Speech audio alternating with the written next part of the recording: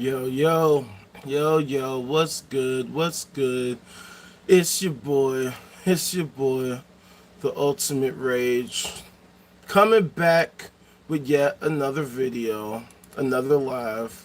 What's cracking? What's moving? What's shaking? So we're back to explain to everybody that they don't know what they're talking about. They need to knock it off with the nonsense. I have no idea why so many people in America subscribe to all these different delusional forms of thinking. Why they think believing in ridiculous things, ancient sci-fi fantasies, somehow equates to knowledge and wisdom. Because at the end of the day, it's not knowledge, it's not wisdom, it's not helpful, it doesn't help humanity in any tangible, meaningful way. That's the reason why I do what I do, because there are too many Americans who subscribe to all these different ideologies, whether we're talking about religion, politics, and what have you, that demonstrate they do not know what they're talking about. And this is one of the biggest, if not the biggest problem we have as a nation, as a human population, because too many people in America simply think that they know everything. But all it takes is asking them a few basic questions to demonstrate they don't know a whole lot at all. And not only do they not know a whole lot, but they are way too egotistical to actually show us that they are indeed well-informed citizens. And then we wonder why we have the issues that we have as a nation. We wonder why we have the issues that we have as a human population. All these world issues, all these international conflicts, all these existential threats to humanity, yet too many people would rather sit around wasting their time believing all sorts of nonsense, supporting all kinds of political candidates who absolutely fail miserably to help us create a well-functioning society for ourselves and to actually seriously address any of these issues in the way that will actually solve these problems or at least help mitigate them. At the end of the day, our government is what's called a kakistocracy. A kakistocracy, which means that these people don't know what the hell they're talking about, and or they're corrupt as hell. Because in America, because we've become such a hyper capitalist nation, because we've become a nation that cares so fucking much about money, we don't care about the quality of the candidates and the leadership that we have here in America. We don't care about whether or not these people are actually working on our best interests, working for our best interests, working on our behalf to create laws that will help to improve our quality of life here in America. And that is a huge problem, because not only that, we've also become what's called a techno-feudalist society, where corporation, or should I say a techno-feudalist corporatocracy, which means that the corporations control the flow of information. All these social media companies are private corporations. They are owned by corporations that can determine who gets to go viral, who doesn't, who gets to speak and who doesn't, who gets to gain a following and who doesn't. Because at the end of the day, these organizations and the people who run them only want people to have access to certain bits of information. That's why it's so hard to find truth, to find objectivity, to find context, to find nuance on any contentious issue or debate. You have all these talking heads on all forms of media, whether you're talking about social media or legacy media, and I forgot to mention legacy media too, owned by all these private multinational corporations that make sure to hire these talking heads that spew all sorts of ideas, ideologies, and talking points. No, I'm not waffling. It's a fact. It's a fact. All these media companies are owned by corporations, fam, and you know this. You already know. But no, it's not waffling, fam. YouTube is owned by Google. NBC, ABC, CBS, TikTok, Facebook, they're all private corporations. That's a fact. You can say whatever you want. They are private corporations. As somebody who has been on TikTok, who has been able to build a following on TikTok, I've had to deal with the censorship, which is why I had to stop doing TikTok, because they would shut me down every other day because I would criticize the two-party false dichotomy. particularly Kamala Harris and Democrats. Because I used to be a Democrat. I live in the city of Chicago. Chicago is a super duper blue state, a city in a blue state, Illinois. We are run by Democrats. Democrats run shit and have been running shit here for decades. You will be hard pressed to find a Republican walking down the street in Chicago. Now, you would think if Democrats actually represented the left, that Chicago would be such an amazing city, that we would be a beacon of progress. We'd be futuristic. We'd already be looking like the Jetsons by now. But instead, we see all this criminal activity. We see all these rundown buildings. We see all this poverty. We see all these homeless people all over the place. All these structural issues, streets with horrible potholes all over the place. How could that be if Democrats were so wonderful and amazing as people love to say? Look at these trolls already jumping up in here. Here's what we're talking about. We're talking about the fact that too many people in America subscribe to all these ridiculous ideologies. They support all these politicians who are failing miserably to help us create a well-functioning society for ourselves. In a little bit, I'm going to show y'all a video that I saw on Instagram to show you exactly what I'm talking about. Because the DNC is happening right here in Chicago, right now, as we speak. The DNC, the Democratic National Convention, right?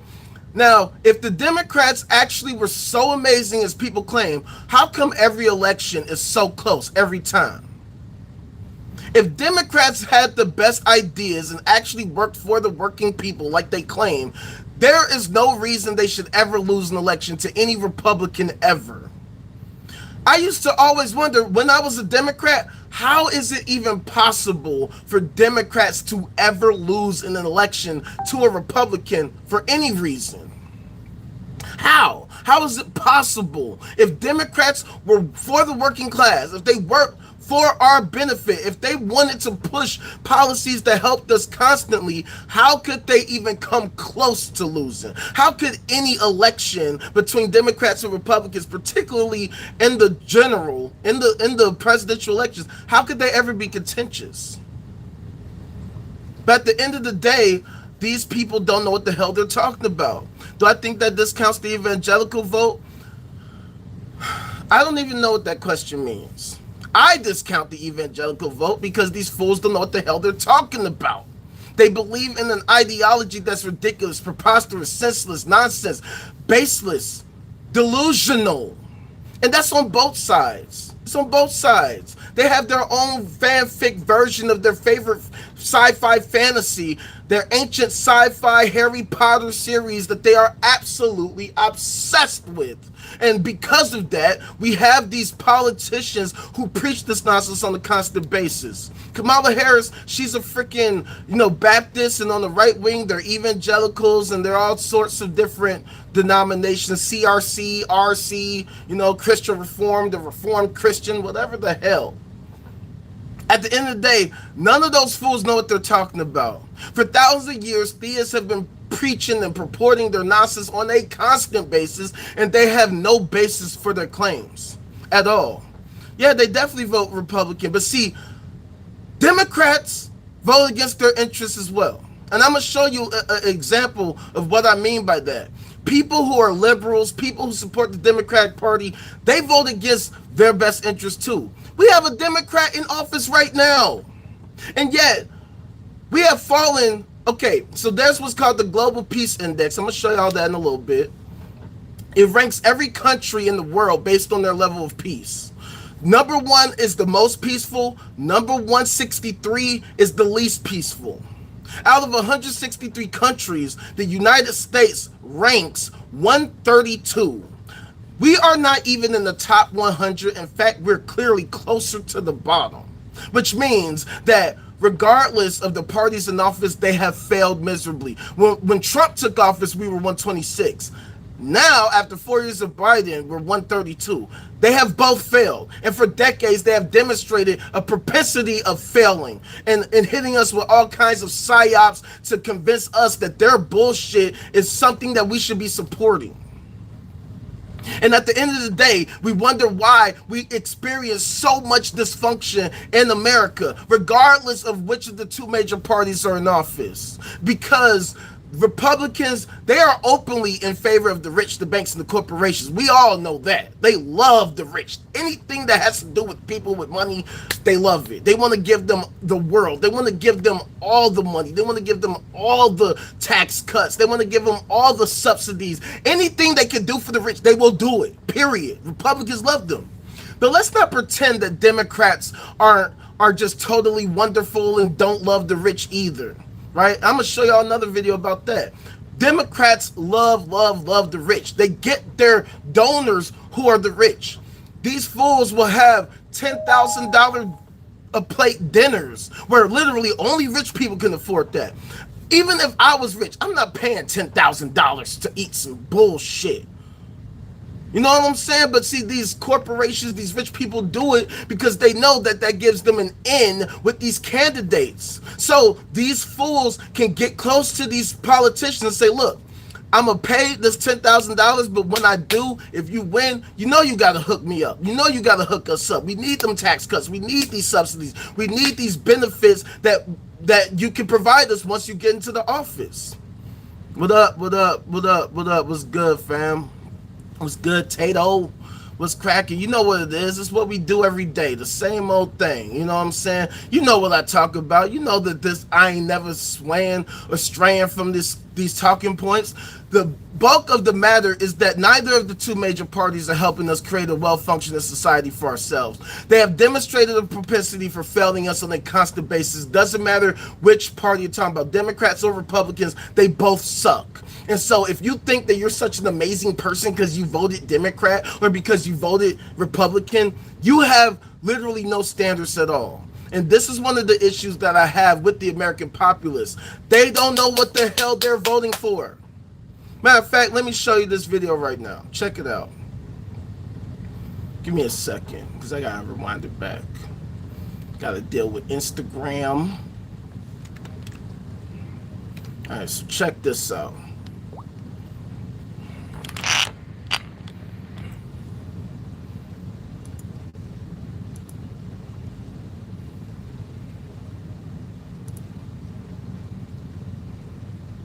Turn the volume up a little bit so y'all can hear.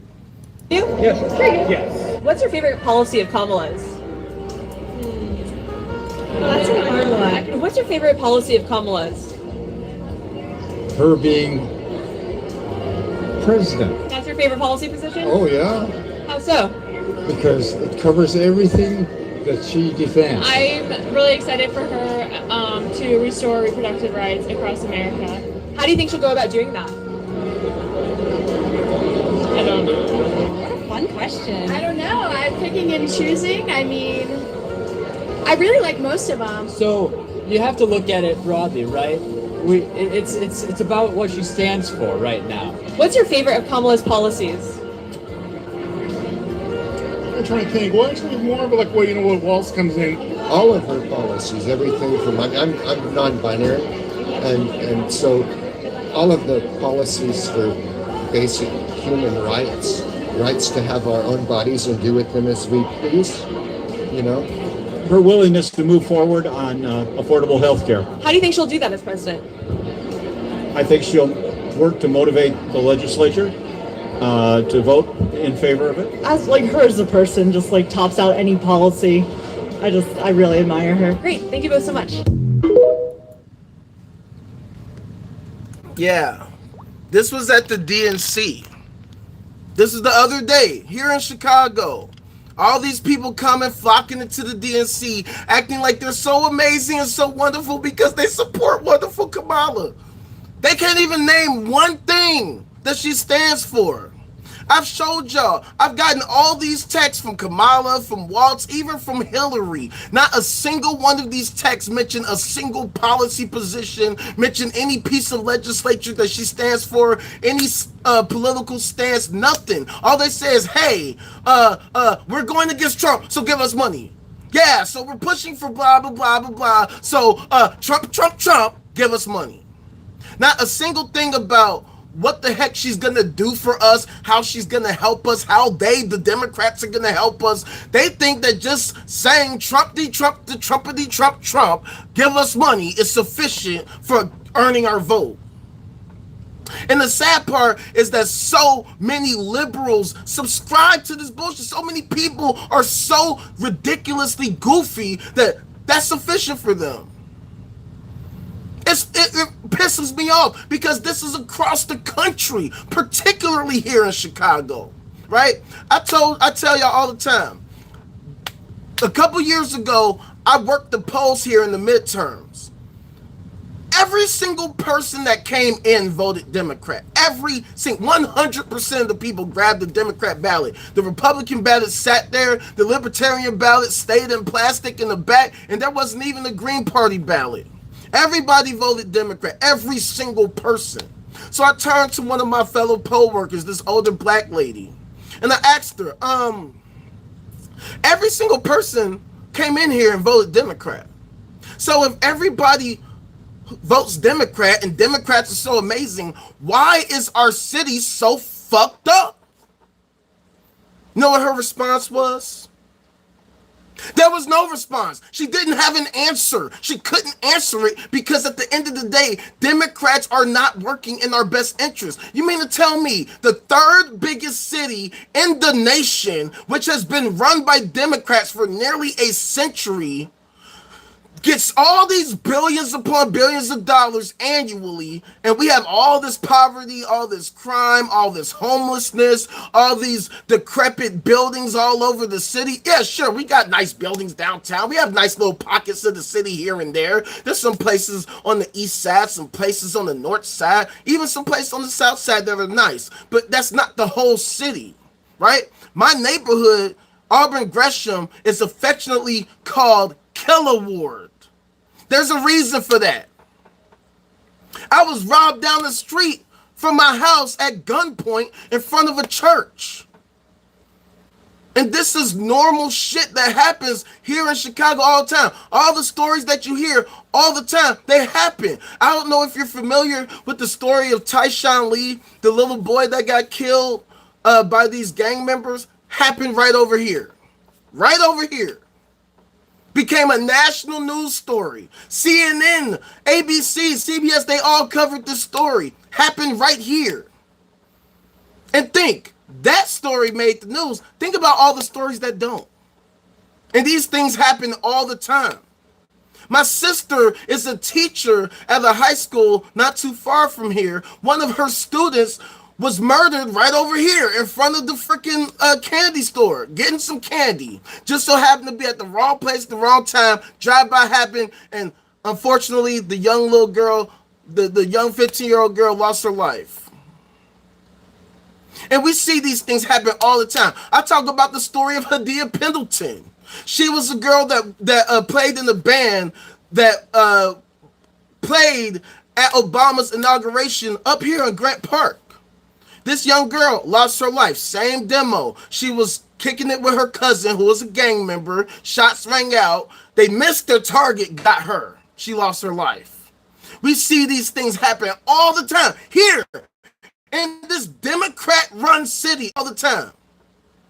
If Democrats were so great, then how do we have all this violence all the time? There's another story about this rapper named Shooter Shells. Literally happened not like down the street. Dude got hit maybe 60 times. I will show you the picture of what he looked like after it was all said and done, because they hit him in the face several times. Dude, I mean, you want to talk about overkill? This was super overkill. Dude looked like Swiss cheese in the face. But you know, YouTube's policies, I'm not even going to show y'all. You can look it up, but I'm going to warn you, it's very, very graphic. But this is what we see on a constant basis every day. I don't know if any of you are familiar with the rapper named FBG Duck, RIP. Dude was on the Mag Mile. And if you're familiar with Chicago, or if you're not familiar with Chicago, the Mag Mile is called the Magnificent Mile. That's like downtown. It's one of the spiffiest places in the city. That's where they have all the nice stores, you know what I'm saying? They got the Gucci's and all that, you know what I'm saying? Dude is literally going to one of these stores, and you can find a video where they show the people who took him out. They showed them at their project building, hopping in the car, drive all the way there, pull up on him, take him out, and drive all the way back. The whole entire thing. You can find it online. The murder of FBG Duck. They literally, all the cameras throughout the city, they show them driving on Lakeshore Drive. They show them pulling off on the exit, going, driving there, getting out. They show multiple angles and everything. This is an everyday occurrence. A constant occurrence. There was some kid that got killed the other day. I just seen the video of that. He was live streaming on IG. I forget the kid's name. You know, it's all these kids, all these gangbang kids. He was streaming on IG and showing everybody, hey guys, I'm here. And then the haters, his ops, pulled up on him and took his goofy self out. RIP, I forget his name. But we see all this violence, all this crime, all this mayhem happen all the time. And don't think that if you're downtown that you're safe, okay? Because all kinds of shit happens downtown too. My mom was a dispatcher here in Chicago for over a decade. She could tell you all kinds of stories that's happened here in Chicago and downtown, because that was the district that she covered. All kinds of crazy stuff happens. I remember one time before the pandemic, I was working for my cousin's food service company. I'm walking to work. I just see a dude just laid out on the street. I didn't know if he passed away or if he was just knocked out or what. And I had to call the police for this dude. The fact of the matter is, all kinds of stuff happens in cities like Chicago all the time. And Democrats pretend like they care so much about the community. Exactly. The same thing with Fulio, yup. The same type of shit. We see this shit happen in Democrat cities, Republican cities, it doesn't matter. Because at the end of the day, the two-party system is a false dichotomy and it fails us constantly. We should be halfway to Mars by now. We should be building mega structures and doing stuff like that. But we as Americans can't get out of our own way. We get caught up in the politics. We get caught up in the religion. At this point, politics is religion. They're pretty much interchangeable. Because if you talk about somebody's favorite religion or somebody's favorite political party, you are bound to get yourself into a heated, contentious debate. That's why they tell you at different places of employment, hey, you can't talk about these things because they're sure to get heated. Because people treat it like sports. They treat it like, oh, I'm a fan of this party, and if you don't like this party, then you must be a terrible, horrible person. It's super sad. It's pathetic. It's ridiculous. It's preposterous. They suck. They all suck. All of them all the time. Everybody. We have to convince everybody. Because there are too many people. I just showed you the video. This is just a small nugget of people who represent so many all over the city. There are people who will vote for Kamala because she's a black woman. There are people who will vote for Trump because he's a Republican or because he's a businessman, right? Because, of course, if you're a businessman, that means that you are wholly qualified to running a country, right? Yeah, venture capitalists are so amazing. They should run every country, right? They should bankrupt country, extract all the money for themselves and their partners and leave us to fend for ourselves, right? That's the best course of action of doing things, right? And I have a business degree, so I've studied a little bit of business. I know a thing or two about business. At the end of the day, businesses operate on what's called the unlimited growth model. They always have to make more and more and more and more and more and more and more profits. There is no ceiling. There is no into the profits. So if that means that they gotta ruin our lives in order to make a couple extra bucks, they will do it at a heartbeat. They will do it in a heartbeat. They'll do it at a moment's notice and not think twice about it. They perform what's called a cost-benefit analysis. They will say, okay, what are the costs if we engage in this action? What are the benefits? And if the benefits outweigh the cost to them, they will do it and not think twice. Even if the cost could be detrimental, if it could be deadly to the nation, to the world. Because they don't give a fuck. These people are straight up psychopaths. They only care about themselves and to hell with the rest of us. Because they have their private islands and their private homes and their habitats. They can stay in their ivory towers and watch us from their condominiums and their fucking winter homes and their summer homes while we have to live with the consequences of their bullshit ass decisions. And that's what's so fucked up about everything. Because we can't even talk about any of this stuff because too many people are wedded to their favorite political party and treat it like it's their religion. If somebody's a Democrat, it doesn't matter how many facts you can bring up about bad things that they've done over the course of the past several decades. You are a terrible person for bringing it up. I can't tell you how many debates I've had with these people where I'll be like, okay, well, what about this? What about that? What about the Gramm-Leach-Bliley Act? What about the Telecommunications Act of 1996? What about the fact that Obama, persecuted more whistleblowers than literally every president before him combined using the Espionage Act? Every time I have a debate with a liberal or a Democratic supporter about this, their first response is either, okay, Boris, you must love fascism, or my favorite, you sound like a Trump supporter. You sound like a Trump supporter. And I'm like, I don't even halfway acknowledge Trump. Because the fact that someone like him even could be president only goes to show you how America has become idiocracy incarnate. The dude is completely unqualified to be president, and he demonstrated that when he was president. The way that he handled the COVID pandemic by itself disqualifies him from being a president. By itself. Telling people, oh, you got to get that ivermectin or get that hydroxychloroquine. Yeah, that's totally going to help you with your COVID. Soon as he got COVID, all that talk ceased. His goofy ass got his mind right, went to the hospital, got himself a COVID shot, and shut the hell up about all that shit. Meanwhile, he's removing us from the World Health Organization and removing us from the Paris Climate Accords and all this type of shit. Dude is a clown. These fools are anti-science. And that is the point. Neither of these two parties are helping us create a well-functioning society for ourselves. So any of these people who think it's good to vote blue no matter who or vote red until you're dead, to me, this is suicidal behavior. This is the type of behavior that is antisocial. That's why I always ask, what is it that we're trying to accomplish as a human race, as American citizens? What are our goals? What are we hoping to accomplish in the grand scheme of things?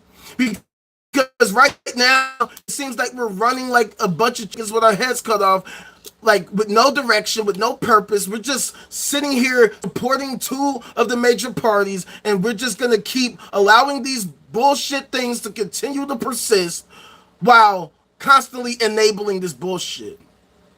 You have people tell you, well, you only got two choices, so you gotta pick one. No, we don't. No, we don't. As a matter of fact, we should rethink the whole way that we even go about politics, right?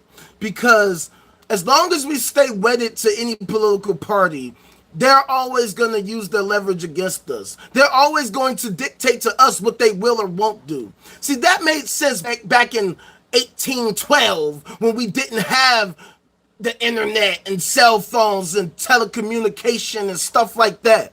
But now we have information at our fingertips. I trust y'all in the chat more than I trust these fools, because the fact that you're online and the fact that you're here shows me that y'all actually care about the quality and state of our democracy. Phil, what up, fam? What up? But you're exactly right. That's one of the biggest issues I have with all these people. Democrat, Republican, doesn't matter.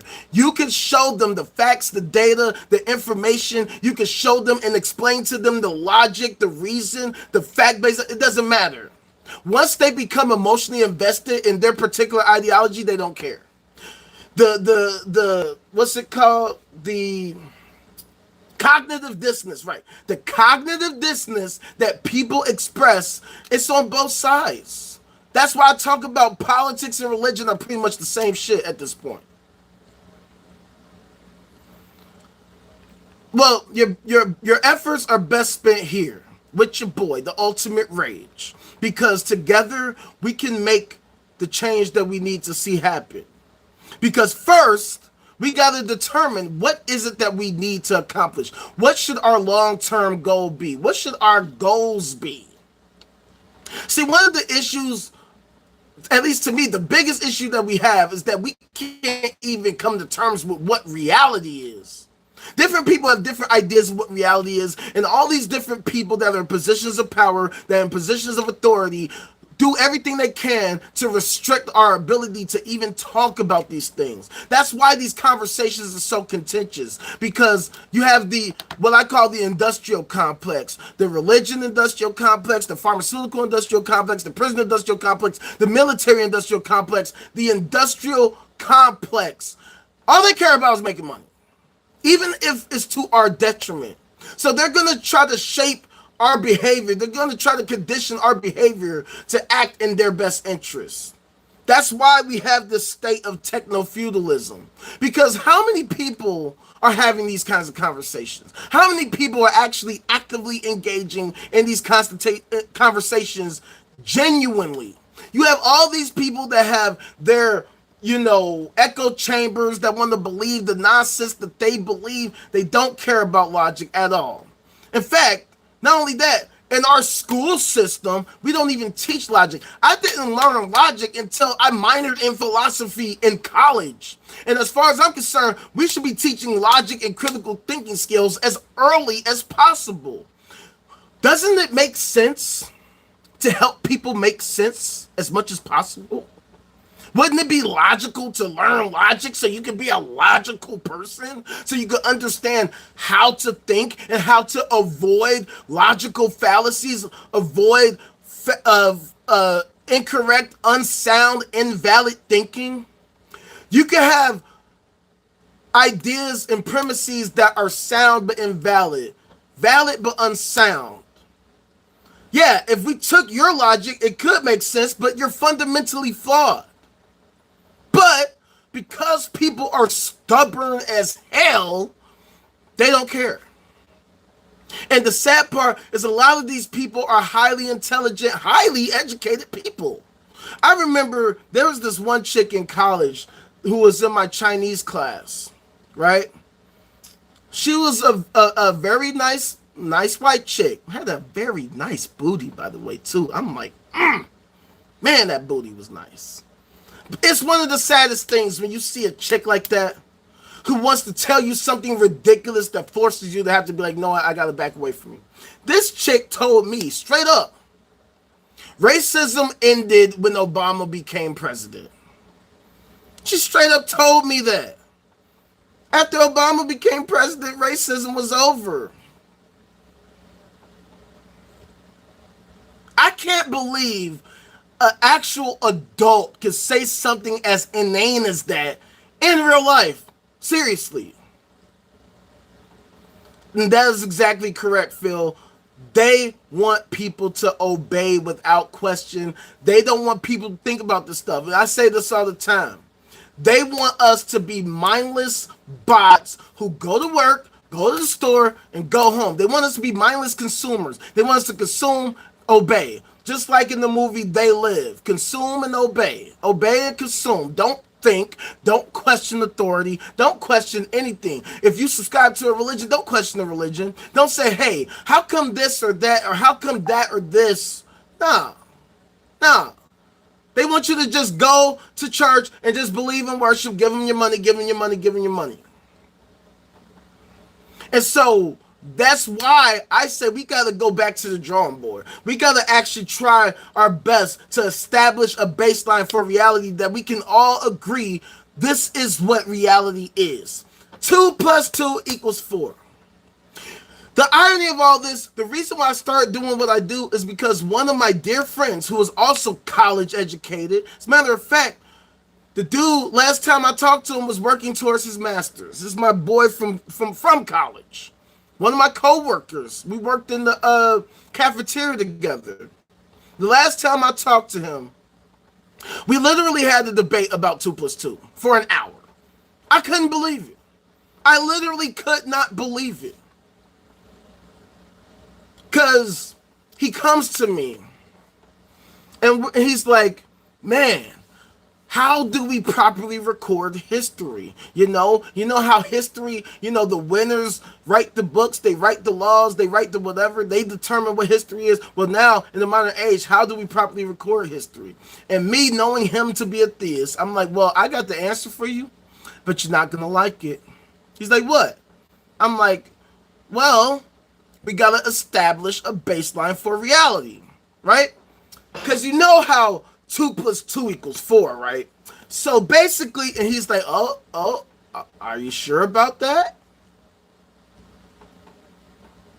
Sure about what? What are you talking about? Well, in other countries and other cultures, these different cultures count differently. I'm like, yeah, other cultures, they speak a different language, but still they have a word for 1 and 2 and 3 and 4. But, it's still 2 + 3 = 4. Well, and we just had a back and forth, and I couldn't believe it. I'm literally sitting here baffled that we're actually having this debate for real in real life. And so one of the points I made was like, you can't ever hope to effectively build a stable, sturdy bridge if you don't study architecture, if you don't understand material science, if you don't know how to effectively build a bridge in order to do it. And he's like, yes, you can.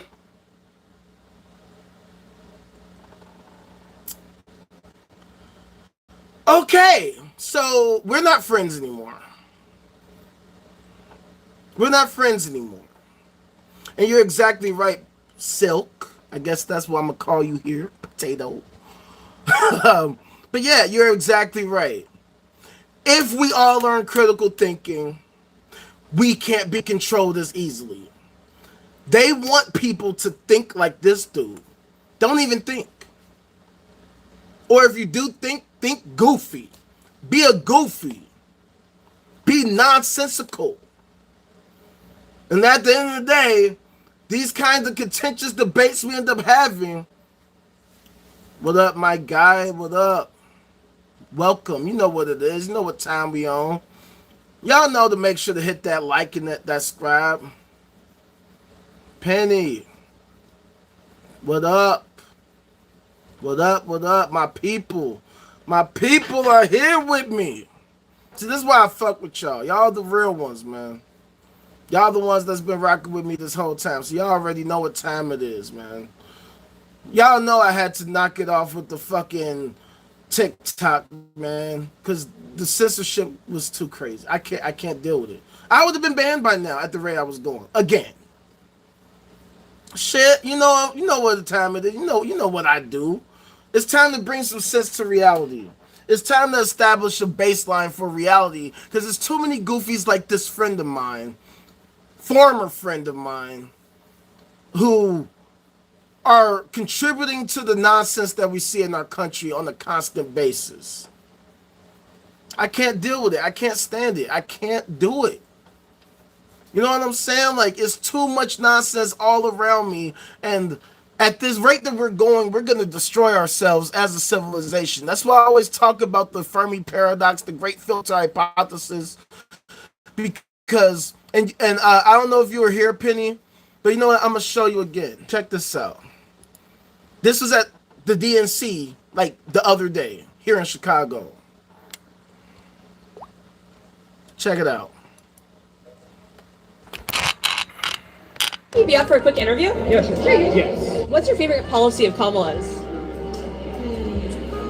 That's a hard one. What's your favorite policy of Kamala's? Her being president. That's your favorite policy position? Oh, yeah. How so? Because it covers everything that she defends. I'm really excited for her to restore reproductive rights across America. How do you think she'll go about doing that? I don't know. What a fun question. I don't know. I'm picking and choosing. I mean, I really like most of them. So you have to look at it broadly, right? It's about what she stands for right now. What's your favorite of Kamala's policies? Trying to think, what Actually, more of like, well, you know, what else comes in? All of her policies, everything from I'm non-binary, and so all of the policies for basic human rights to have our own bodies and do with them as we please, you know. Her willingness to move forward on affordable health care. How do you think she'll do that as president? I think she'll work to motivate the legislature to vote in favor of it. As like her as a person, just like tops out any policy. I really admire her. Great. Thank you both so much.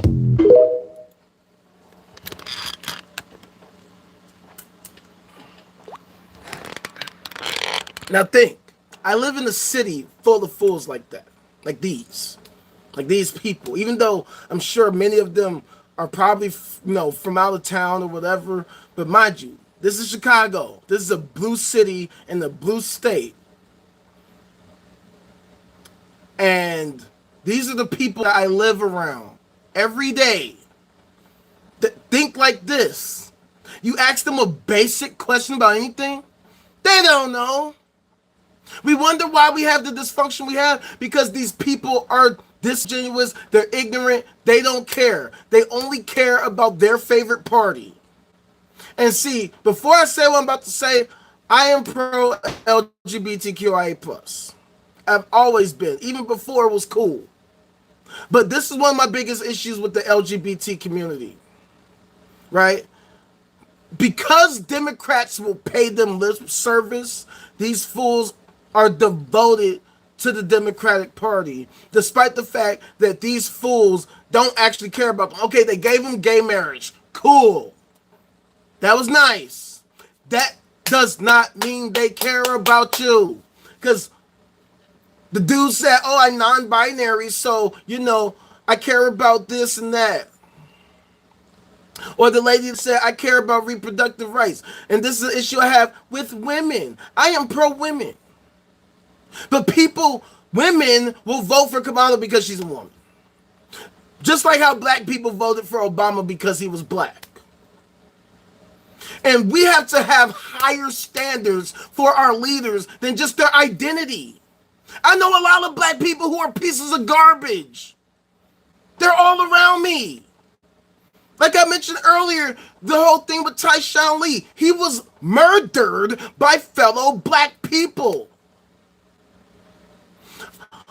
I know all sorts of murderers, killers, diddlers and all that type of stuff that are my complexion. You being a black male does not mean that you are qualified to be a leader of anything. Just because I can identify with you in your identity does not mean that you are qualified.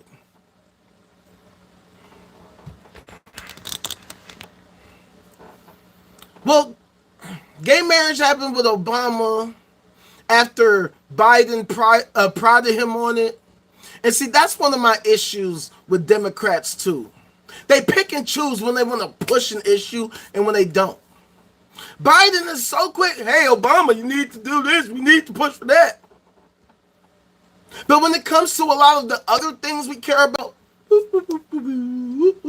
what? You want health care? Nah, sorry.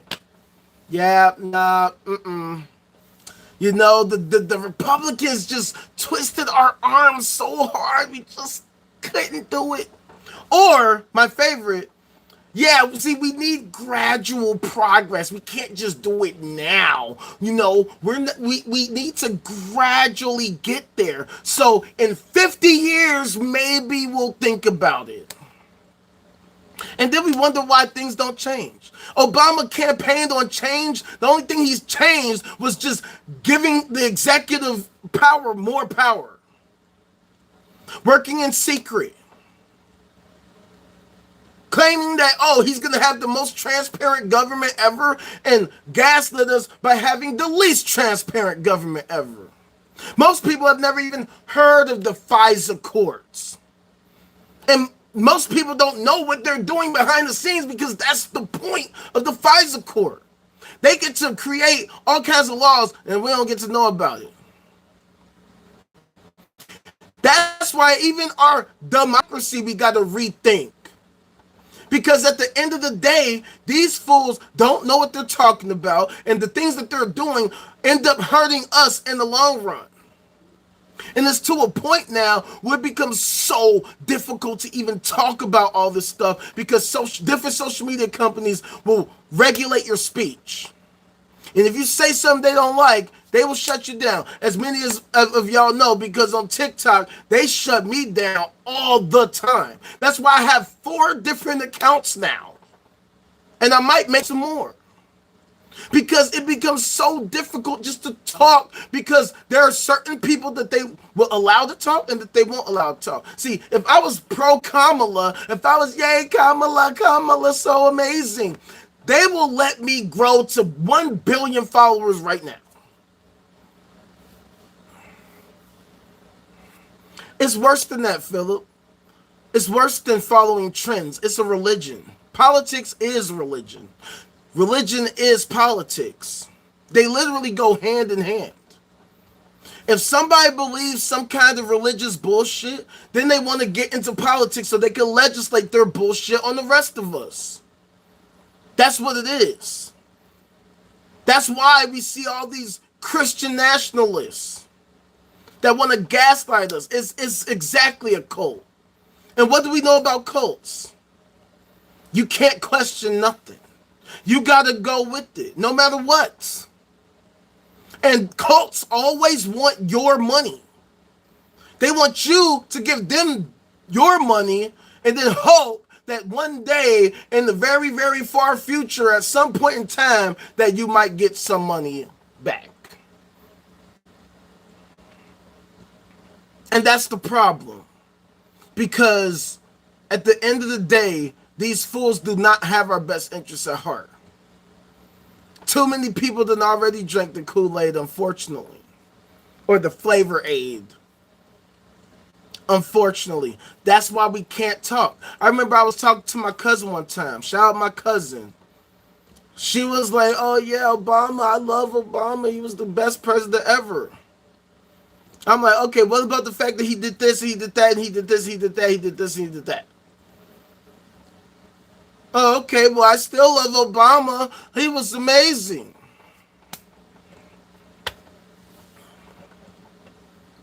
This is what I can't stand. We are hamstringing ourselves from progress. And everything becomes so difficult because too many people are standing in the way of progress. That's why I say that Americans themselves have become the problem. The MK Ultra, the freaking Operation Mockingbird, all these mind control tactics have successfully worked on everybody. It's to a point now we can't even talk objectively about anything. We can't just say, hey, why did he do this? Why did she do that? Why, if they claim that they stand for this, would they do the opposite? Kamala, when she ran in 2020, she was all about a fracking ban. Now that she's running against Trump, no. Why would he spread these lies about me? I totally do not support a fracking ban. Huh. What do you know? A Democrat flip-flopping. Never seen that before. Who would have thought? Who would have thought? I would have never guessed that a Democrat would actually flip-flop. Now, check this out. It's another video that I've seen.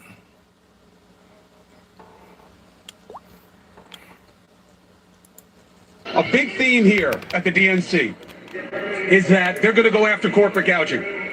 And they're going to go after corporations, whether it's in taxes, largesse, loopholes. The RNC, we heard the same thing. They're going after the elites, the 2 sets of rules. Let me reveal a reality to you that has to be spoken to here, okay? These are the soldiers. These are the men and the women that go back to their constituencies and their communities, and they fight. They take time from their jobs. They take time from their families. Republicans and Democrats alike, that's what they do. They need to charge these people up. They need to be able to get them on board. But there's another reality that is literally looking down on them. Greg, look at the ring of sweets, okay? This is not unique to Democrats. there is a game of money. When people talk about uniparty, we are strangled by the money reality in our politics. Those suites start at 500 grand. You think there's like a teacher group up in there? You think it's like the Cub Scouts of Columbia County, South Carolina, that's up in those boxes? Some of them are lobbies and good things. The media boxes, you think they're free? Why do you think I'm on the floor? News Nation is not a broke company. Nexstar is a massive organization. We are corporate media. We don't have one of those boxes because that's the game. You pay to play. Those boxes are filled with the same people that they say they're going to regulate. They're literally looking down on the faithful and being a big theme here.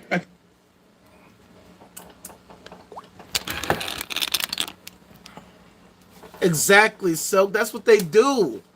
See, these people don't have principles. And that's why my whole thing is that instead of being wedded to a political party, we should be wedded to actual principles. By having a set of principles, we have an idea of how we can move forward.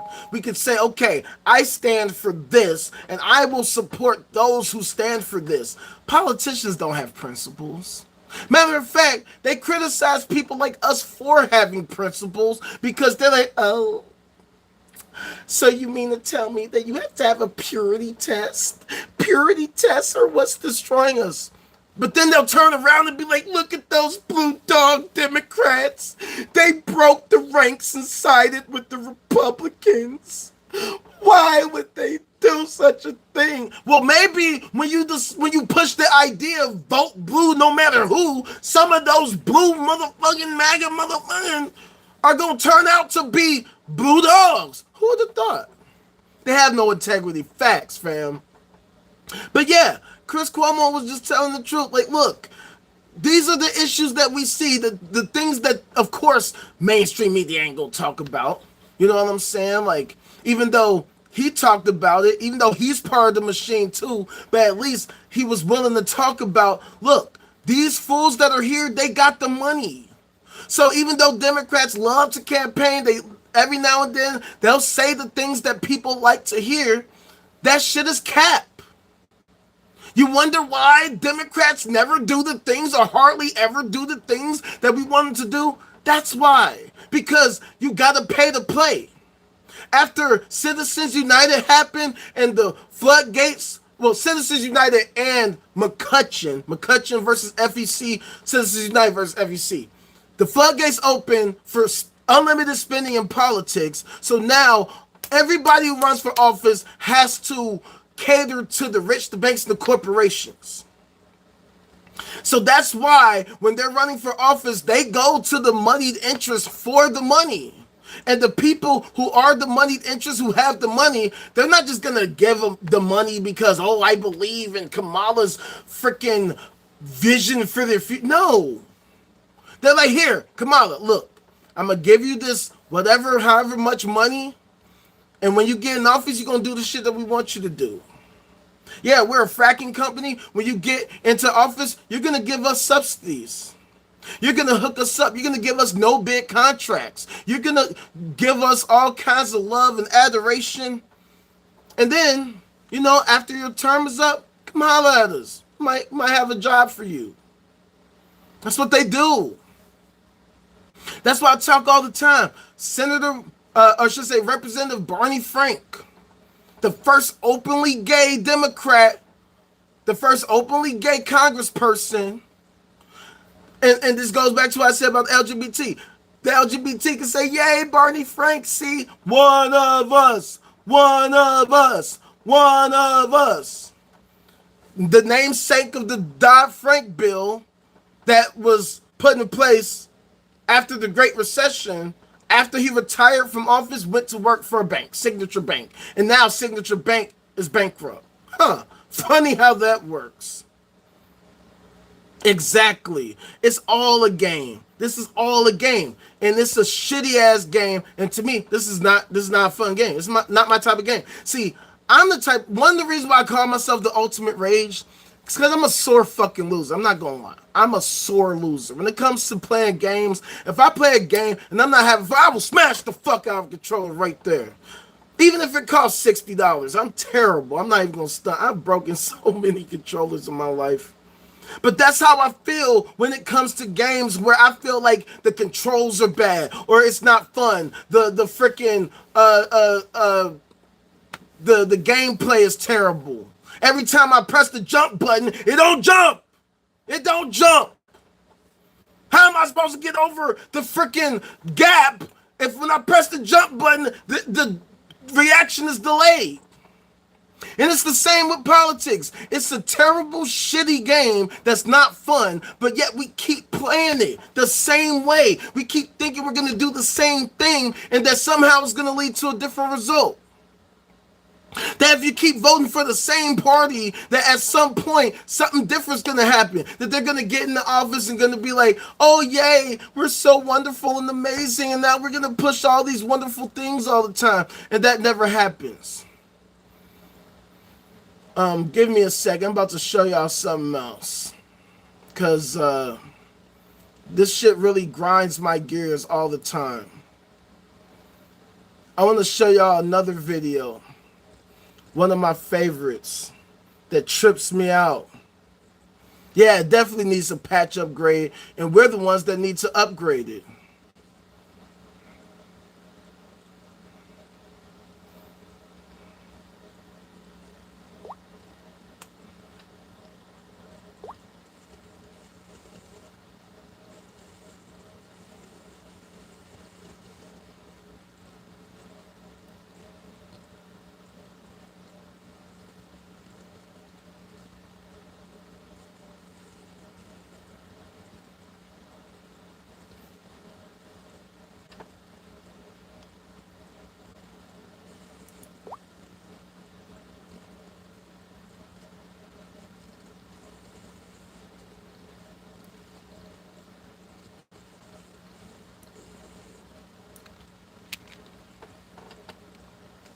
My bad, y'all.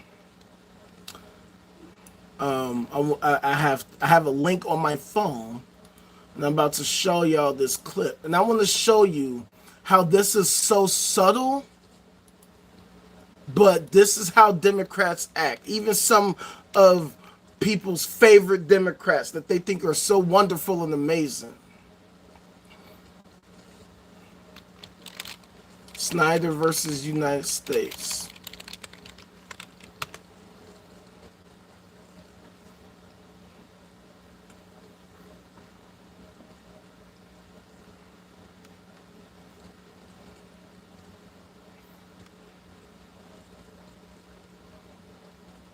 Oh, yeah. The Supreme Court. And that's, even before that, Governor Bob McDonnell, convicted of corruption, and the Supreme Court overturned it. Great job, Supreme Court. You're so wonderful. I love unelected motherfuckers telling us they know better than us. But here, check this out. Now, Senator Elizabeth Warren talks about corruption in the Trump administration. Check this out. And I want you to understand. Sounds nice, but check out what happens right at the beginning. It does seem as though one of the things when you talk about how the rich are being taken care of, money is obviously playing a huge role in politics. And I feel as though the Democratic Party also has to answer for the large amounts of corporate money they've taken over the years. You don't take corporate PAC money, but do you think that the Democratic Party has to take a stronger stand against taking corporate money, or is that just the price of doing business? So look, I've been worried for a very long time about the impact of money in Washington. You know, money just doesn't talk in Washington. It shouts, it screams, it commands. But let's never lose sight of the fact that the Trump administration is the most corrupt administration in our lifetime. We can't forget it. You see that? Did you see that? Did you see that? And did you see the reaction of the audience? This is what they do. Seth Meyers asked her a direct question. She got in the straight politician mode, floundered and then deflected and went straight to Trump. And this is what they do. This is what they all do. I used to think that Elizabeth Warren was so much better than this. But during the 2016 election, she demonstrated to me, oh no, she's just a typical politician like everybody else. And that's what they do. That's how they operate. You can ask somebody a direct question and then, Trump, but look at Trump. No, look at Trump. Isn't he so horrible and terrible and corrupt? But notice how she didn't say nothing about Democrats and how they take money from the same motherfuckers. Huh, funny how that works. She deflected and immediately brought up Trump. Yeah, that's exactly, Phil. That's exactly what Democrats do. Mind you, this was right after the 2016 election. Okay? This is from 6 years ago. And as you can see, they ain't changed. They're still operating the exact same way. This is the exact same tactic that they all use right now. That's what they're all doing. They're all doing the same exact shit. Blah, blah, blah. Look at Trump. Blah, blah, blah. Look at Trump. Oh, no. Trump is so horrible and terrible. Oh, no. That's why you got to support us. That's why you got to vote for us. This isn't even a minute into the video. Right out the gate. Bullshit. And this is Elizabeth Warren. This is somebody I used to love and respect like a motherfucker. I used to think she was so great. I thought her and Bernie should have run together because they would have been the 1-2 punch. Until she showed me, nah. She doesn't care about the people like she claims. She cares about her party. At the end of the day, she is going to be a loyalist. That's why the primaries that happened between Bernie and Hillary, that happened in Massachusetts, where Elizabeth is a senator, she did not endorse Bernie. We all thought, oh yeah, that's her homie. Like, she's gonna totally endorse. No. She takes her marching orders from the top. And the top says, no, Hillary's the one. So either you endorse Hillary or you shut the hell up. Oh yeah, it's definitely been Groundhog Day. Everything has been the same. Ain't nothing changed. It's only gotten worse. Because now the cat's out the bag. And like we were talking about earlier, even if you show people this shit, they don't care. They don't care. As a matter of fact, I remember during the 2016 election, I was on the local radio show.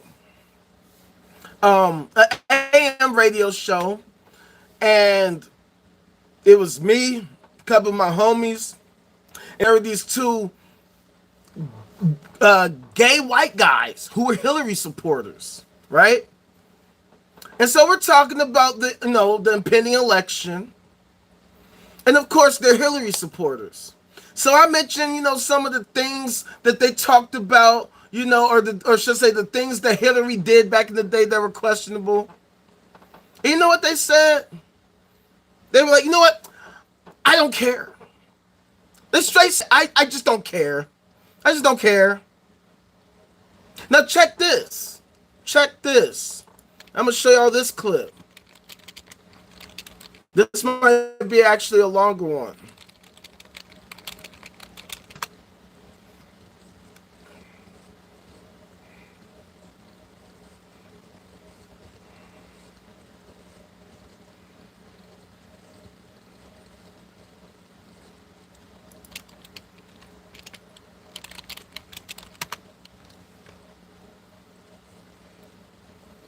Awesome. Oh, my bad. I typed the wrong thing.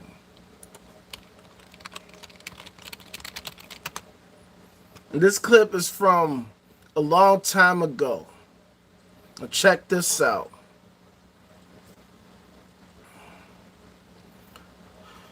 Yeah. And And that's one of the issues that we have. In order to be a whistleblower among the cops, you put yourself in a dangerous situation. That's why being the whistleblower is a thankless job. That's why I respect all whistleblowers. I don't care what anybody has to say. Anybody who attacks whistleblowers, as far as I'm concerned, they're pieces of garbage. Garbage people, because the whistleblowers are holding these people accountable. They want you to hold people accountable unless you're holding them accountable. All of a sudden now they're like, no, don't hold us accountable. But check this out. I'm about to show y'all this video.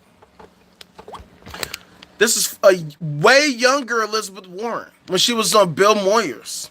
Bill Moyers asked Harvard law professor Elizabeth Warren about Hillary Clinton's views on bankruptcy. So as you can see, this is a 5-minute video, but check this out. This is why I don't respect Elizabeth Warren anymore. You tell a story that to me illustrates what has happened to our political system in regard to the middle class, in regard to democracy in the country as a whole. And it involves Hillary Clinton. I had written an op-ed about a piece of pending bankruptcy legislation. The credit card companies have been pushing to try to tighten the bankruptcy laws, sort of like locking the doors to the hospitals and then claiming nobody's sick in America. So they were trying to get the bankruptcy laws constricted so that fewer families could get in. Why? Because you can make more money if those families don't go into bankruptcy, if you're a credit lender. And so I'd written an op-ed about how this would fall disproportionately hard on women who were raising families and who would be put in the position under this bill of trying to compete with Citibank, MasterCard, Visa, Bank One for getting alimony and child support from their ex-husbands.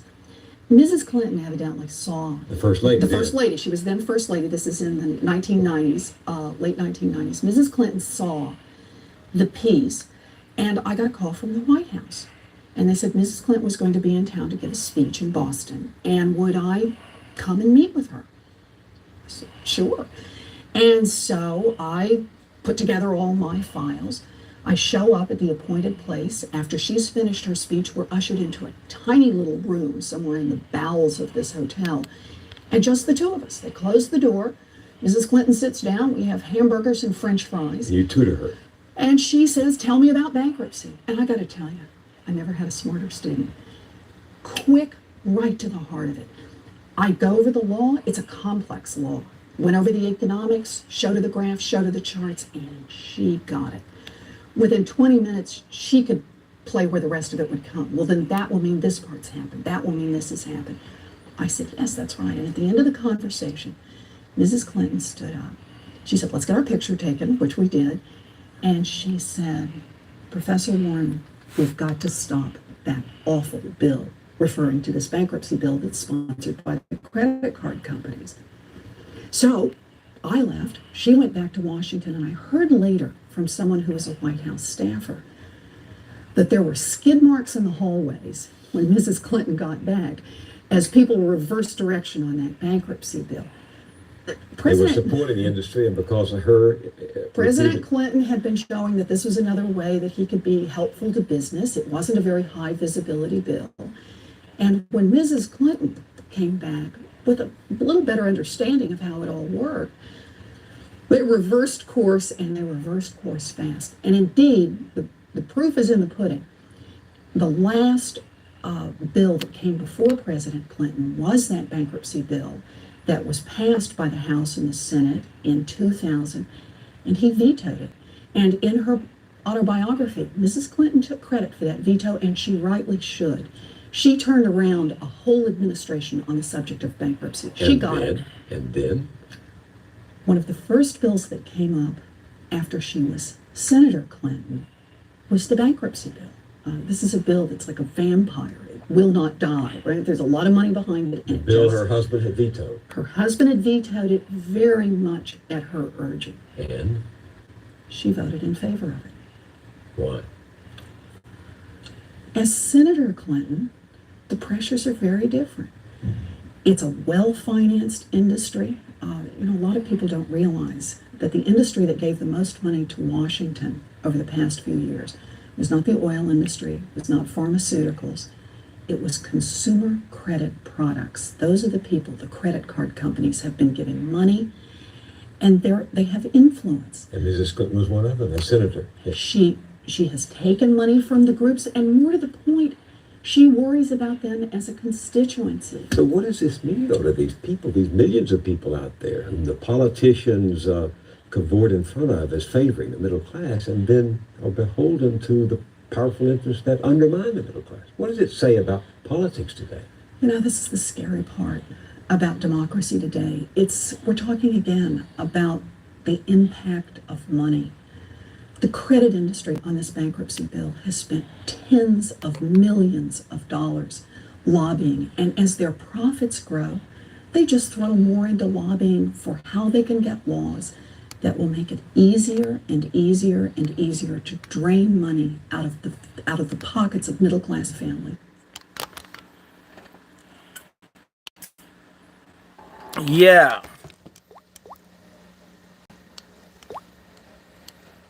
Yeah. Oh, you never saw this? Yeah, that's why I'm showing it to you, because this is the game. Now think about that. Juxtapose this with when we fast forward to 2016 to that election, all of a sudden now Elizabeth Warren is, woo, I'm Team Clinton. I'm Team Hillary. She wasn't saying none of this shit at all. Matter of fact, let me see if I can find this other video for you. It's gonna be hard to find because it's hard to search on YouTube sometimes when you try to find specific things, especially when people have multiple interviews with the same person.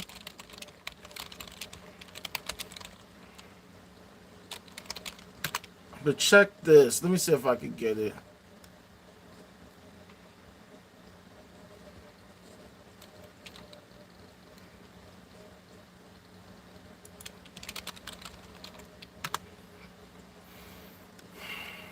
Yeah, this is what they do.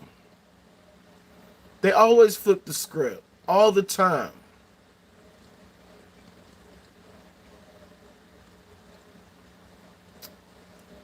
Man, it's like finding a needle on a haystack.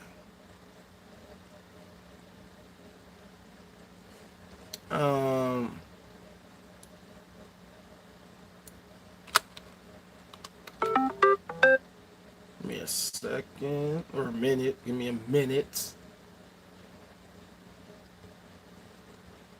Do.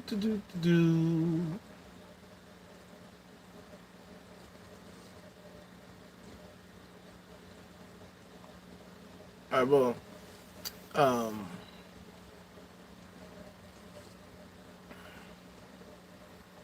so check this out. So this is her interviewing with Stephen Colbert. We're here with Senator Elizabeth Warren. She is the author of A Fighting Chance, the New York Times bestseller, now available in paperback. Okay, let's talk about Fighting Chance. The Democrats, Hillary Clinton, is going to be fighting Donald Trump for the presidency. Do you think the Democrats are underestimating Donald Trump? Yes. I think everyone is underestimating Donald Trump. He is one dangerous man, and we need to take him really seriously. Take him out now. Okay, so you're down next week. The DNC, the Democratic National Convention, is in Philadelphia. Yep. Are you gonna be there? Yep, I'll be there. I'll be speaking. What night are you speaking? Monday, first night. Can you give me some indication of what you're gonna say so we can start writing the jokes now? Because I'm gonna make fun of what you say on it. It's legally I have to. Right. Okay, just give me something good, yeah? Donald Trump is a bad guy. Okay. I'm going with that. You've said that several times before. Matter of fact, you're a tweet storm here. You said your policies are dangerous, your words are reckless, your record is embarrassing, and the free ride is over. Yeah. You've said at Donald Trump and at Mike Pence, you are a perfect match. Two small, insecure, weak men who use hate and fear to divide our country and our people. And to Donald Trump, you're nothing but a thin-skinned bully. Are you a bully? Are you bullying him here? Aren't you stooping to his level? Are you kidding? I mean, Marco Rubio. Oh, that poor little billionaire. Did I hurt his feelings by by talking about his policies that he doesn't have. I mean, come on, give me a break. That's here. so This is a rich. guy That's so who just went on national television and said basically Exactly, to all of Phil. America, They're be that bad. afraid of each other. And you listen to a speech like that, and I don't know how there's anybody left in America who isn't afraid of Donald Trump. No, but some people are afraid. Some people are afraid. They are afraid because their life is not what they expected it to be, or they feel like things are being taken from them. So people have legitimate feelings. How are the Democrats addressing that? Hillary Clinton's message is, he says, "I'm with you. I'll fight for you. I'll win for you." What is the message going to be next week at the DNC? So I think what the Democrats are going to talk about is how we're stronger together. What Donald Trump says is turn on each other. And the consequence of that one is when you turn on each other, the same guys who are in power, the same guys who rigged the system get to stay in power. Okay, let me ask you something about Hillary Clinton and what sort of her political character is, because people say, "Oh, Donald Trump may not be telling the truth, but I don't care because I like the way he says it." Hillary Clinton is not forgiven for what people perceive of as lies that she is told, even though her husband was forgiven endlessly for the lies that we know he told. Why do you think she cannot gain the trust of people the way, say, a male candidate can? So look, That's called leading the witness. leading the witness. And actually, I'm not going to go where you think. What I'm really going to go with is she's been under attack for 25 years. And a lot of folks just they just hung up their spurs. They said, I'm not going to do this anymore. But she started she fought for women, she fought for children, she fought for healthcare, she fought for human rights. And she just keeps getting up and fighting for it again. And I just got to say, I like women who fight back.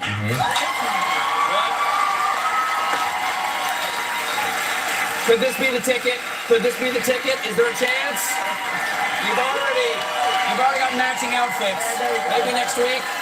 Senator, thank you so much for being here. Senator Elizabeth Warren, everybody.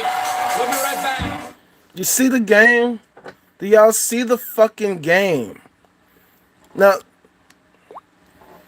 add that number up to the one I said before. You are now looking at one smart black boy. Come on, man. Now juxtapose that with the last two videos I showed y'all. She was one of the people who attacked Hillary in the past 25 years. Next thing you know, she's so strong and she just keeps getting back up. Oh, isn't she wonderful? These people are dividing the country. But here you are, doing the exact same thing. Exactly. It's gaslighting. It's projection. They act like they're so different. They do the same thing. He even asked her, are you bullying? Are you bullying? Because I remember during that time, I thought it was so strange. Elizabeth went on a tirade on Twitter all day, every day. You do this, you do that, you say this, you say that. I'm like, why don't you have that same kind of smoke for the people in your party who are about the same shit? It's funny how something like Anthony Weiner can mess with underage girls. I didn't see you having that same kind of smoke with him. But y'all want to talk about Trump and he was on the Epstein list. Funny how that works. The Podesta emails reveal all that we needed to know about y'all's side. If the Podesta emails didn't get leaked, we wouldn't even known about Anthony Weiner. Right? Nobody even talks about this dude. And he was Huma Abedin's husband. Huma Abedin is one of Hillary Clinton's staunch supporters, one of her aide, I do believe. And this dude got caught multiple times, messing with chicks, he's married and he's still on Twitter showing his wiener to everybody. Unironically. You know what I'm saying? And this is the hypocrisy I talk about. Look, I'm not a supporter of Republicans. You will never, ever hear me singing the praises of any Republican ever. Right? They do crazy, ridiculous stuff all the time. And I have no problem mentioning that. But let's not pretend like Democrats don't have their same goofy bullshit. Let's not pretend like they don't do the same crazy nonsense. Like they don't engage in illegal activities. Like they don't engage in sexual exploitation and gender-based violence. As a matter of fact, I remember a story back during that primary between Bernie and Hillary. During the Nevada primary, all these shenanigans happened. They accused Bernie supporters of throwing chairs, and a guy literally picked up a chair and put it down. They exaggerated it. Meanwhile, at the same time, that same weekend, the famous actor Wendell Pierce, aka Bunk from The Wire, if any of you are The Wire fans, the greatest show ever, by the way. That dude, that weekend, literally attacked, physically assaulted Bernie supporters. The media barely covered that. That same weekend. A dude and a woman. So while Hillary's talking about, oh, if you don't support me, you hate women. This dude is literally assaulting a woman. She was a Bernie supporter. This is how the media works. This is the gaslighting they do. They use these high productions to try to normalize absurdity. You can see somebody like Elizabeth Warren, who's touted as this great, progressive, wonderful senator, but even she is full of shit. Even though we saw she was keeping it real about Hillary, but all of a sudden we done forgot about all that. Now she and Hillary are hand in hand together, like, yay, we're together. Weren't you just talking smack about her back in the day and telling the truth? Now all of a sudden she's so strong. Hillary's so wonderful. Oh, she's so wonderful. Meanwhile, Donald Trump is so dangerous. He's dangerous. He's a lunatic. He's gonna destroy. This is the game. This is the game. Right here. I remember during that whole time, right? I used to be a fan of the Young Turks. I used to be a fan of this website that was pretty much like the Young Turks. They were a news organization. They used to criticize Democrats all the time. That's what got me towards got me on the road to, I guess you could say, my radicalism, right? Because I thought they were being objective. It's this website called Alternate. They were a left-leaning organization, news organization, but they would criticize Democrats as much as they would criticize Republicans. If some senator or some governor or some mayor or some president, whoever, did some goofy shit or did some corrupt shit, they call it out. But during the election, during the primaries, all that shit ceased. All the articles that were criticizing Hillary and Democrats disappeared. The Young Turks used to have a moratorium on Donald Trump. They literally had a rule. We aren't even going to talk about this dude at all. We're not even going to mention, we're not even going to acknowledge him. Soon as dudes started running for office, they made a section. They made a segment specifically for Donald Trump. Dumb Donald. We're going to talk about Dumb Donald every day. Dumb Donald.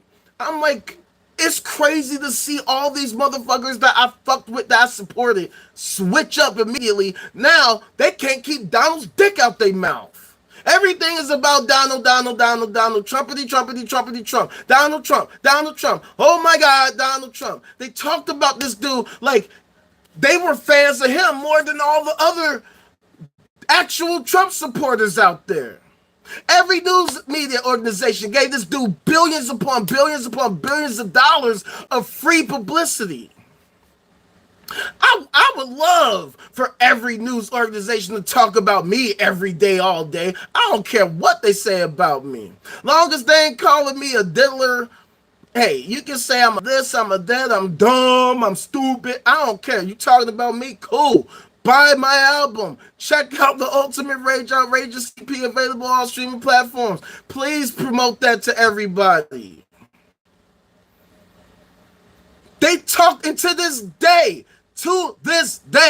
all they do is talk about this dude.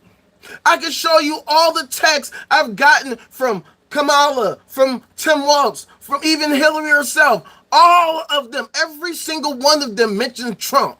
They don't mention a single policy proposal at all. TikTok wants to shut me down because I had the nerve to say Kamala don't got a chance. There is no way she can think that this is a winning strategy. No way. When I can show you a video, all these goofies who claim they support Kamala, but can't name you one single policy that she promotes. These are the people who already are Democrats, who are already party loyalists, but when she goes to these battleground states, those aren't the people that she has to cater to. She has to cater to people like me, people like us, who aren't just jumping for joy for Kamala, who aren't just like, yay, Kamala, yay, Kamala. It's like, no.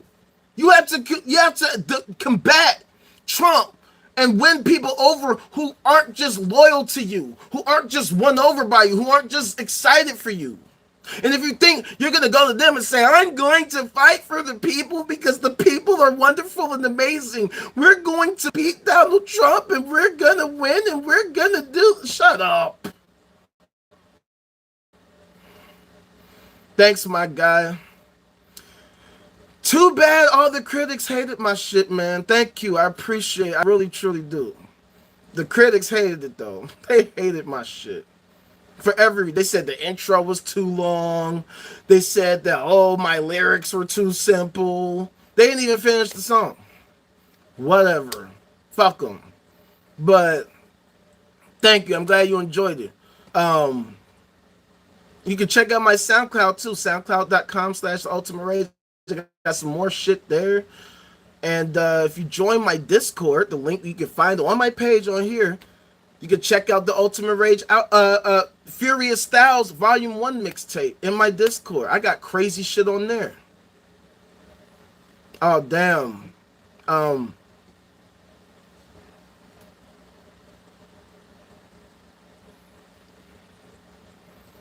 You ain't missed nothing. I just showed another video of Elizabeth Warren being a hypocrite. Claiming that she she criticized Hillary, 20 years ago? Now all of a sudden, she's BFFs with Hillary. Huh, funny how that works. Thanks, my guy, thank you. The music video is coming soon. Be on the lookout for that as well. I'm going to give you all the updates soon as I get the word. You know what I'm saying? You can expect it's going to be right here on this YouTube channel when it drops. Yeah. Yeah, 20 years ago. 20 years ago, oh, Hillary, she's a hypocrite. She flip-flopped. But oh, all of a sudden Hillary's running for office. Yay! Hillary, she's so strong. She's so amazing. I love women who are strong and who fight back. Hand in hand with Hillary. Yay! Yay! And what I was saying earlier was I watched these news organizations. I used to be the Young Turks fan, right? I used to be a huge fan of this website called the Alternate, because they would criticize everybody. They would just, unbiased. In my opinion, they were unbiased, more objective. Of course, they were left-leaning.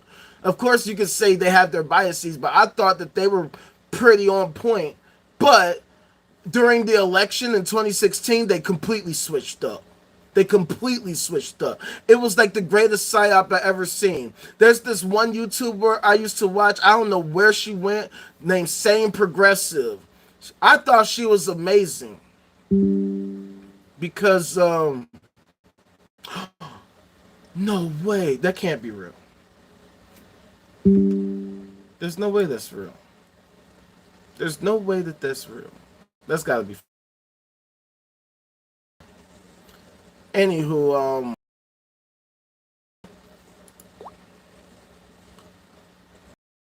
oh shit. My bad.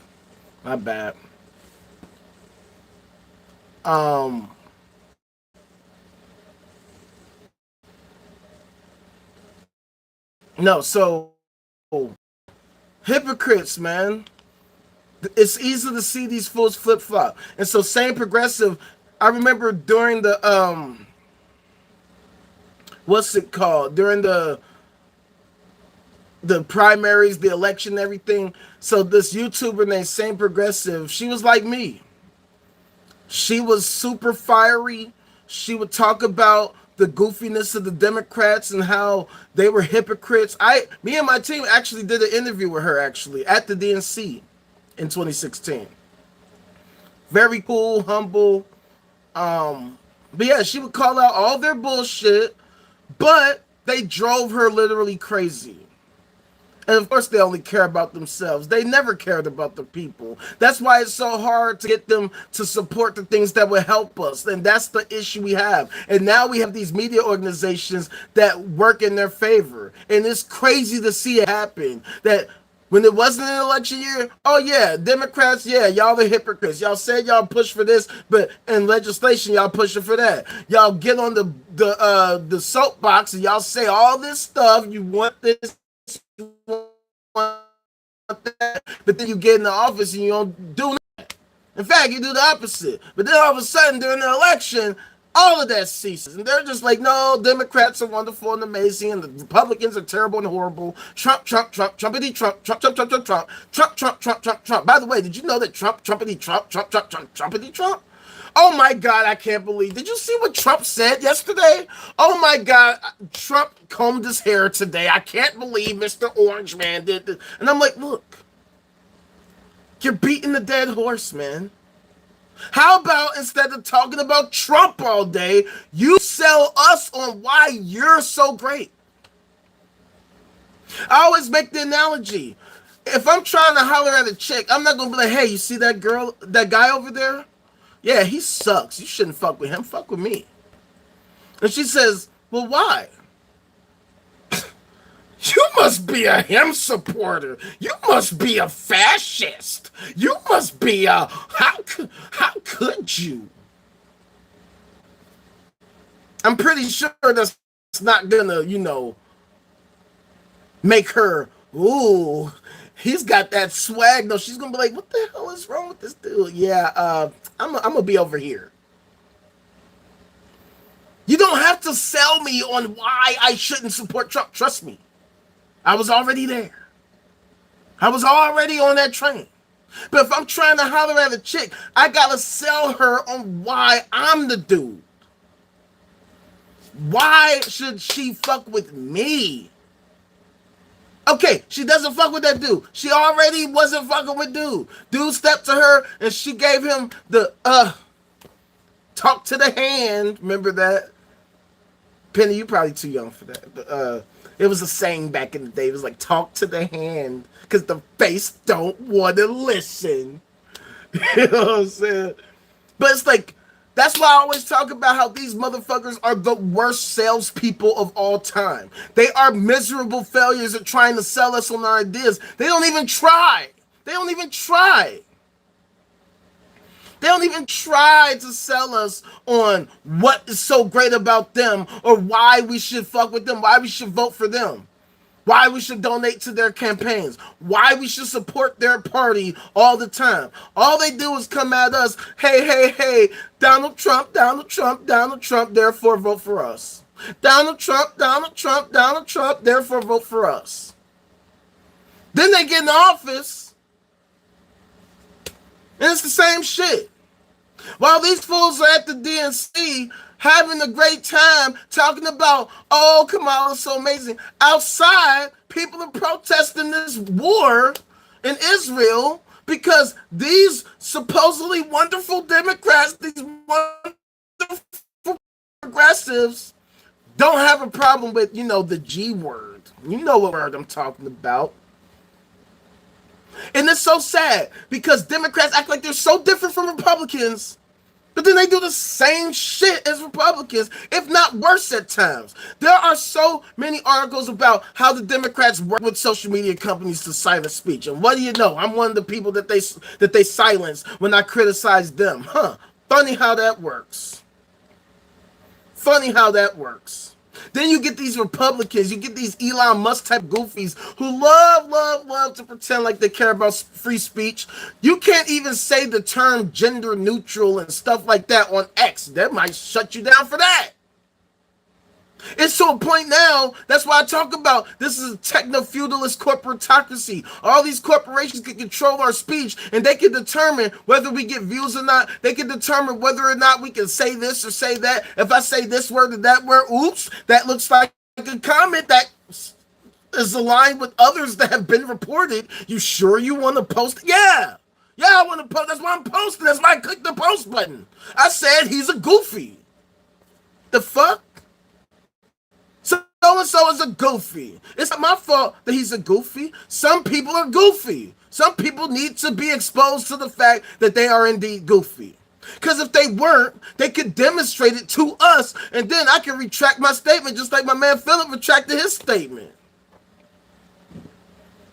You feel what I'm saying? But no. Now they want to restrict what you can say, and not only that, but they don't even want to tell you what it is that you say that's so bad and why.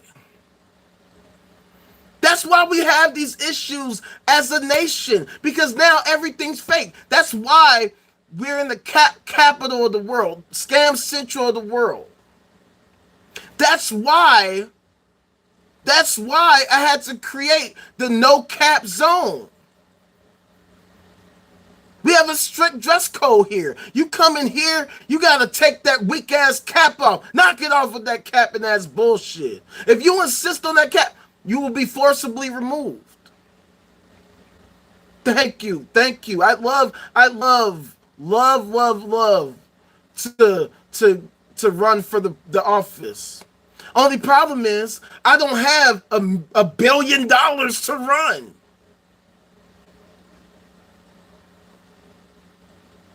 It's so sad because everything is fake as hell. You can't even think to run a serious campaign unless you align with either of these two major parties and pretty much kiss the ring. Because at the end of the day, they don't care about democracy. Democrats love to pretend like they care so much about democracy, and at the end of the day, they're all fake. That's why I say Democrats are the left wing of fascism. They love to talk about how the Republicans threaten democracy, and trust me, they definitely do. But then these fools act like they don't. Even though they're suing the Green Party in multiple states to try to remove them from getting on the ballot. It's just a talking point that they use against Republicans so that they can pretend like they're so amazing. But then when they do the shit that they do right now, you see these Democrats, you see these liberal goofies turn a blind eye to it because they don't care. Because at the end of the day, if they actually had to debate with a third-party candidate, they know damn well they would lose. They know they would lose. They can't win. That's why they do everything possible to suppress and silence them as much as possible. The game ain't fair. It's never been fair. They gave these other parties a broken controller that's not even plugged in, and then we wonder why we keep losing. We gotta recognize this controller is broke. Man, fuck this broken controller. Look, hook us up with a new controller before I slap the shit out one of y'all. Because what the hell do y'all think y'all are? Who the hell do y'all think y'all are? Y'all really think y'all gonna keep playing this game with us and ain't shit finna happen? That's why we need to build the resistance movement. All these fools think that they're gonna get into the office and then somehow they're gonna reform everything. Nah, that's not how this is gonna work. We have to create a citizens movement. I see all these fake ass people all around the country, all on social media. What do we do? What can we do? We're trapped. There's nothing we can do. And I'm like, well, I got the solution right here. I got the solution right here. We got the plan. We know what to do. We have everything we need. All we need is you. I was on this one subreddit called Our Economy. r/economy. So just economy, the economy subreddit. 1 million people in this one subreddit. And I said on this one post, nigga, there's 1 million people in this subreddit. There are more than enough people in this one subreddit alone that we can make the changes that we need to make right now. The problem is getting you fucked to actually want to help participate.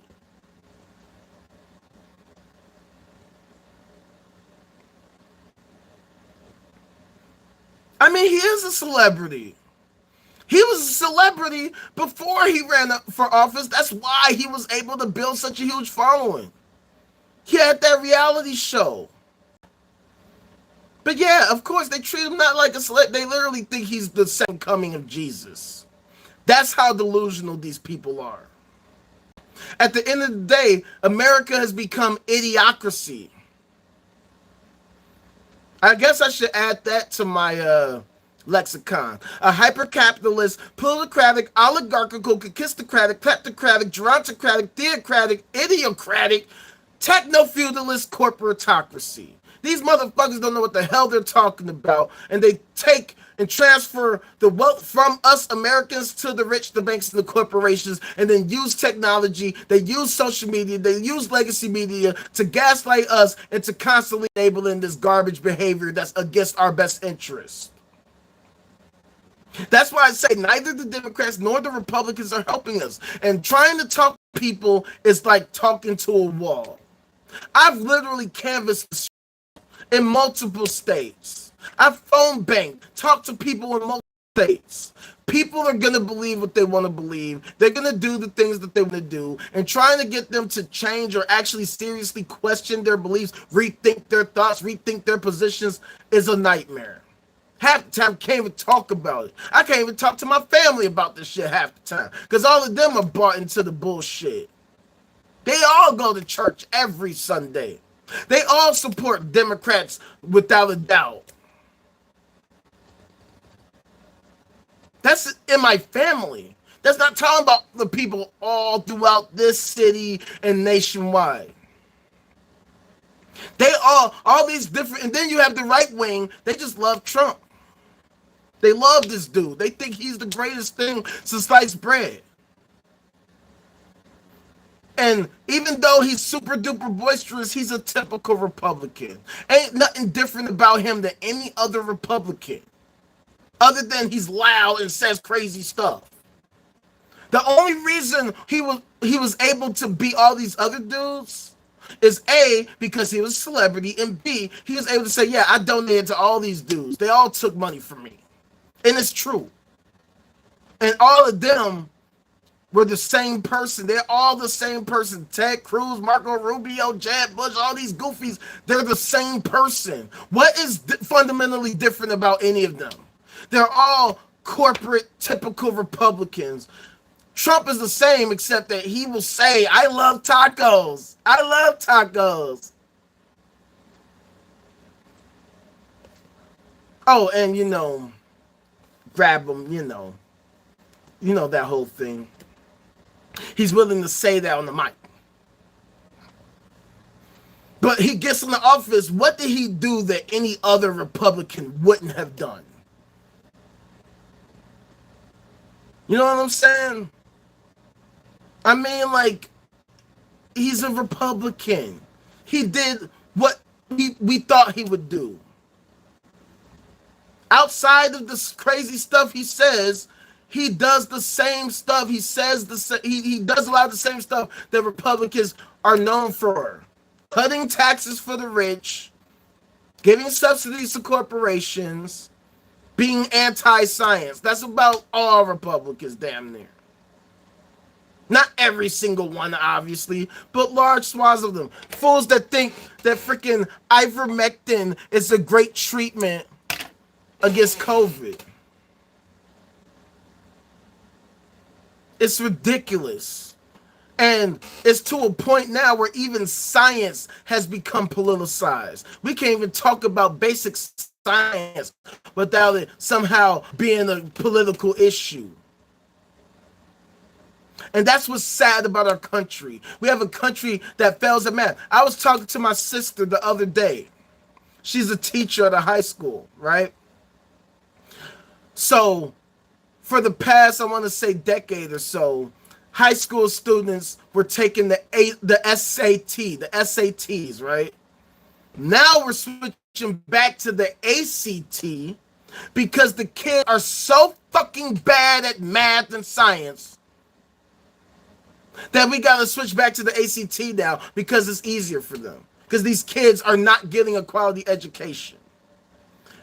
Whether it's because they're too slow to understand it, the teachers aren't doing a good job of it, they're being hamstrung for being able to effectively teach all the things that the kids go through in their own personal lives and their family lives. There's all these different factors that hinder their ability to perform on these tests, to demonstrate they have an actual aptitude for these different things. Then we wonder why we have such contention in the populace. I remember my ex, right? When we were dating, I showed her a picture of the ultra deep field, right? She literally said, "That's scary." I'm like, what's scary about this? But mind you, she was a Christian. She is a Christian, like all these other Christians. Don't care about nothing science. So I'm trying to help, expand her mind. I show her the universe, and she's scary.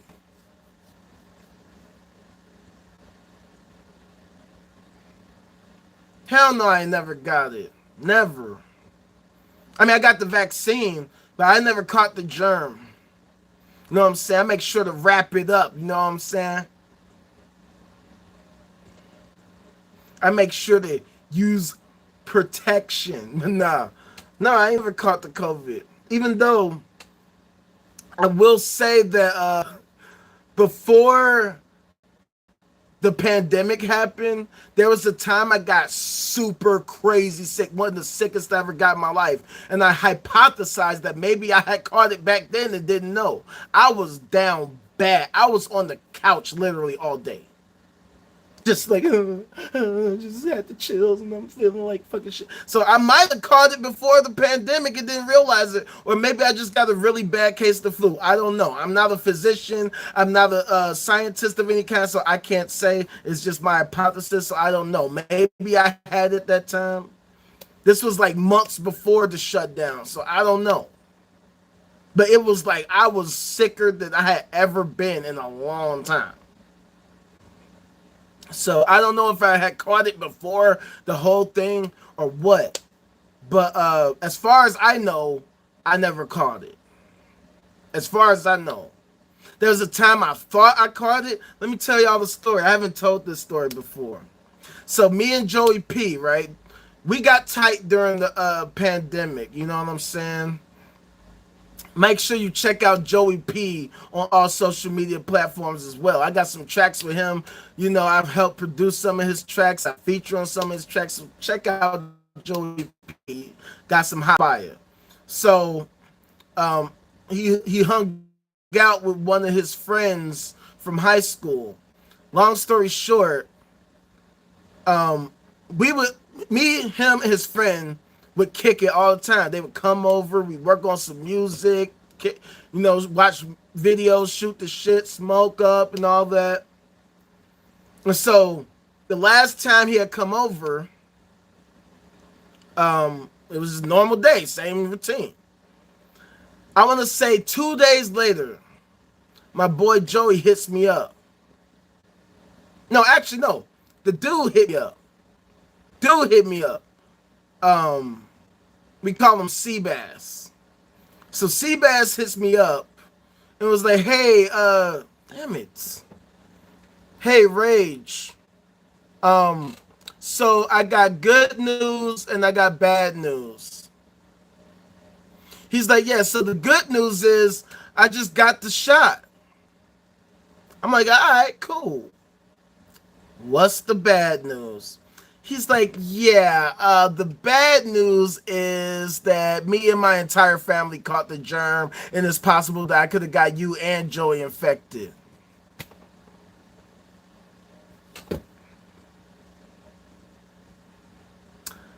That was a terrible next couple of weeks.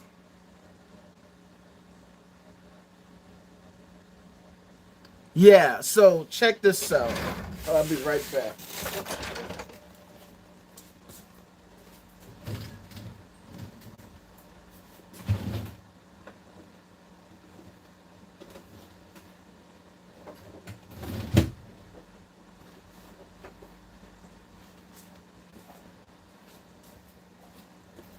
I literally walked around like this every day after that. Because I didn't know if I had the germ or not. So I didn't want to play no games. So I'm like, you know what? Yeah. Sorry guys, I might have the germ. So my bad. Yeah, Seabass might have got us the virus. So yeah. Make sure y'all stay, you know, however many feet away from me. I'm going to be down here kicking it. My bad. Fortunately, the test came back negative. For me and Joey. We were both relieved as fuck. I'm just some guy, man. Trying to figure out this crazy thing called life. Oh, hell yeah. That's why I still keep it around. I ain't throw it away. Because I don't know when the next pandemic's going to happen. They talking about this monkeypox now. They saying that this monkeypox might become a thing. Who knows? Something else might happen. Some new genetic variant might break out. And that's what I'm asking, Penny. That's the issue that we have as a population. We should be trying to figure out everything. How about we take a step back from our personal biases and try to be objective about everything? Because all of this infighting isn't going to help us at all in any way. All it's going to do is cause us to become more and more and more divided while climate change worsens and worsens and worsens. They said that today is a record for the lowest temperature on August 22nd. It says right now it's 58 degrees, which is crazy. August is usually like one of the hottest months. And it's 58 degrees right now. I can't believe it. I mean, I'm happy, but I'm not happy because I know it's climate change. And we can't even seriously address it because even that is a political issue. Either people don't believe it or they do, but they don't care because, you know, well, if we all die, we'll all go to heaven anyway. The same girl I mentioned earlier who told me that racism ended when when Obama became president, that same chick, the chick with the nice booty. Damn, Paula, why you had to turn out like this? The same chick, I remember I was talking to her online about climate change. She was like, no. I showed her a link from NASA's website about climate change. She's like, nah, that's bullshit.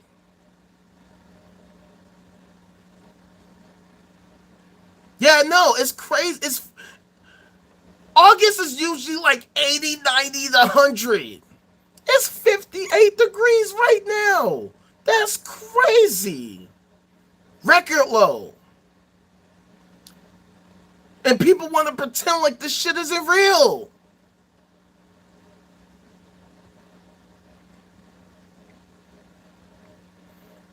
Yeah, and that's sad. That's sad, Penn. That's so sad. A conspiracy theorist. That's crazy. I was on the page the other day on Facebook. I was part of this page. You know, it pretty much is like a NASA-based page. And they had the picture that showed, you know, Mars back in the day when they used to look like Earth and how it looks now. Venus back in the day, they used to look like Earth and how it looks now. And then it shows Earth, how it looks now. And then another picture that shows how, you know, it would look barren. And then they asked the question, how would Earth look like this? Like, it was like, oh, Mars looks like this because of whatever. Venus looks like this because it's too close to the sun. How would Earth look like this? And of course, I went on there and I said, oh, the great filter hypothesis, blah, blah, blah. Y'all know what I talk about. People are coming on there. Oh my God, look at this tinfoil hat conspiracy theorist. LOL, are you serious? Really? Alright. Yeah, yes, there are. Phil, I know people. I know those people. I know at least one of those people. Literally told me space is fake. Straight up just said space is fake. He's also a theist. And I asked him multiple times. I'm like, how can you say something that you can see every single fucking day is fake, but this God thing is real and you ain't never seen this thing ever? How? How are people like this? You can look up in the sky and say, yeah, that's fake. But this God thing, I asked motherfuckers, where's it at? Just yesterday. Fucking, Phil can tell you. All these trolls were in the chat going crazy. It was literally my most viewed live ever. And there was so many trolls. There was literally a fool that was in here. God is real, and posted it like 1,000 times, back to back. And I'm like, do y'all not see how y'all look right now? Do you really think that repeating the same thing over and over is somehow going to convince me? You think that the 153,000th time that you told me God is real, I was going to be like, you know what? You're right.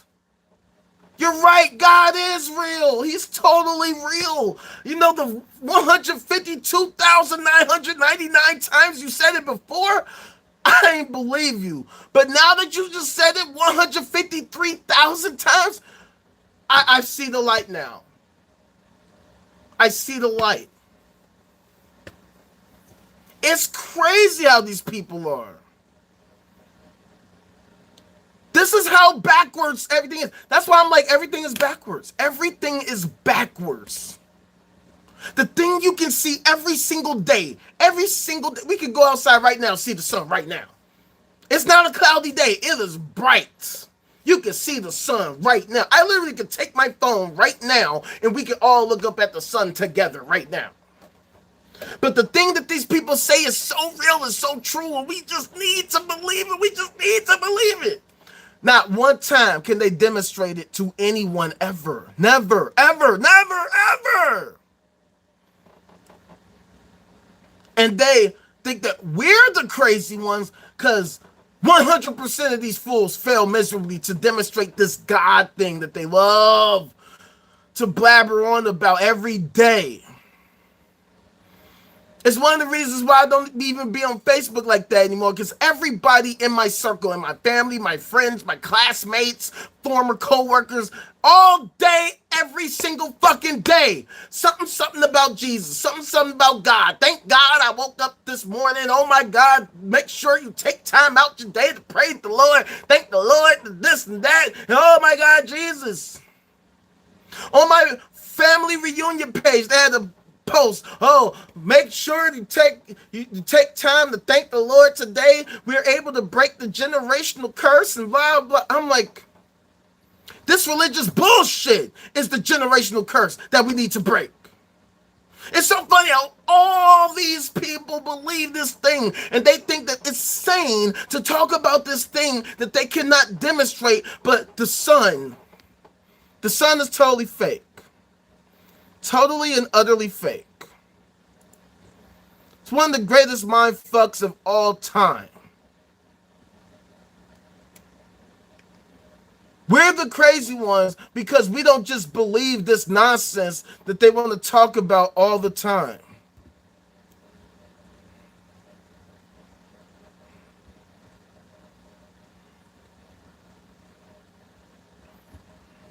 And that's the society that we live in.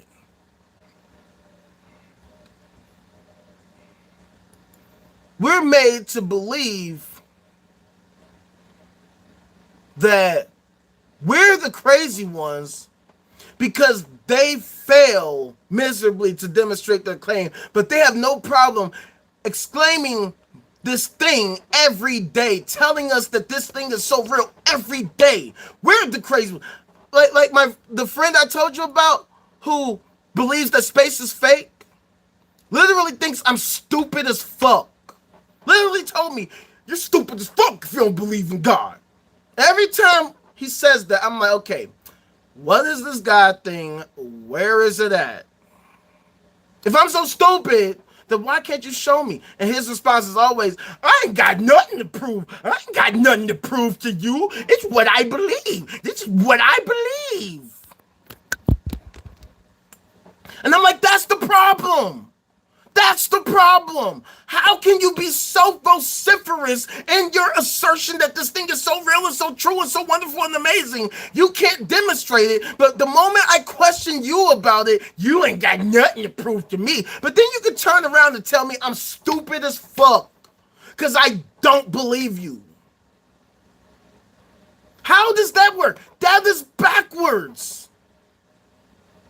I had somebody on TikTok hit me up in my DM. Hey, you want to have a respectful conversation where you can be open-minded? I'm like, I don't know. Come on, you mean to tell me you can't have a respectful conversation? Because I already know where this is going. And I don't like to have debates over text because it's pointless and meaningless. I'm like, all right. Well, I wanted to talk about reality, but I don't want to bring science into it. I'm like, well, then you're not trying to have a real conversation with me. You can't have a real conversation if you're going to try to say you're going to talk about reality without talking about science. Because I don't even understand how that's even remotely sensible. Well, wouldn't it make sense for reality to have come from the same bullshit apologetics that theists engage in all the time? I humored this person a couple times and I told him straight up, look, there's this thing called cosmology, the literal science of trying to understand reality. Well, I'm not trying to bring cosmology into it. I'm just trying to have a regular conversation about reality. Blocked. And that's exactly it. They can't answer a simple question. They won't. I was talking to a chick on Facebook the other day, trying to hit me all these ridiculous apologetics. Because I thought that she was like me. I thought she was a non-believer like me. So I commented on her post like, oh yeah, theists always believe this nonsense, but they can't demonstrate it and they never will. And then she gonna be, well, how do you know that they never will? They've only had thousands of years to demonstrate it. If they could, they would have done it by now. I'm like, they can't even agree on the basic definition of this thing, let alone come with any evidence of any kind. So then we had the back and forth. Eventually, I was like, all right, let's cut the shit. What is this thing? Where is it right now? What's your methodology for proving it? Her response was a screenshot of one of her previous responses, saying nothing. Oh, you're making an epistemological statement. I'm like, exactly. You ain't got nothing. Oh, right. You got a book. You got a book, which is nothing. You know what they would say. They'd say it's fake. It's fake. This ain't real. This thing must be rigged or something. They must have a sticker in there. I mean, I've literally seen Saturn with my own eyes. Like, I had no idea Saturn really looked like those little stickers I used to get in first grade like that. I'm like, Saturn really looks like that. I thought these were just cute little stickers, but I'm looking at it with my eyes and Saturn actually looks like that. And these people actually think that I'm like, there's a reason why you never see flat earthers working for NASA. Ever. See, this is the problem that we have. We have a bunch of Dunning-Kruger suffering motherfuckers who think that their ignorance somehow supersedes actual data and logic and science. A fool can never invent anything. They can never actually build a telescope. They can never perform any reasonable science. And they think that somehow they know more than the people who do it for a living every day. The very people who are getting time on the James Webb Space Telescope, actually making discoveries right now, these people think they know more than them. With nothing. That's the sad part. They have literally nothing. They have nothing.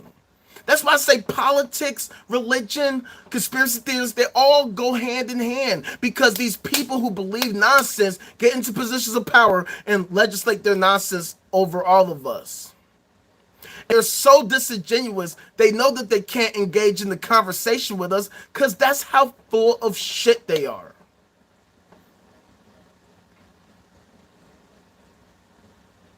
It's the worst thing in the world. These are the people who get such a huge platform. It pisses me off that somebody like Alex Jones could literally build $1 billion empire with bullshit,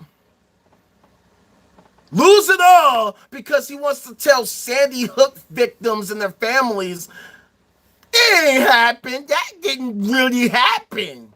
I'm like, that is the weirdest hill to stand on. To die on. Like, that's the hill you want to die on? Really?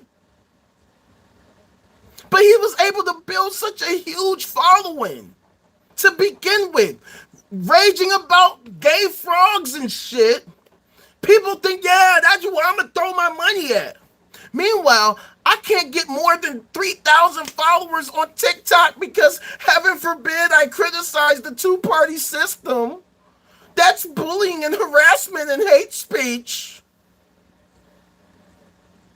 That's why I say America's backwards as fuck. That's why we're the capital of the world, the scam capital of the world. The fact that these charlatans can get so much money, can build such a huge following, like nobody's business, bullshitting people, literally scamming people. Scamming everybody, hitting them with all the wonderful deepities and poetic language. See, here's the thing. God wants you to look inside yourself and tell yourself, if you just believe, you can achieve anything. The Lord saith that if you give us all of your money, that one day in the far future, 2,572 years from now, maybe one day the Lord might bless you with wonderful blessings and wonderful amazingness. If you just give us your entire yearly income, the Lord, I swear he told me to tell you, wait, what'd you say, God? Oh yeah, if you act right now, he'll even secure a wonderful place in heaven just for you for the low price of $45,762.72. Make sure that you make your payment out to Christ Jesus Industries, P.O. Box 7293. And everybody does it. They do it. They think, yes, that's what I'm going to do. I'm going to base my belief in this retarded, ridiculous bullshit on a constant basis. I'm going to do it every day, all day. Oops, did I say the R word? That's amazing. That's wonderful. That's useful. That's sensible. But if we say, you know what, that doesn't seem like a good idea. That doesn't seem like a wonderful, amazing idea. And they'll be like, no, you a sinner. You the devil. You horrible. You terrible. I can't believe you, you sinner. You demon. You a demon.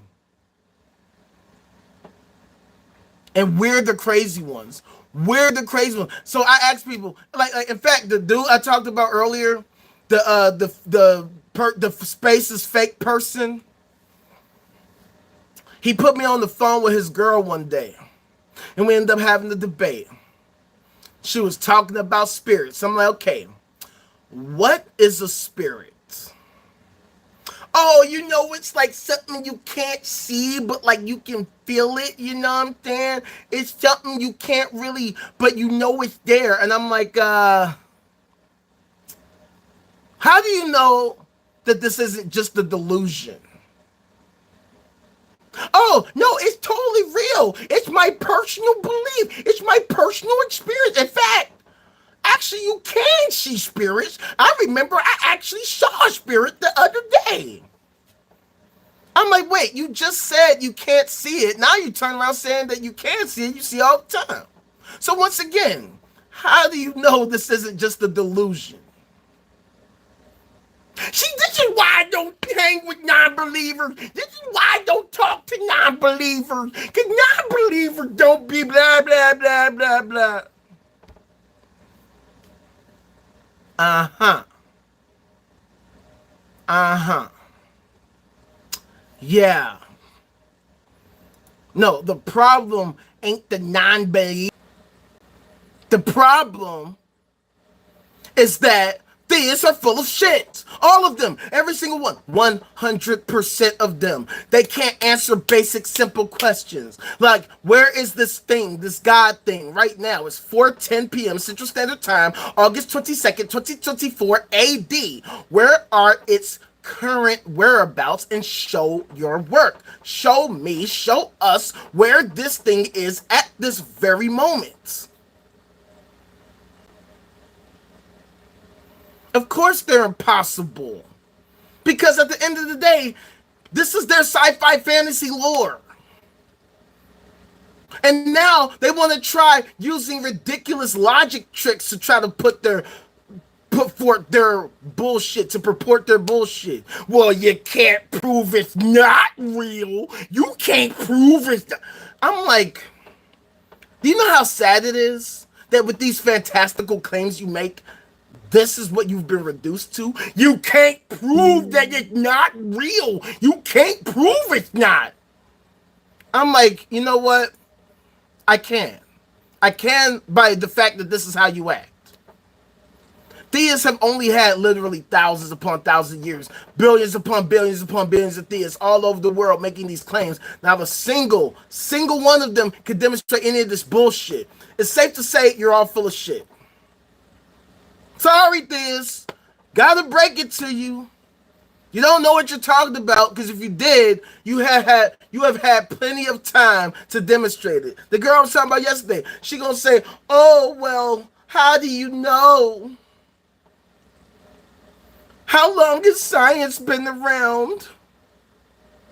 It don't matter. You're the one claiming this fantastical thing. You're saying that it's this and it's that, and it thinks this and it thinks that, and it communicates. With all this technology we have now, surely it should be the easiest thing to demonstrate right now. That's why I would pull up the ultra deep field from Hubble and from James Webb Space Telescope and say, okay, where in all of this is the Lord? Where's heaven? Where's hell? Where are the angels? Where are the demons? Where? And Phil knows. He saw this fool yesterday.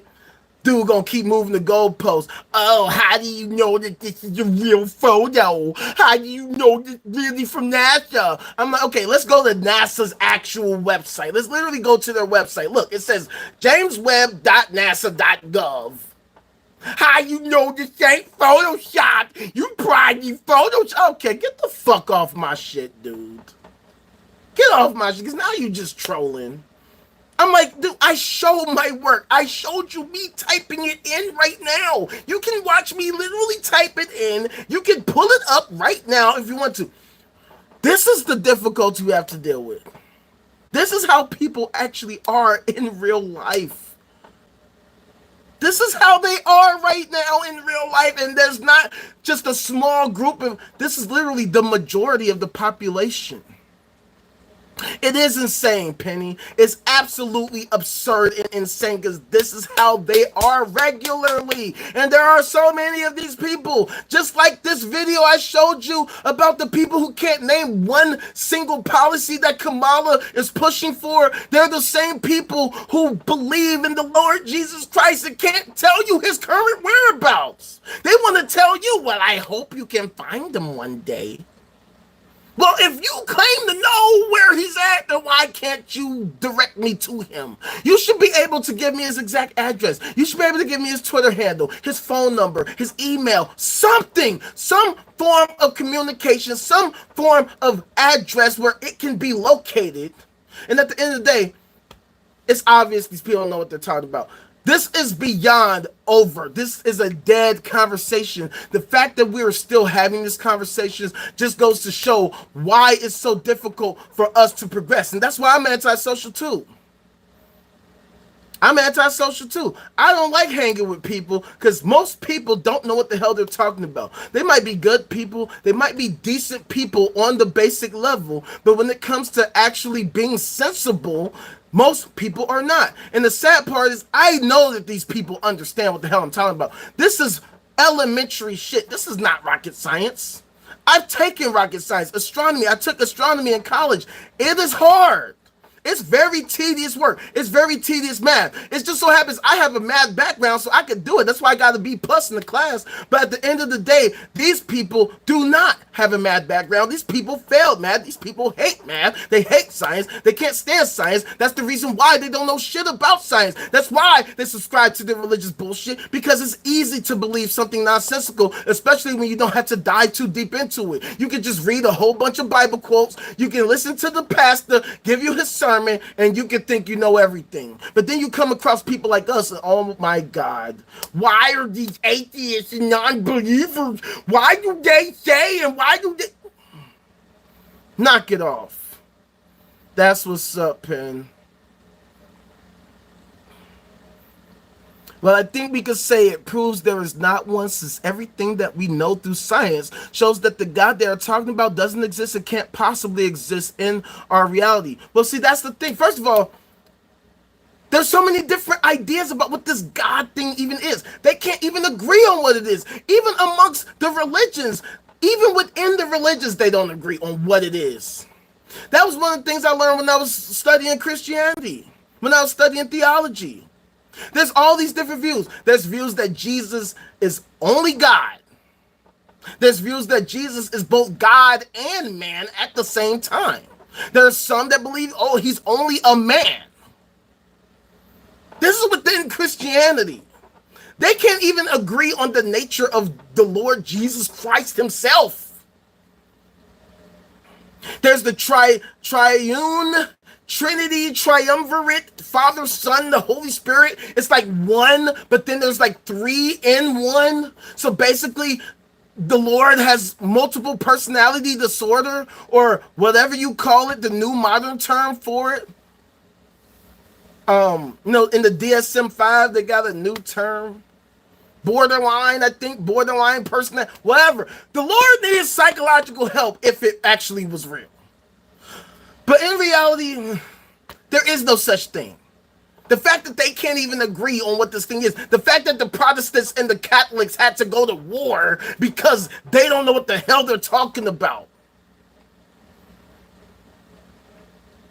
Like, that should tell you there is no such thing. Because why would the Lord not just be like, hey, guys, look, here's what I said.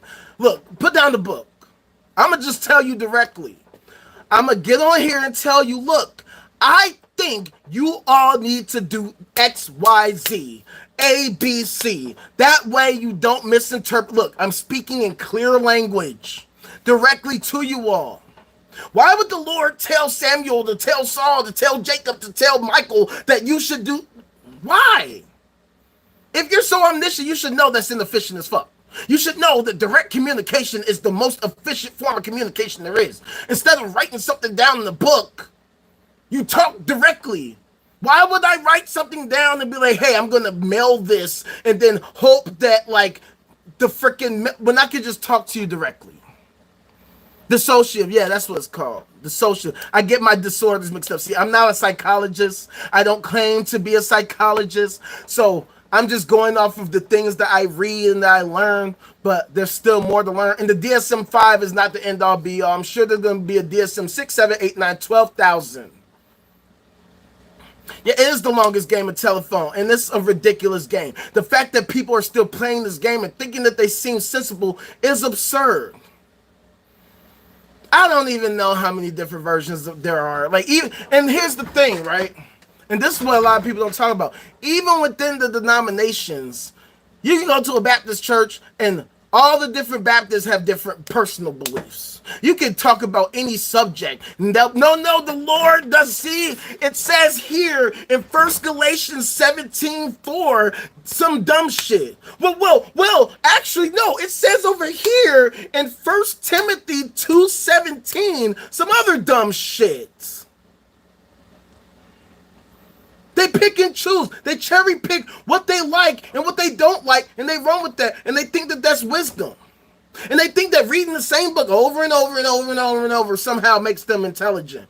All it takes is for us to be like, nah. How do you know that that's true?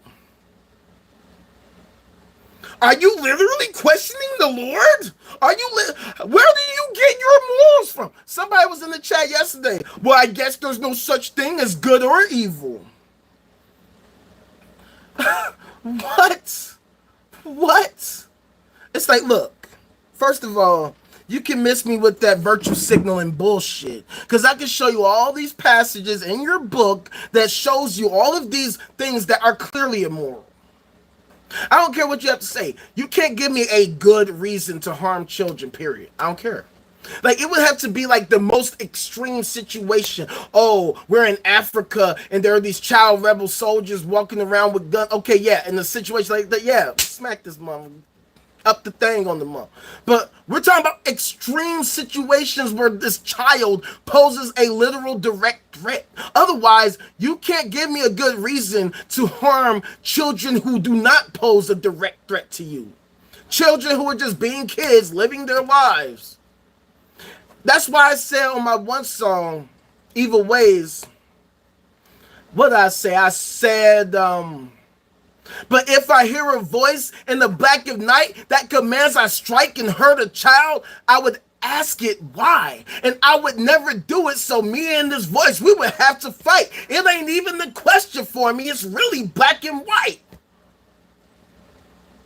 If I'm hearing a voice that's telling me, hey, you need to go over there and harm those children over there, there's no way I would be like, okay, that must be the voice of the Lord. I guess I should go over there and harm these children now.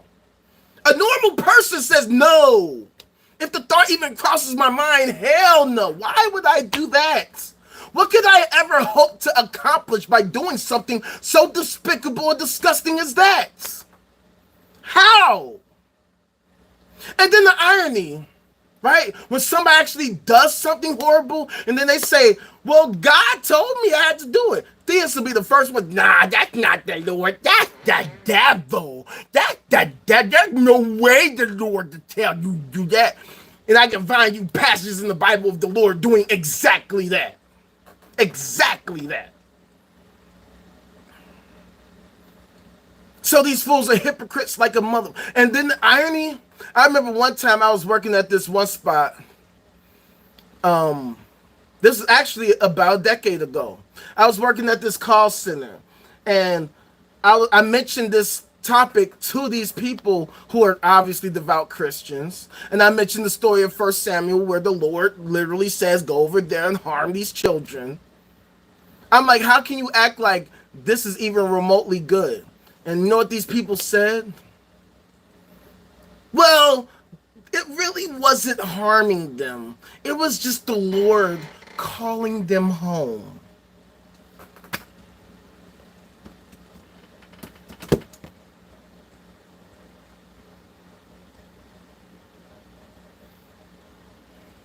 Harm children. All right, so check it out. I'm going to show you the passage if you haven't seen it before. I mean, well, you've seen it. You've seen it. I'm sure you've all seen this. But it's my favorite Bible passage. It's the passage that caused me to rethink my Christian beliefs, because I used to be a Christian, by the way, in case you didn't know. But it says in 1 Samuel 15, right here. Samuel said to Saul, I am the one the Lord sent to anoint you king over his people Israel. So listen now to the message from the Lord. This is what the Lord Almighty says. I will punish the Amalekites for what they did to Israel when they waylaid them as they came up from Egypt. Now go, attack the Amalekites and totally destroy all that belongs to them. Do not spare them. Put to death men and women, children and infants, cattle and sheep, camels and donkeys. Oh, yeah. Oh, I've discussed this plenty of times. I always discuss this. In fact, check this out. The first time I ever went live on TikTok, the first time I ever went live, I was telling my story about how I became an atheist, how an atheist presented this passage to me, and that this is the passage that caused me to really, it pretty much began, it was the beginning of the end of my Christianity. When I read the live, got my live shut down. Just reading this. And I thought it was just a technical glitch because, you know, I'm in the basement, so okay, maybe the internet connect. No, it's not what happened. It's that censorship bullshit. So from the very start, the very, very, very start of me doing lives on TikTok, I get shut down for talking about this. Literally reading this. Literally reading this.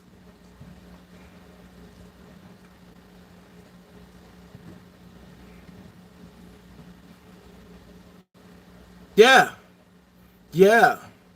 It's definitely Mockingbird. That's what it's always about. The theism industrial complex, as I like to call it. Of course they can't give you a good answer, because at the end of the day, they're full of shits. It always leads back to their personal interpretation. That's why I say, well, why don't you get the Lord to enter the chat so he, she, it, or whatever pronoun they go by can speak for themselves. It's whatever you claim it to be. They never have anything, ever. Which proves they are full of shit. And there's no wonder why we have the issues that we have. That's why we have to choose logic and reason, fact-based evidence. That's why we need to have real conversations about these things, because at the end of the day, these people are delusional, and clearly what they're saying doesn't work. Even here, it's this dude saying that the Lord said to him this thing. It's not the Lord saying it, it's this fool saying it. This dude who doesn't know what the hell he's talking about. So imagine Ken Ham coming to you and be like, God told me to tell you this. Or like how people, you know, in real life would be like, they'll come up to you and be like, you know, I had a vision from the Lord. The Lord told me to give you this message. He said, whatever you're going through, just let it go. Just let it go. It's okay. Bullshit. You're just delusional. You're probably suffering from some kind of psychological disorder and need serious help if you think you're hearing voices from the Lord. How do you know this voice is from the Lord? How do you know you're not just suffering from schizophrenia and you're hearing voices? It definitely, unquestionably has. I've had so many people tell me, well, my personal experience, I don't give a fuck.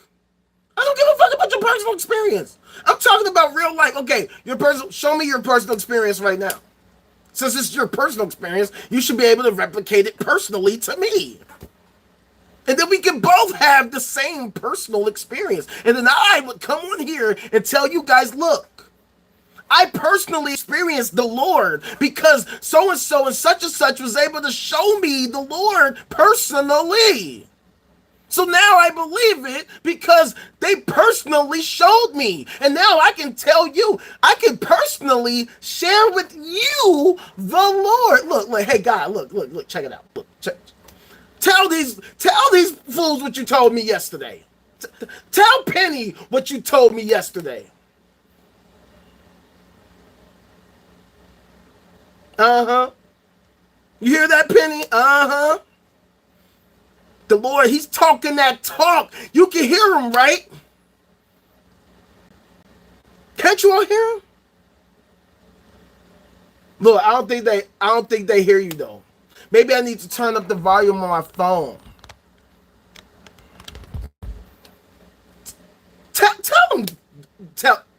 Tell Penny, tell Phil what you was telling me 2 days ago.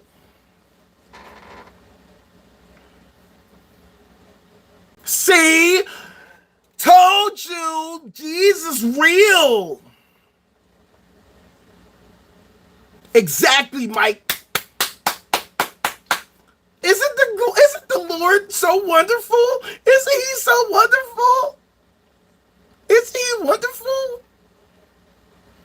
And they think this is normal behavior. They think this is sensible behavior just because 100 billion of them believe this bullshit. There's a line from one of my favorite rappers named Immortal Technique. I showed y'all a song from him a few weeks ago. He has this line where he says, if you go platinum, it's got nothing to do with luck. It just means that 1 million people are stupid as fuck. Love that line. Love that line. Just because 1 million people agree with you does not mean that you're all right. It don't matter. They call that the argument, what's the number? Argument from argumentum ad populum fallacy. Just because a whole bunch of people agree does not mean that they're correct. If 100 million people say that 2 + 2 equals a can of paint, guess what? That means 100 million people don't know what the hell they're talking about. If you can't show me that 2 + 2 equals a can of paint, it don't matter that there's 100 million of you that agree. You're all wrong. All 100 million of you. Yeah, I know, right? That was fire. He be having some fire bars. He's one of my top 10, honestly. He also built a school in Afghanistan, which is crazy. But unfortunately, I do believe he's a theist. So, but he's an activist. He's one of my favorite rappers. But yeah. Argumentum Billy Boredom CC.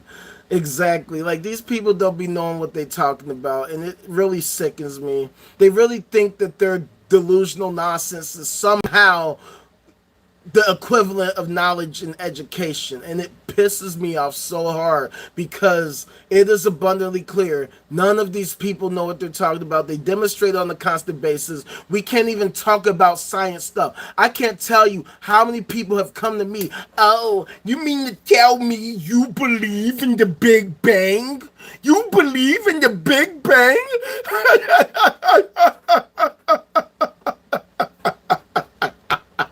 Well, I believe in the Lord said it and bang, it happened.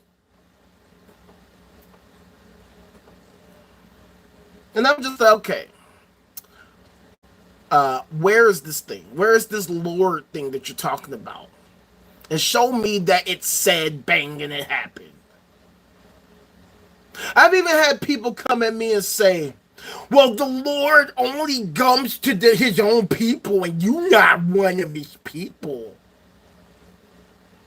I'm like, that's funny, because I used to be a Christian, so why wouldn't he come to me? There's this movie I used to love when I was a Christian. I don't know if any of y'all seen it, but it's called Frailty. Spoiler alert, spoiler alert, spoiler alert. The movie Frailty. R.I.P. Bill Paxton. But long story short, it's about this family. No, it's not. It's not a good movie. It's a shitty movie. I used to think it was a good movie. It's a terrible movie. Horrible. And here's why. For those of you who don't know, it's about this family who, you know, they get touched by the Lord. And then once they touch people, they can see their evil sins. And one of the sons can see it, the other son can't. And the son is trying so hard to see the thing, but he can't see the thing. So the father and the other son, his brother, can see it. He can't. And so at the end of the movie, turns out that that brother, the atheist, the evil atheist, he committed some horrible sin. And so the other brother, Matthew McConaughey, when they get older, has to go and slaughter him for his sins. And there's always this question, like, why would the Lord do that? Why wouldn't he just give them all the vision? Why wouldn't he give them all the vision? Why would he force one brother to kill the other brother because the other brother wants to see the thing, but you won't give him the vision? Why would I believe your bullshit? You can't give me the... Why would you give him and him the vision and not me? And then you expect me somehow to magically see what they see, and I can't. And we're supposed to be like, yay, the Lord is so wonderful. Nah, that's bullshit. That's favoritism. And honestly, it's preposterous because you have the problem of evil. If the Lord has this power to give these fools the power, then why doesn't he just like stop playing this ridiculous game? Why don't you just remove all the evil? The problem of evil. Why don't you just end the evil? Why do you need a prophecy? Why do you need these people to say, well, very soon the Lord gonna come back and he gonna do... Why play this game? Why play this game? If the Lord was real, why couldn't he show up to me and show up to all of us and not get the fuck off of this bullshit? No, like I said, I loved the movie. I used to love... When I was a Christian, I thought this movie was great. I thought it was awesome. But now that I'm an atheist, I'm like, hell no, this shit is trash. There's so many things that I used to think were so dope, but now they're trash. I used to love the song Jesus Walks by Kanye. I was deep in the church. I was deep into the believe in the Lord. So, of course, when the song came out, I thought it was amazing. I just heard the song the other day, and I'm like, fuck this garbage. And I still love Kanye. I'm still a Kanye fan. I'm a Chicagoan, right? He had a huge influence on me. He came to my school when I was in high school, right when the song with him and Twista came out, Slow Jams. When Slow Jams came out, he came to my high school, him and Twista. It was dope. But Jesus Walks is ridiculous, and now, as we can all see, Kanye then turned into a straight up ridiculous Jesus freak. And it's so crazy that, like, I watched his interview with Joe Rogan, and it's like, on one hand, Kanye says some shit that makes perfect sense, and I'm like, damn, he sounds like a futurist. Then he turns around and gets on super duper Jesus Christ mode, and it's like, what the fuck are you talking about? That is dangerous.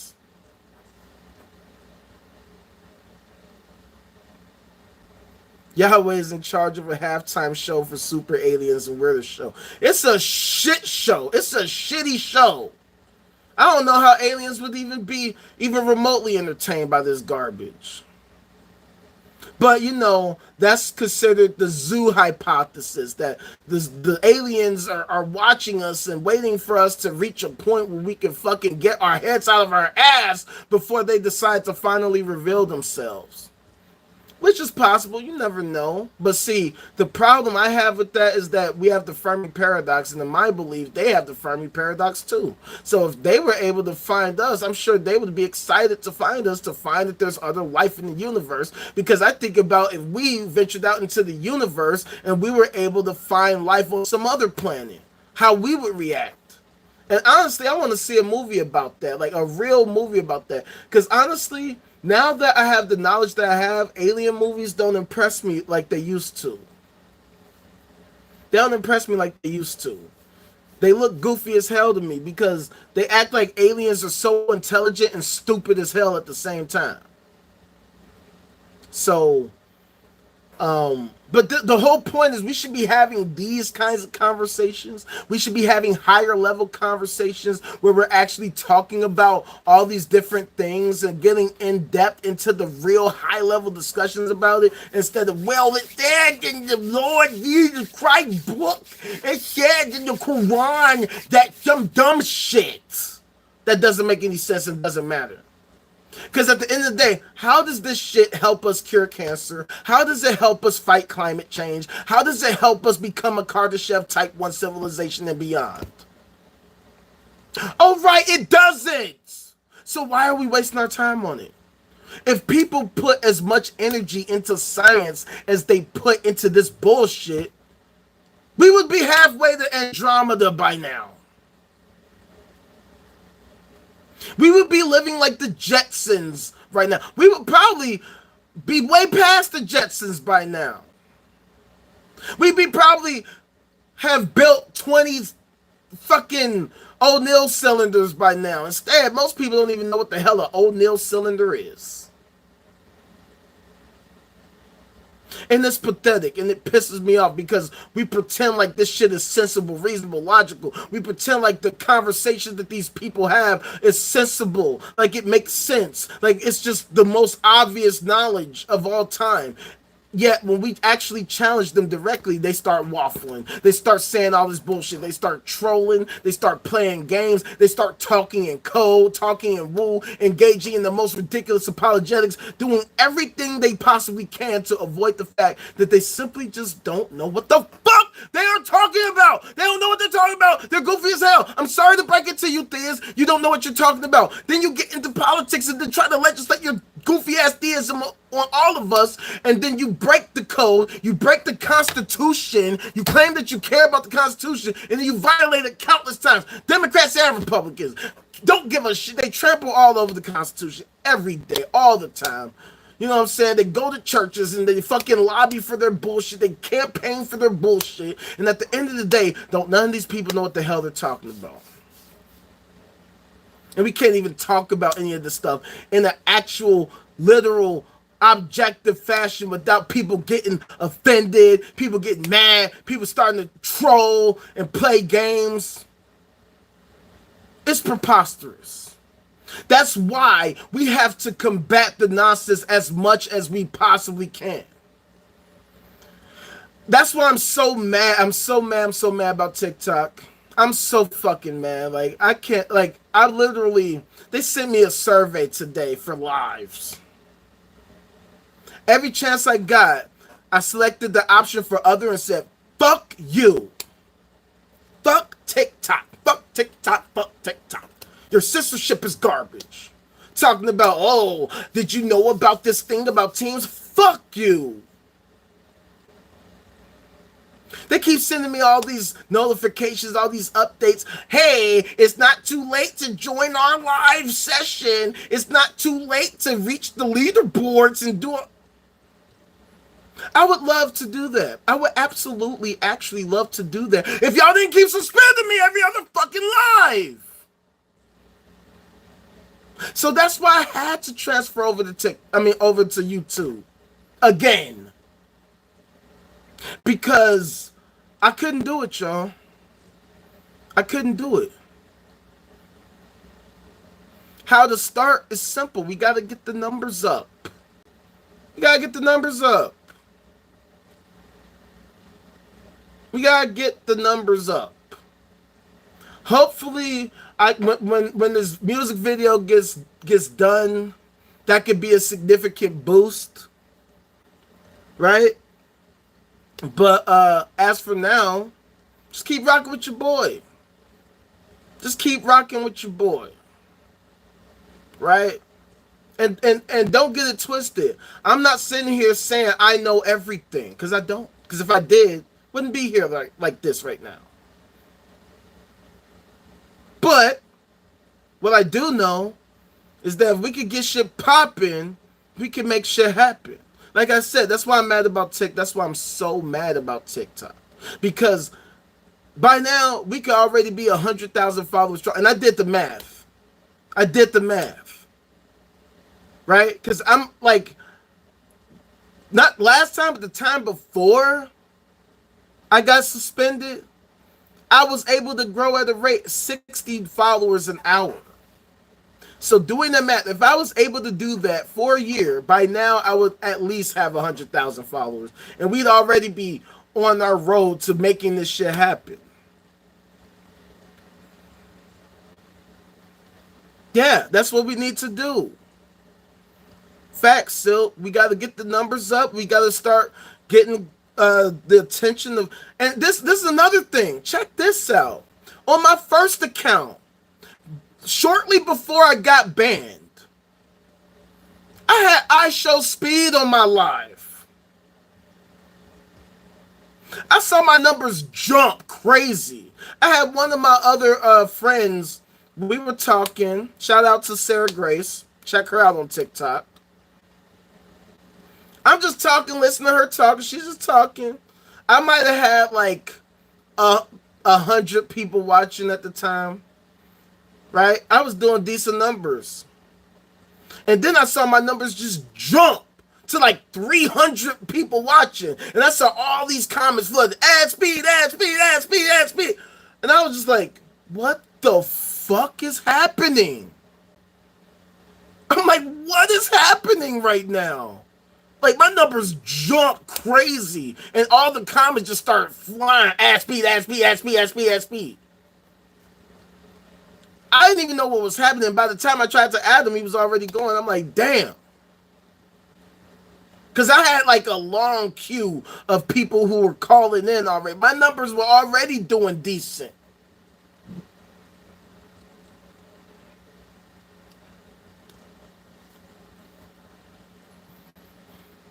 Nah, I'm done with TikTok. Nah, I'm not fucking with that shit. I'm not fucking. I don't trust none of that agent shit. I don't trust none of that. I don't trust none of that.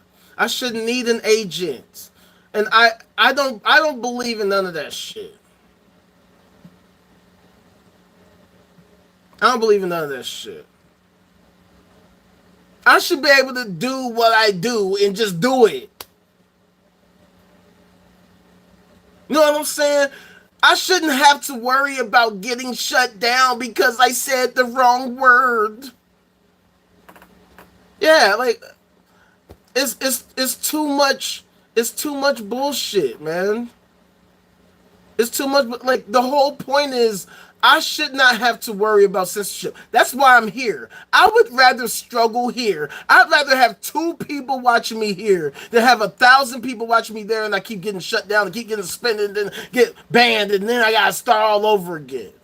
So what I'm gonna do now, this is gonna be my strategy now. I'm gonna work to get my backup accounts followers up until I can get them live capable. And then I'll probably get back on lives over there once I'm able to just switch between accounts.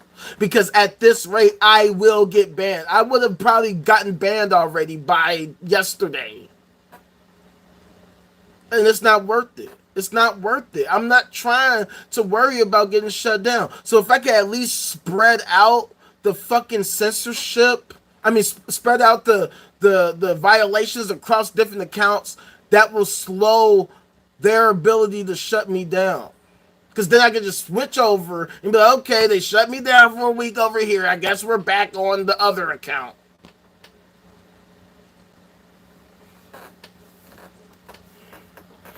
I have 9,000 followers now on TikTok, but my YouTube has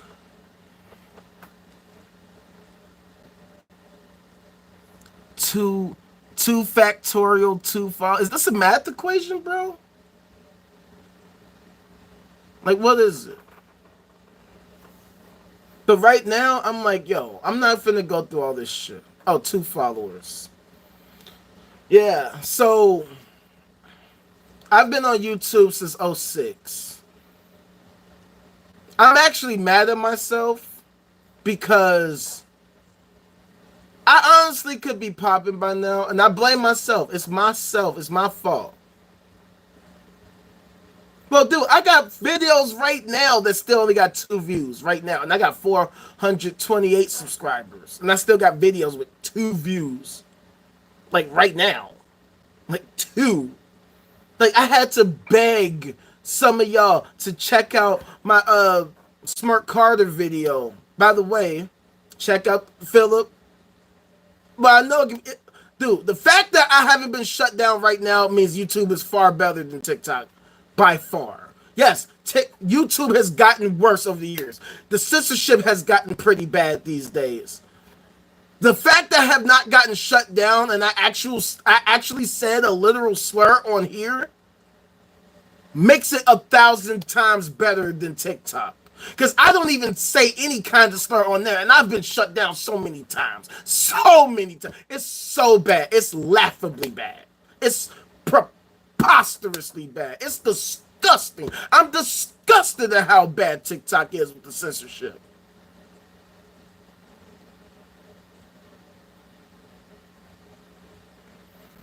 Go for it. Why would I mind, bro? Go for it. Yeah, exactly. I literally said, yeah, you remember that time when women didn't have rights? Yeah, that kind of sucked. TikTok was like, you're sexist. I'm like, I can't believe it. Like, what? What? What? What? Now y'all are just fucking with me. Like, y'all are just fucking with me. This is absurd. This is absurd. I'm literally saying, yes, women should have rights. They're like, yeah, that's hate speech, bro. You can't be saying that. I'm like, yo. Even though YouTube has gotten horrible with the censorship, don't trust me, I've seen it. I literally saw a video the other day that was about fighting. Literally a video about fighting. They censored the actual punches. I couldn't believe it. They censored the punches. What is that about? Yes, as a matter of fact, Phil, I literally in my next I should have posted the video already. I'm still trying to figure out what I should do with it because I just started my Patreon. So yeah, if y'all could check that out, become patrons or whatever. I'm gonna start posting my videos up there as well as exclusive content. I'm gonna be posting everything exclusively there first before I post here. But I might post it here first because, you know, I'm not like doing crazy numbers like that. But this is the part 2 video to the Republican theocrats. If you were on the live the other day, I showed the video. All right, peace out, Mike. It's all good. You already know what it is, fam. You know you ain't missing shit. It's the same shit I'm on every day. You know the shit ain't changed, fam. And it is a plague. It's probably our biggest issue today. But thank you for coming through, Mike. As always, you know what it is. But on YouTube, man, just post shit, man. It's like anything. You just gotta try shit. It's like there's no fucking formula. All this shit, all this social media shit is a fucking weak ass game with no instruction manual. There's rules of thumb. There's all that, oh, be consistent and da da da da, but there's no rhyme or reason to nothing.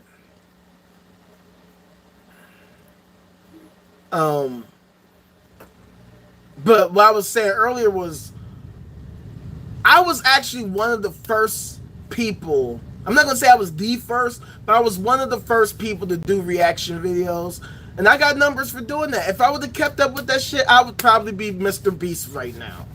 Like, no bullshit.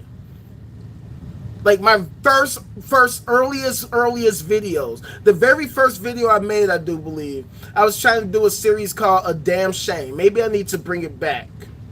But I was just doing reactions to goofy ass videos. The first video was about this dude. Check this out.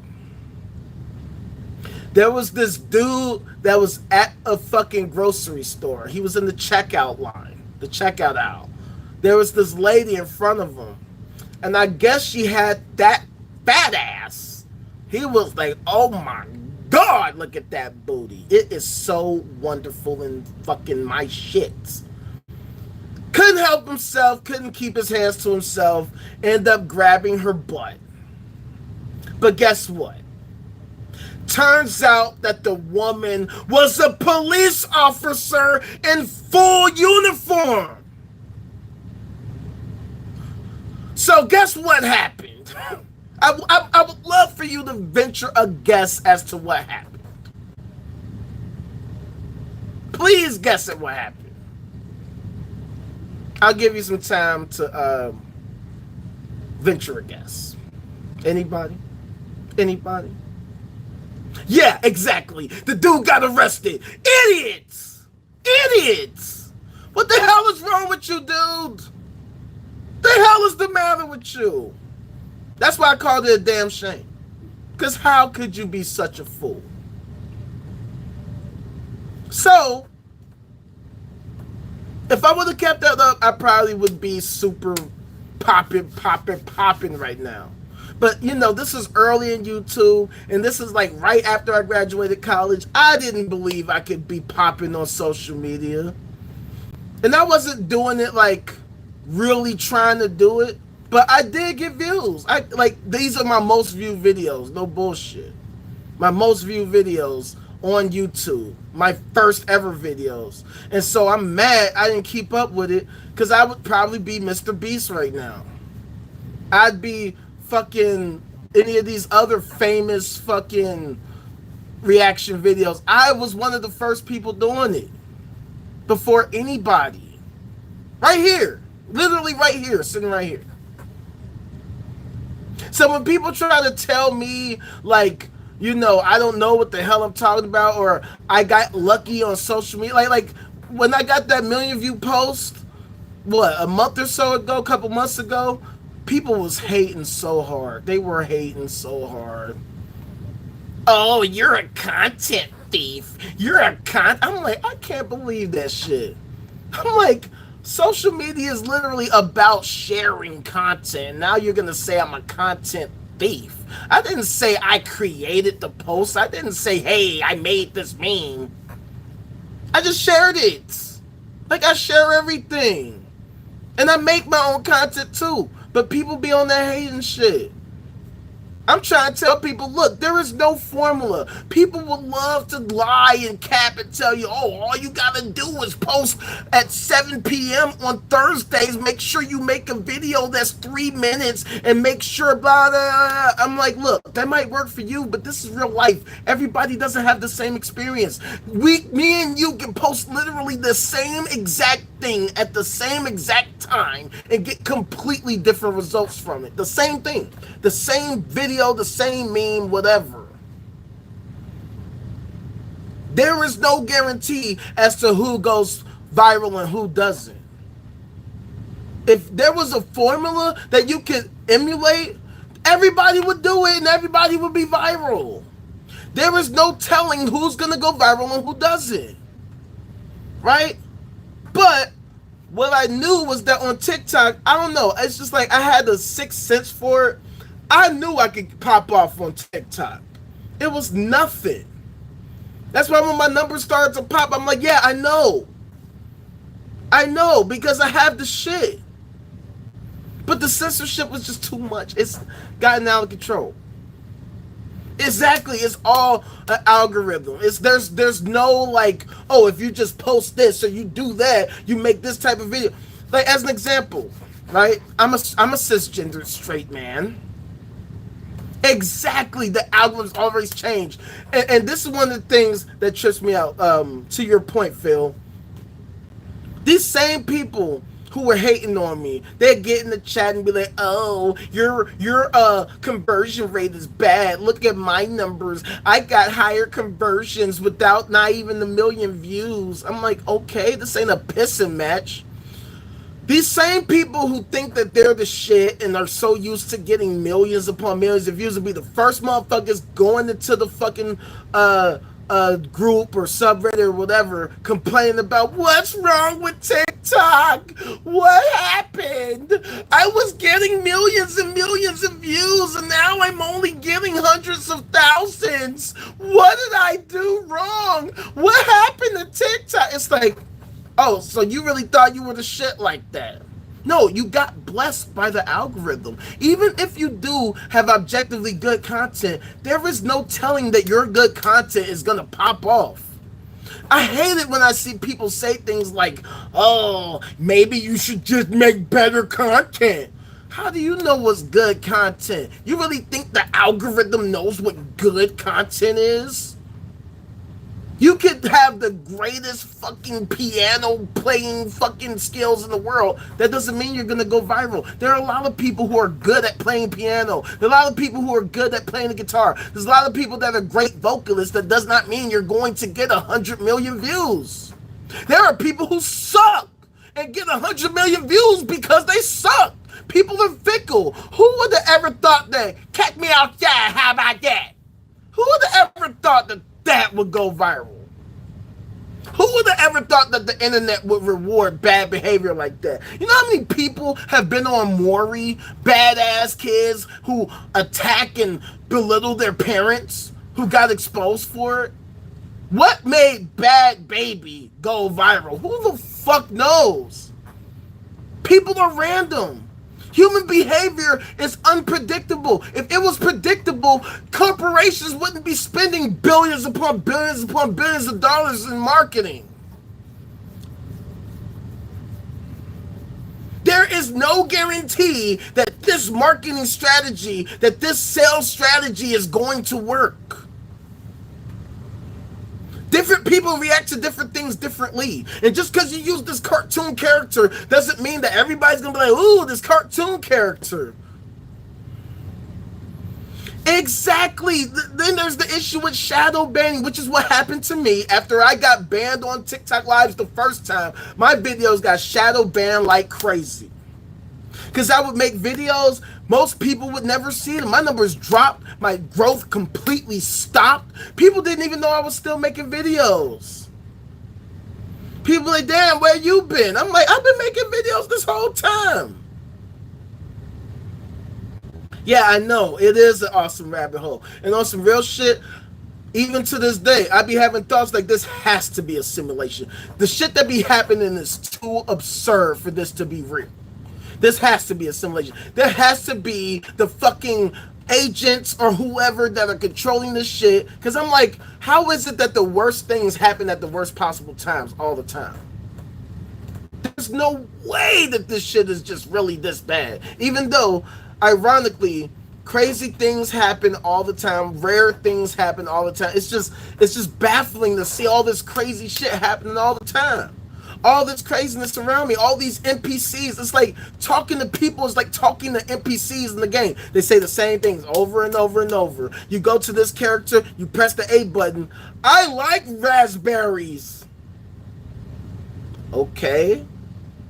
Press the A button again. I like raspberries. Damn. Okay, I guess I gotta move over here because you ain't got nothing else of value to say. Like, it's batshit crazy. So it's like at the end. So what I was gonna say earlier is that you know, I'm a cisgender straight male. Yeah, sometimes I think my life is the Truman Show, which that's a great movie. That's a great movie. The Truman Show hypothesis. Sometimes I be thinking some of y'all are fucking characters and y'all are all in on it. That's why I do these lives. You know what I'm saying? Because sometimes I feel like everybody sees me and people are playing games with my brain. But no, what I was saying is I'm a cisgender straight male, so as many of you know, I like checking out the ladies with the very curvy figures and the very large and plump derrieres, if you know what I'm saying. If you know what I am saying. If you know what I am saying. Even among them, they don't all get the same numbers and the same amounts of views and the same engagement. I follow all these chicks. I literally can't follow them all. You know what I'm saying? Some of them, obviously, they get the hundreds of millions of followers. They get the fucking everybody in the comments, oh my God, you're so hot, you're so this, you're so that, you're so whatever. Some of them don't get views like that. Even though they post all the time showing those nice, wonderful round derrieres, those plump round rears that I just can't get enough of. I could see them all day, every day. It's to the point where I can recognize a chick based on the booty. Oh, that must be Miss Rose. Ah, there goes Peaches and Cream. Oh, there goes Lil Bunny Baby. Oh my God, Lil Bunny Baby. But they don't all get the same reactions. They don't all get the same numbers. They don't all grow at the same rate. And honestly, a lot of the strategies I learned about social media, I learned from them because I be peeping them because they deal with the censorship shit too, right? They be showing they nice bodies, they be showing the booties, and they be showing the titties, and they be showing the thing, and they get shut down all the time. I used to wonder, why does this chick have I seen one chick on TikTok, she had to have like 10 backup accounts. I'm like, why does she have so many backup accounts? Like, I mean, I get it, like, you're hot, like, but why? And now I know. Oh. And then they would have shout pages where they would share all these chicks. Now I'm thinking, oh, they put me on all these chicks, but now I get why they have shout pages, because these chicks be getting shut down all the time. So it helps them to grow their following back up by having these shout pages, just in case, oh, they lost this page. Now they got to come back with their backup account and all that. And I'm like, clever girls, clever girls. I was just fascinated with the booty. I ain't even gonna stunt. You know what I'm saying? I'm just thinking they just showing me those booties. But now I'm like, oh, y'all are on some strategy shit. I see y'all. So that's the type of shit we gotta do too. That type of shit. Right? Like, people think that I just be posting just to post. No. The reason why I started posting memes and screenshots is because those get way more views than my own content. Imagine how I felt. I've made all these original videos. I've made scripts. I've done edits. I use this app called Canva. Matter of fact, let me show y'all. This is one of the apps I use to edit videos and pictures and stuff. Right? I use this to make and edit my videos and stuff like that. My, covers and what have you. Designs. Right? I put in hours and hours and hours of work into shit. Right? Yeah, Canva's awesome. It makes things some, but it be having some annoying ass motherfucking shit. I swear to God. Sometimes it be annoying as fuck. Some of the control things, oh, it's so frustrating. But the point is, like, there's all these different videos I've made. I'm talking about from scratch. I made a beat for it. I made a script for it. I edited it. I did all this shit. I put it out. I get 20 views. Then I get on Reddit, take a screenshot of a picture, upload it. 2,720 views in the first hour. And I'm like, this is backwards. The same people who get mad at me for content stealing and saying, oh, you got to make original content, you got to do this, you got to do that. Okay, if that's the case, then how come I could just take a picture from fucking from Reddit or from Facebook or from X and I can get 100,000 views with it right now? That's one of the reasons why I started being like, oh, okay, let me start putting my music to it so then I could double dip. I could get views from the video and then get clicks on my fucking music. That's why I started adding music to it, which is why I got to start making more music. So I'm not just showing the same shit. Exactly. That's what's so crazy. That's why all this AI shit, it's like, they shouldn't have started with the AI shit until they got it to a point where it's really, really good.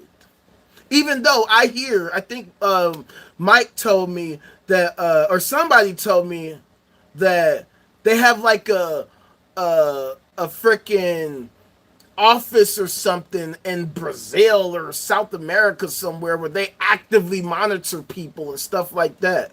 So they not only have AI, then they also have actual people monitoring different streamers and what have you. Exactly. I mean, we live in a world where people, that's why I talk about theism all the time. Theism is the greatest, longest running scam of all time. They literally sell a product and service that literally doesn't even exist. It doesn't even exist. I can just say, the Lord said, give me $10,000 and you will give me $10,000 if you're gullible enough. That's why when I see all these preachers with all these $1 million mansions and these... I remember the church I used to go to, right? It was the pastor's birthday. One of his rich parishioners gifted him a private plane for his birthday. Just because this dude got the gift of gab. For his birthday, hey, I'm going to give you a private plane, your own private plane. By the way, this dude ended up becoming a senator. The pastor, Pastor Meeks, from Salem Baptist Church of Chicago, down in Roseland, South Side, in the hundreds, ended up becoming a senator. Very, very homophobic, by the way, but that's neither here nor there. But yeah, that's why I say America's the scam capital, the capital of the world. Like you said about Pet Rocks, the fact that shit like that, or the Beanie Babies, the fact that people thought, yeah, these are gonna be worth something. I don't know where the hell that came from. I don't know why the hell that became a thing like that. If they just sold it as a cute little toy, maybe if they just kept it normal, maybe that could be a thing. But then when they tried to pass it off like, oh, this is going to be a collector's item, the fuck is that? I mean, I didn't say anything was wrong with Beanie Babies. I'm just saying how they thought that this was going to be like a thing that was going to be worth something. Like you could sell it for like $100,000 in the... I don't know what they were thinking with that. And so many people bought into that. We had some Beanie Babies too. But, you know, we liked toys at the time. We were kids, you know what I mean? Like, but yeah, the craze. That's what was crazy, that people just thought it was like, yo, this is going to be that thing. So, yeah, so basically... what we have to do is strategize, man. Like, at the end of the day, like, this is clearly not going to be straightforward. If I could just, like, if I didn't have to deal with the censorship with TikTok, we would already be on our way to solving all these problems. Exactly. I was literally thinking about the Tickle Me Elmo. I remember that. That was crazy. That was literally Jingle All the Way in real life with that Tickle Me Elmo shit. That shit was absurd. I mean, literally everybody is falling over for these Tickle Me Elmos. They were sold out everywhere. But yeah, so like I said, like we just have to figure out, like, you know, we have to strategize, you know what I mean? Like I said, if I would have did YouTube back in the day like I was supposed to, I would probably be Mr. Beast right now. Or if I didn't have to deal with the censorship by TikTok, I would already have at least 100,000 followers right now on my initial page.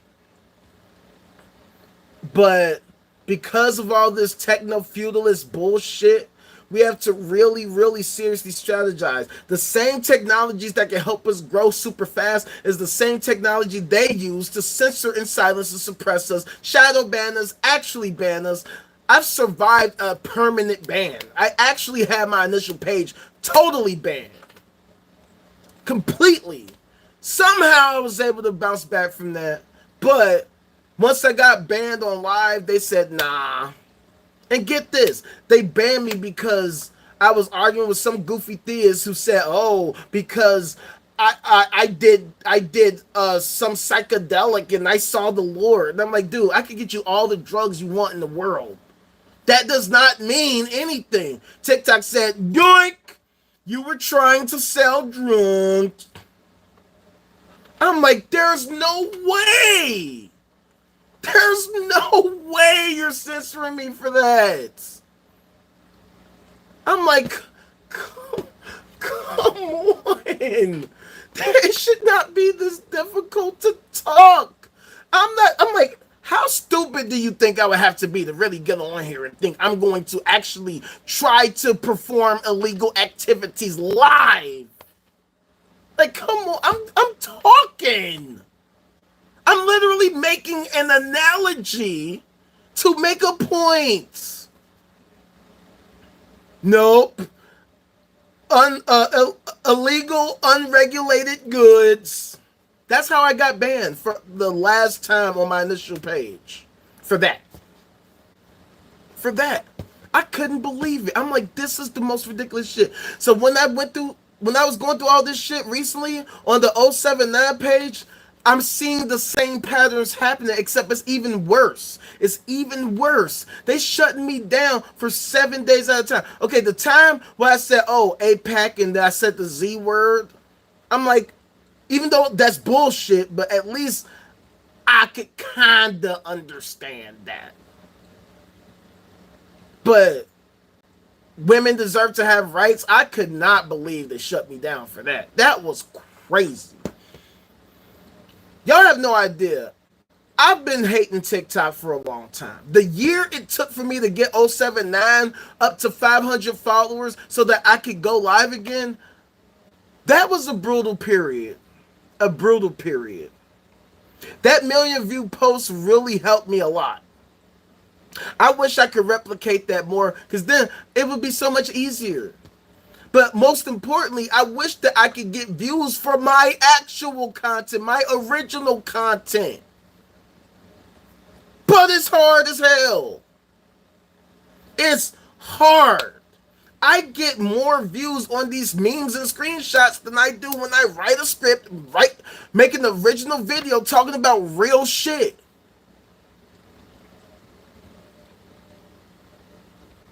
Simple, because there is a bias, a pro-religious bias. Religion is the drug of choice. It's the worst drug of choice. Doesn't even get you high. Well, unless you're catching the Holy Ghost, aka experiencing probably a psychotic episode. It's the worst thing of all time. The worst thing of all time. That's what I can't stand about theism. It's just like we can't even have real conversations about nothing. And me, you know, I would like to actually try to understand as much as we can about the world. Maybe we can build even better substances that can give us the same feeling without all the baggage. Right? That's one of the reasons why I'm such a huge proponent of quantum computing. We don't even get to talk about shit like that because people would rather talk about Jesus and Allah, like la la la la la, halal and haram and halal and haram, and we got to go to Mecca and la la la la, head over east, la la la la, Muhammad. Shut the hell up with that shit. And now they go even further. They say, oh, if you criticize Islam, that's Islamophobic. I swear I can't stand that term. I can't stand it. It's one of the most bullshit terms I ever heard in my life. I understand what sparked that term because you have a lot of right-wingers who are racist against Arabs, and Arabs tend to be Muslims. But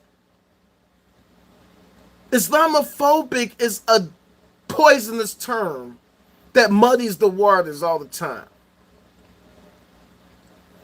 Basically, you can say I'm Islamophobic because I am anti-Islam. The same way I'm anti-Christian, anti-Hindu, anti-religion of all sorts, anti-theism, anti-bullshit. I don't care. Bullshit, conspiracy theory, spirituality, all that nonsense. Look, if it's real, show me.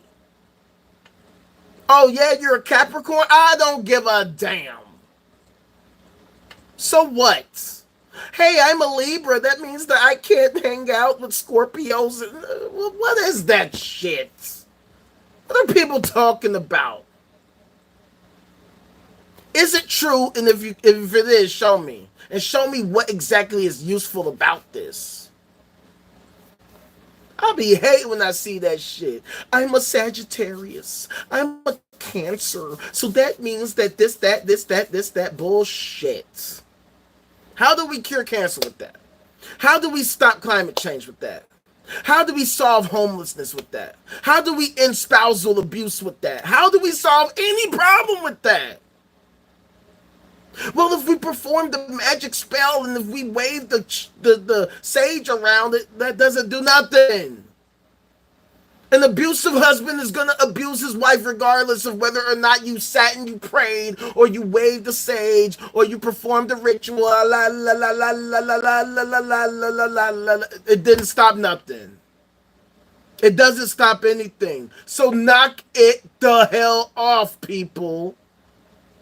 But that's the problem. We can't. They don't want to.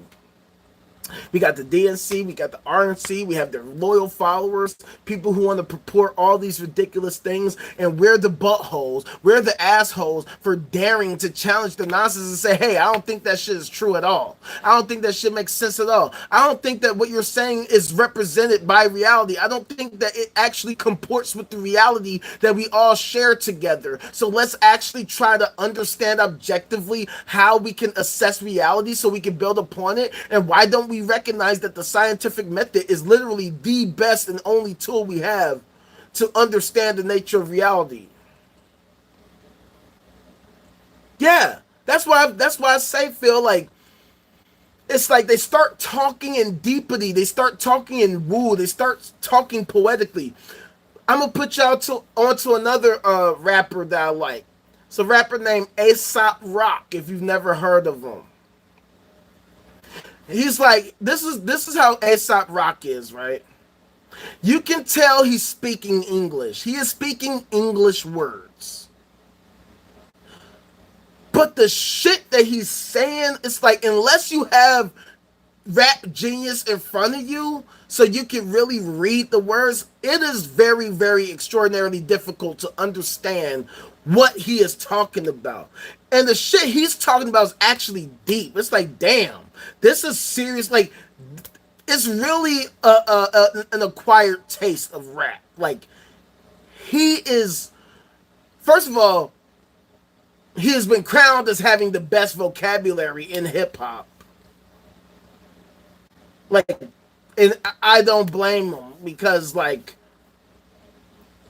the things he says are very extremely difficult to understand, except for the certain songs where he's straightforward. Most of the shit, you're like, okay, he's saying English words. I understand what these words mean individually, but when he puts them together, what the fuck is he talking about? But then when you actually read the rap genius of what he's saying, then it's like, oh shit, that's deep as fuck.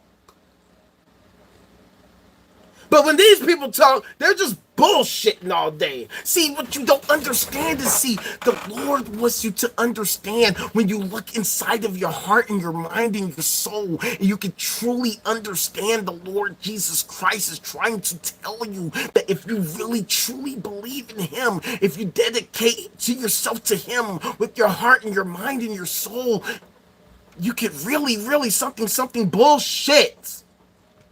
Yeah, really. Matter of fact, let me show you. Let me put you on to some Aesop Rock.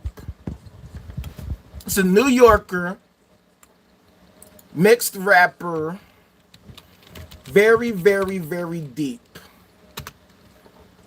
but very difficult to understand. Very difficult. I'm talking about, like, you really have to really work hard to understand what the hell this dude is talking about. Like, seriously, understand what he's talking about.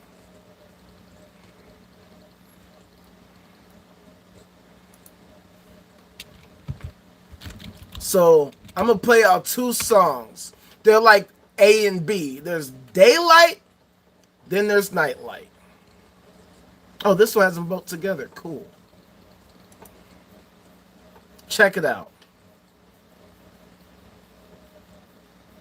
Oh, hold up. Gotta unmute it. So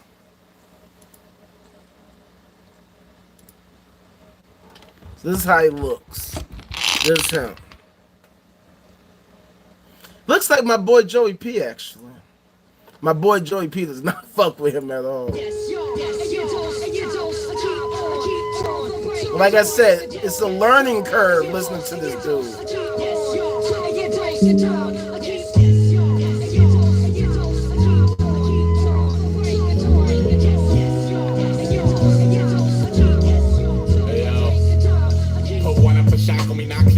Procreation. I did not invent the wheel, I was the crooked spoke adjacent. While the triple sixers, lassos, deep angels roped in the basement. I walk the block with a halo and a stick, poking your patience.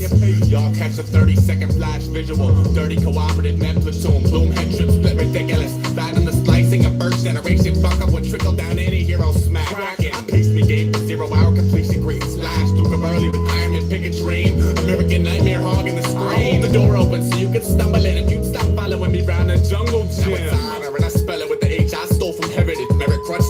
take refuse of my teeming resonance, I promise. Tempest towards breathe with a bleeding conscience. See the creed accent's responsive, but my sports divorce the wattage, and I'm sleeping now.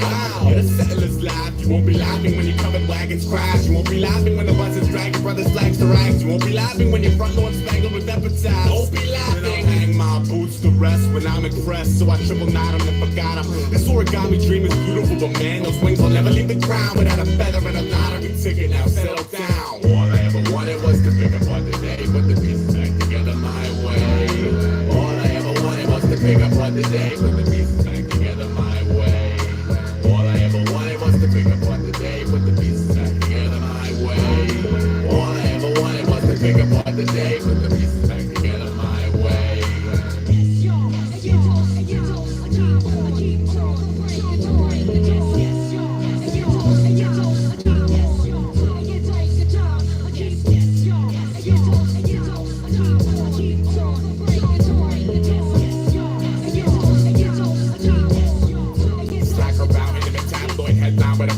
Shimmy cross the centerfold. And a dead time in gold. Divvy crumbs for the better souls. With 7 deadly stains and here to blame the crystal conscience. The results of low life counting on one hand when he's accomplished. Okay. The activism chain. Activate street sweep. Plug deteriorating Zenobit Pendragon. I sports wars for the morbid spreading of mad valley. God sick in your Lincoln Log cabin and Charlie Chaplin wild. I could zigzag and zig up again, but a badge clean sparkle in my brick wall windows. Another thick installment of One Night in Gotham. Without the red instant, we have a problem. Thanks to the festive batch of city goblins who split holiday freak on a box cut cinema high road bellow. Head bricks, watch red bricks turn yellow.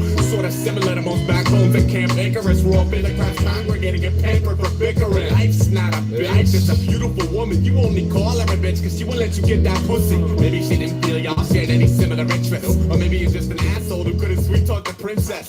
Kiss the speaker wire, Peter passing for some pegging threshold. Stomach full of halo kibbles. Wingspan cast black upon visuals. See the duck hunt, take a tape vision and pick apart the pixels. I got a friend of polar nature and it's all peace. When I see similar stars but can't sit at the same feast. Man, I'm captain, this cat is asking if I've seen his bit of lost passion. So yeah, but only when I pedal past her. All I ever wanted was to pick apart the day, put the pieces back together my way. All I ever wanted was to pick apart the day, put the pieces back together my way. All I ever wanted was to pick apart the day, put the pieces back together my way. All I ever wanted was to pick apart the day, put the pieces back together my way.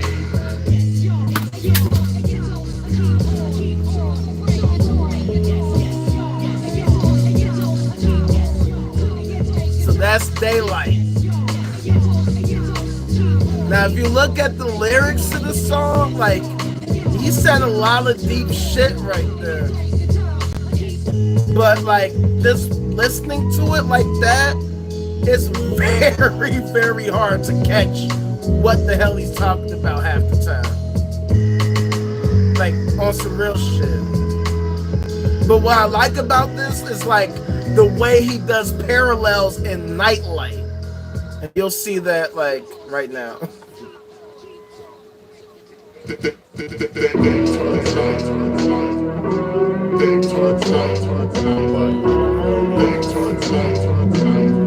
Hell yeah.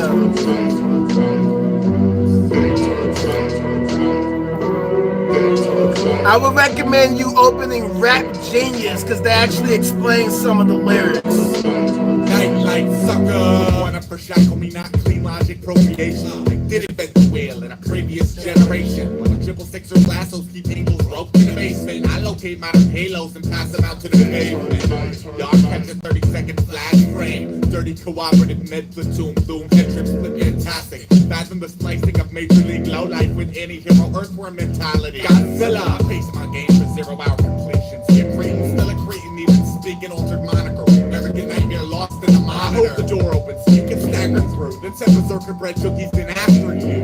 Gutter, and I spell it with the G I stole from get the fuck up. Noise crunched on the wretched refuge of my teaming. No luck, still I promise. Kept his source brain still bleeding. Amish. See the freak sucked out the waters while free bears invade the cottage. And I can't sleep now. Yeah, the police are laughing. You won't be laughing when your covered wagons crash. You won't be laughing when you're hosted by the ghost of Christmas past. You won't be laughing when your blow up dolls got a headache and won't give up the ass. I lay my kicks to rest when I'm impressed. So I staple gun up to my face. This origami dream is beautiful. Pull the tail, watch the wings flap, but you really can't do a thing with that. All I ever wanted was to pick apart the day, swallow up the pieces, spit them at your species. Beach to the city of lost barnacles and leeches. Nightlight got me when the daylight went to evening. Nightlight, day, nightlight, day, nightlight, day, nightlight, day, nightlight, day, nightlight, day, nightlight, day, nightlight. I got a pulse, slush, we shimmy across the center bowl in her nightlight engulfed. Just let me keep the crumbs. 7 deadly stains that hit a blamed crystal conscience. The results of deadbeats trying to make $1 off a bomb thread. Link me to activism chain. Activate wild style Pluto orbit. Set a course, then push the button. I'll swallow spores born by the loss of a morbid blood alliance. Like it's not a duck battalion by the Charlie Chaplin waddle. Zigzag and zig 'em again before the bacon pull the badge out for the lash out. Another sick installment of One Night in Gotham. Like, we have a problem. They're buffing the trains the same day the graffiti writers bomb us. Holiday drinks on a box constant of my hollow bellow. Head grips, rush red bricks turn yellow. I'm trying to meet the wizard, but a tailgating tin man holding a oil can won't let a hermit crab breaking his new shell toe. Life's not a bitch, life is a biatch who keeps the villagers circling the marketplace out searching for the G-spot. Maybe she didn't feel y'all shared any similar interests. Maybe you're just an asshole. Maybe I'm just an asshole. Against the speaker wire. Sammy swashbuckler pegging threshold. Stomach full of diner food. Wingspan cast black upon view. Here to help release the rabid hounds and pick up what you move. I got this friend of polar nature, and it's so deep when I see similar stars, but can't sit at the same beat. Metal captain, this cat is asking if I see his middle lost flashes. Told him, yeah, give him one last smoke and smashed her. All I ever wanted was to pick apart the day, swallow up the pieces, spit them at your species. Reach to the city of lost barnacles and leeches. Nightlight got me when the daylight went to evening. Nightlight, daylight, daylight, daylight, daylight, daylight, daylight, daylight, daylight, daylight, daylight, daylight, daylight, daylight, daylight, sucker. Nightlight got me when the daylight went to evening. Nightlight got me when the daylight went to evening. Nightlight got me when the daylight went to evening.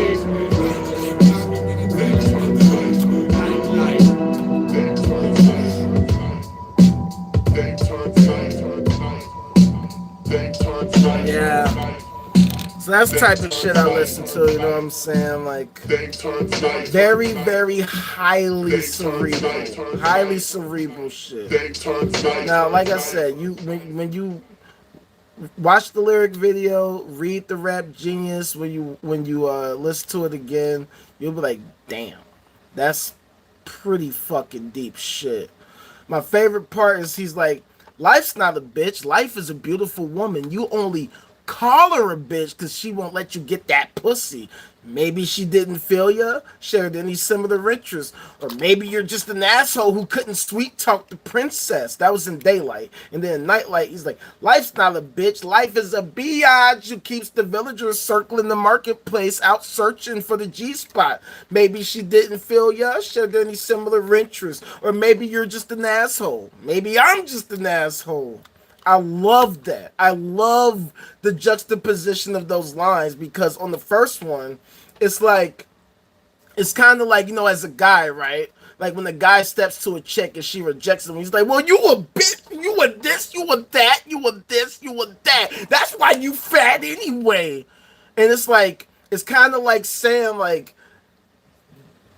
you're mad, saying that you have a, you know, terrible life, but what the reality is, you're just mad because she ain't just giving it up to you. You got to work hard for her, which is the same with like, you know, a nice girl.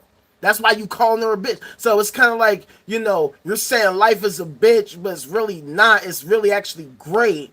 But, you know, it's like the positive view. Like, oh, no, life is actually wonderful. You're just jealous because you ain't get what you looking for. But on the flip side, on Nightlight, it's like, no, life ain't a bitch. It's a bitch. It's like what the fuck? And it keeps the villagers out searching for the G-spot. It's like we're trying to make something happen. It's so hard.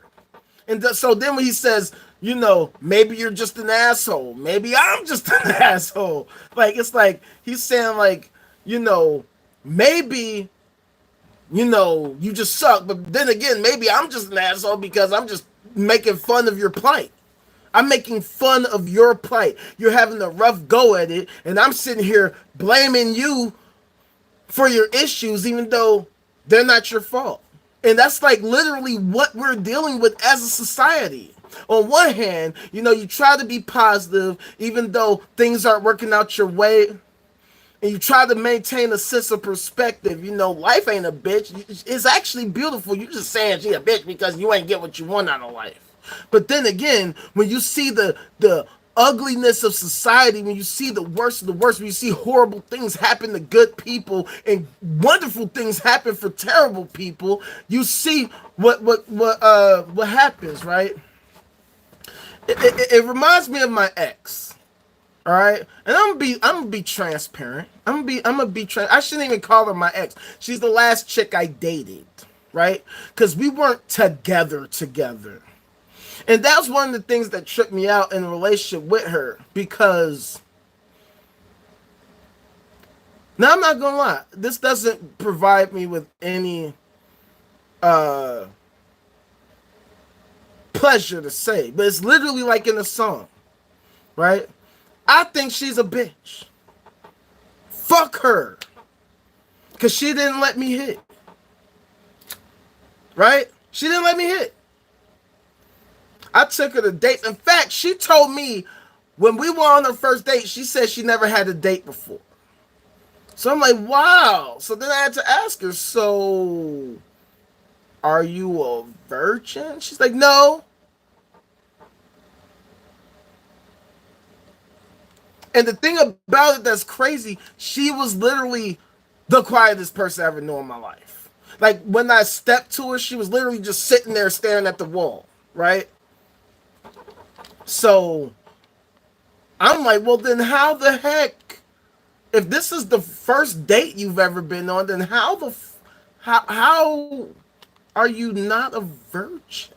She said, oh yeah, well, this guy, you know, I called him up and, we made it happen. Yeah, here I am. And this is during the pandemic, right? And mind you, this is how backwards the world is. I got paid more money sitting right here than when I was working pre-pandemic, running around the city of Chicago, risking my life in and out of fucking Chicago downtown traffic and shit. I'm taking her all these places. You know what I'm saying? I took her to get crab for Valentine's Day. All this shit. I got her all this shit for Valentine's Day. I bought her some new shoes. I bought her some chocolates. Got her a car. Got her some flowers. Got her she loved seafood. She loved crab. So I got her that. Expensive as hell.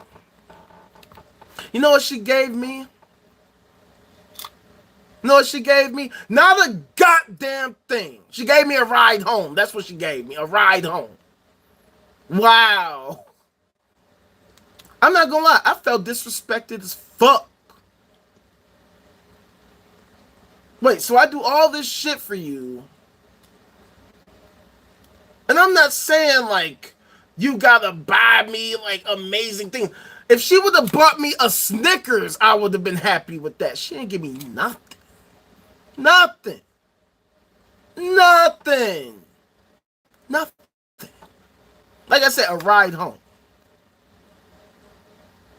So it's like, and we were dating for 6 months. And not only that, she's actually my guy's cousin.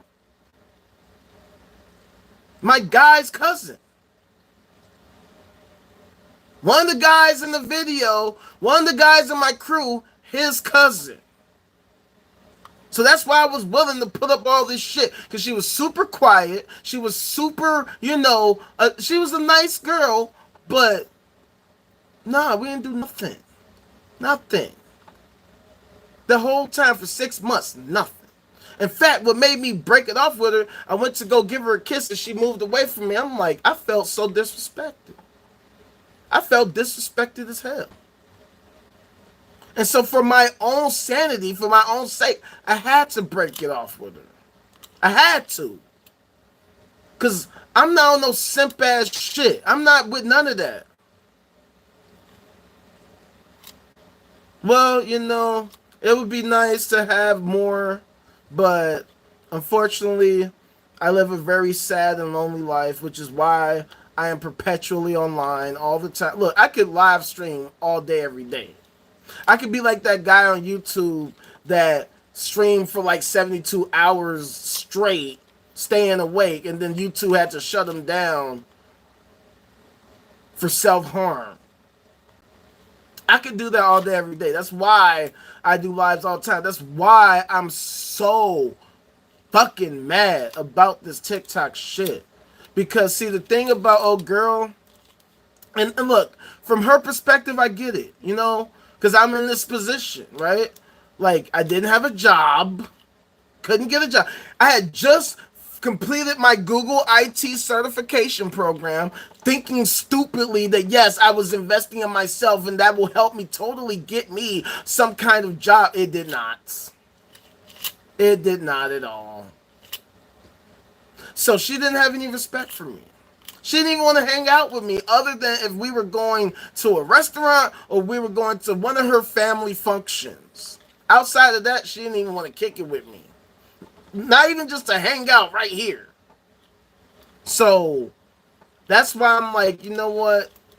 I'm just going to live my loser life, being Mr. Loser, and I'm just going to try to find my own way. So then, when I finally got on TikTok after dealing with my friend, arguing with me about 2 + 2 for an hour, that's why I'm like, okay, fuck it, I'm going to get on TikTok and I'm going to become a TikTok superstar. I said that to myself.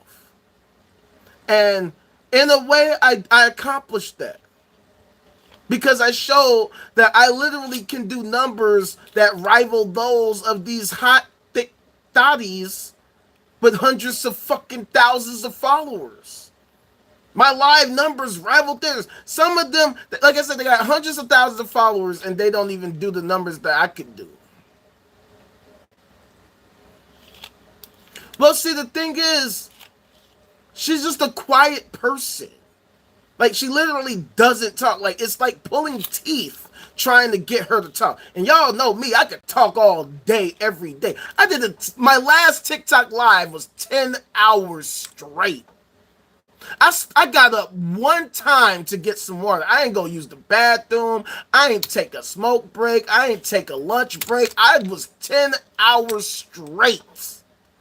I was freestyling. I'm going to post some of those on my Patreon. Might post one of them here. Yeah, I was freestyling. We was kicking it. I was showing people some of my old music. I could talk all day. She will sit there and not say a word.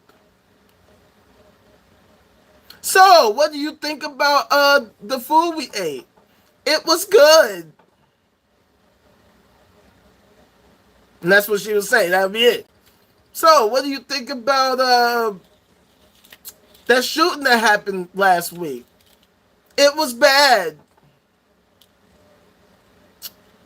Okay, can you elaborate?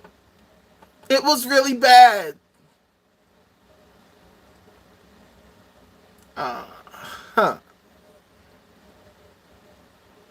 Okay, you know what I'm saying?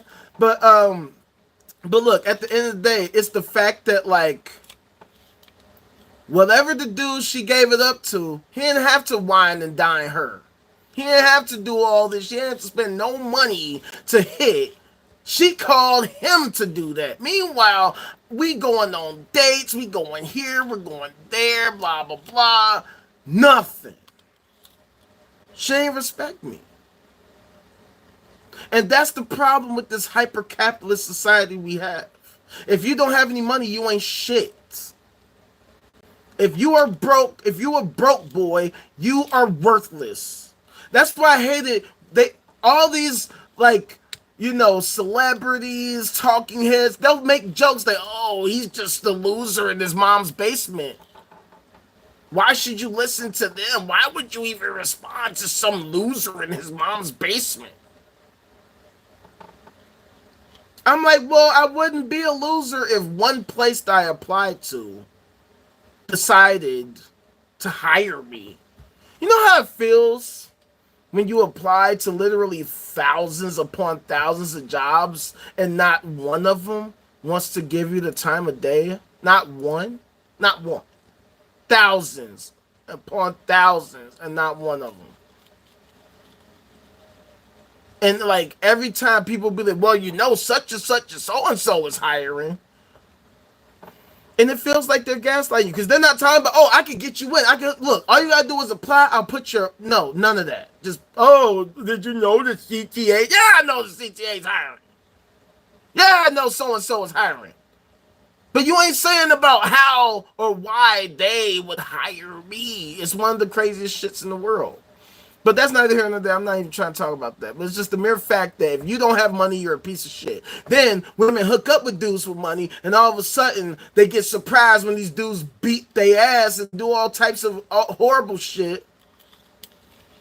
And it's a sick society that we have. I just saw a video the other day, one of these video vixens that I was following.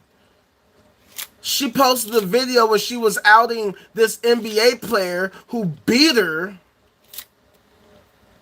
And she's like, I've been putting up with this for so long. And he's in there, baby, I'm sorry. I'm sorry. I'm sorry. I didn't mean to. And look, I'm not trying to be a victim blamer. But at the same time, since when did having a bunch of money make you a good person? Since when did being rich mean that you are an amazing, wonderful person? Only in America. Well, it's not only in America, but in America, this hyper-capitalist nation, you have no value if you don't have money, if you don't have resources. You're somehow an amazing person. And yet, we wonder why we have this toxic-ass society where all these crazy people and charlatans are able to you know, reproduce and procreate. I saw a video the other day. Check this out. So this dude, they're all white. Not that it matters, but I'm just saying, you know. So this dude and this chick are together. Long story short, the dude nearly unalives this chick. Literally in the throat. But she survives. She fought back. She was able to escape. The neighbors came and saved the day. Check this out, though, right? So, now get this. The dude obviously gets arrested. But the dude enlists the help of all his family and friends to speak on his behalf, blah, blah, blah. And he only gets off with 3 years. But get this. Check this out. One of his friends is one of his female friends from back in the day. So after this event, in this event, one of those female friends is one of the ones who, oh, he was a good guy, whatever bullshit, right? So one of those, that female friend ends up hooking up with him. You know what happened? The same thing happened to her, except she didn't make it.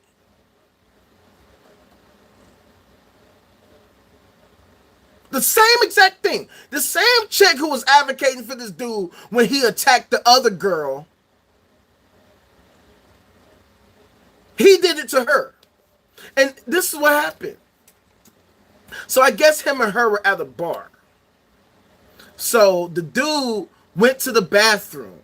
She just so happened to run into one of her old female friends. And so she's like, oh, they hug and then they do like a little dance.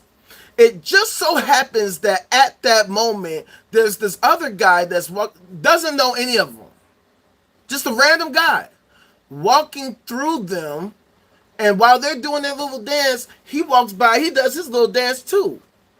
It just so happens that old girl's boyfriend comes out the bathroom at that exact moment and sees dude walking doing this. Dude gets super crazy jealous. Apparently, of course, he was an alcoholic too. So, long story short, they're arguing all the way home. They get home, and then he unalives her.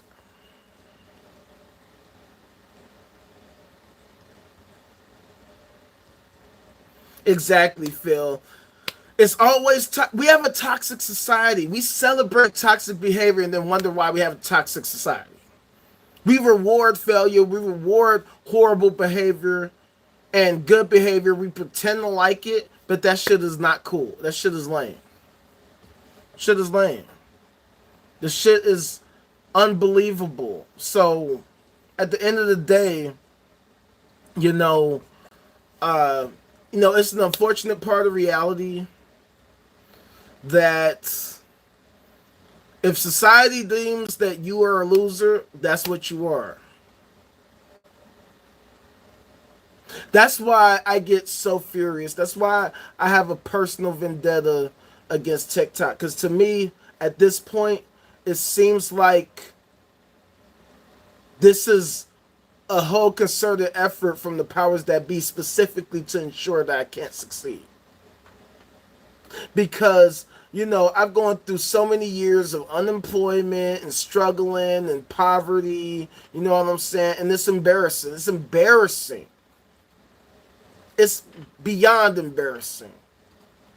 So, I get on TikTok and I find something that actually works for me.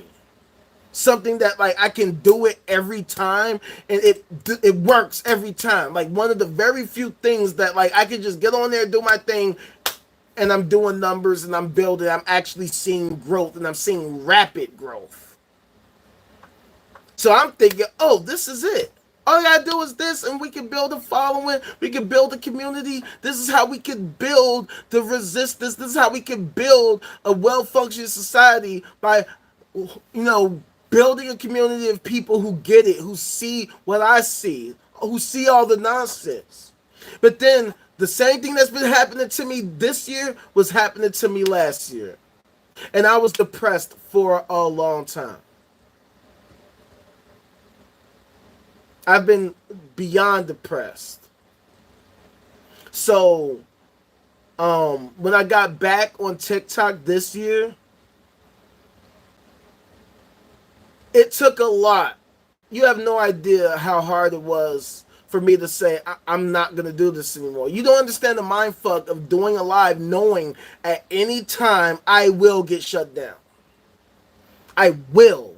It will happen. And I won't know why. I won't know what the thing is that I say. I'm literally hamstringing myself. Like the way that I talk on here, I know that by now I would have already been suspended. Yesterday, today, whatever. I don't even need to try. If I wanted to try to get banned on TikTok, I could get banned immediately. That's why that one time, I don't know if you were there, Penny, at that time when that dude called me the N-word 17,168 times for 5 minutes straight. It was so funny because one of these other clowns was in the chat and was so mad at me. Oh, you won't let me talk, but you gonna let that racist talk all day. I'm literally trying to see if TikTok is gonna do anything to this dude. That's why I let him talk. That's why I didn't say nothing and just let him talk. So that the people who were watching could see the horrendous shit, the horrendous hypocrisy. It blew my fucking mind. I'm like, y'all shut me down every other day. I don't even use no kind of language, none of that. I don't say any of these racist or bigoted terms at all, right? I'm actually low-key mad at myself for saying the R word earlier. Even though personally I don't have a problem with the word. I'm not even going to stop. I don't have a problem with the word. But because I know that there are people who have a problem with the word, I try not to say it out of respect. But personally, I don't have a problem with the word. But I try not to say that stuff in public, right? It's just me on how I can be on TikTok, not say any of these types of words and get cited for hate speech and bullying and harassment and selling illegal substances. And then the sexual exploitation one, I had never seen that one before. That one was so ridiculous, I couldn't even be mad about it. I couldn't even be mad. I was just like, wow, wow, wow, wow. I'm like, this is getting absurd. This is getting absurd. Yeah, it was insane. And that's how I'm like, see, this is the bullshit. This is the bullshit. This is it. They're doing it in front of our faces, gaslighting us. They're gonna say I'm the hateful one, and this dude could literally use one of the most hateful terms you could possibly say, and say it a billion times back to back to back to back to back to back to back to back to back to back to back to back to back to back to back to back to back, and nothing. If I didn't have a moderator to finally do something about it, he would have been able to do it for an hour and nothing would have happened. And it's by design. They know what the hell they're doing. It's obvious that these platforms have their own biases. That's why they allowed that to happen. That's why I can't respect none of this bullshit. Because at any time that they could say that you violate, they could say somebody else's content is amazing and let's push it to everybody. I have a quote I would tell my friend all the time.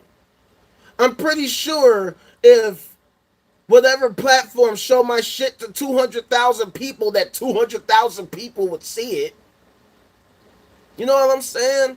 It literally, the algorithms pick and choose what gets shown to who. There's no rhyme or reason as to why something gets viral. And I would not be surprised if you told me that a lot of these things were by design. There's this one rapper, you remember that song by that dude CJ? Whoopty?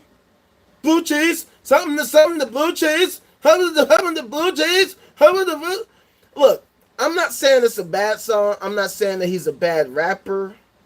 I remember when I first seen it, it was like, okay, it's a decent little song. It had like 1 million views. Next thing I know, the shit got 100 million views. I'm like, how? How does this song have 100 million views? Turns out that dude, his uncle was an industry insider. I forget which record label. I want to say RCA or something like that. His uncle was a record exec and hooked him up. That's how the song was able to get so much pub. Not to mention, of course, the TikTok and all that bullshit. But it's like his uncle was an industry insider, so it pushed him to the front. Meanwhile, I have to beg to get my song 100 views on YouTube.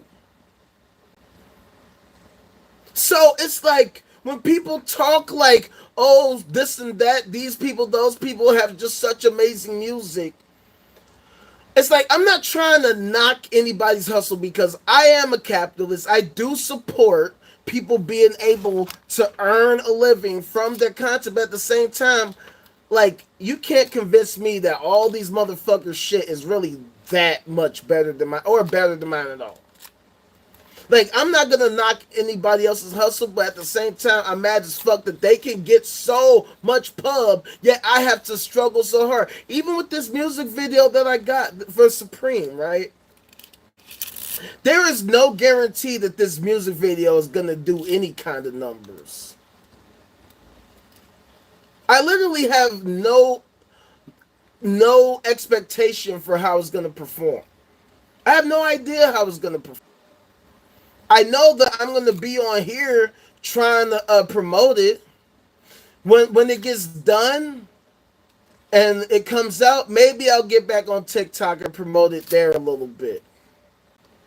But like, I'm so done with TikTok, yo. It was so hard for me to stop, even though it was pissing me off like crazy, even though it was driving me crazy.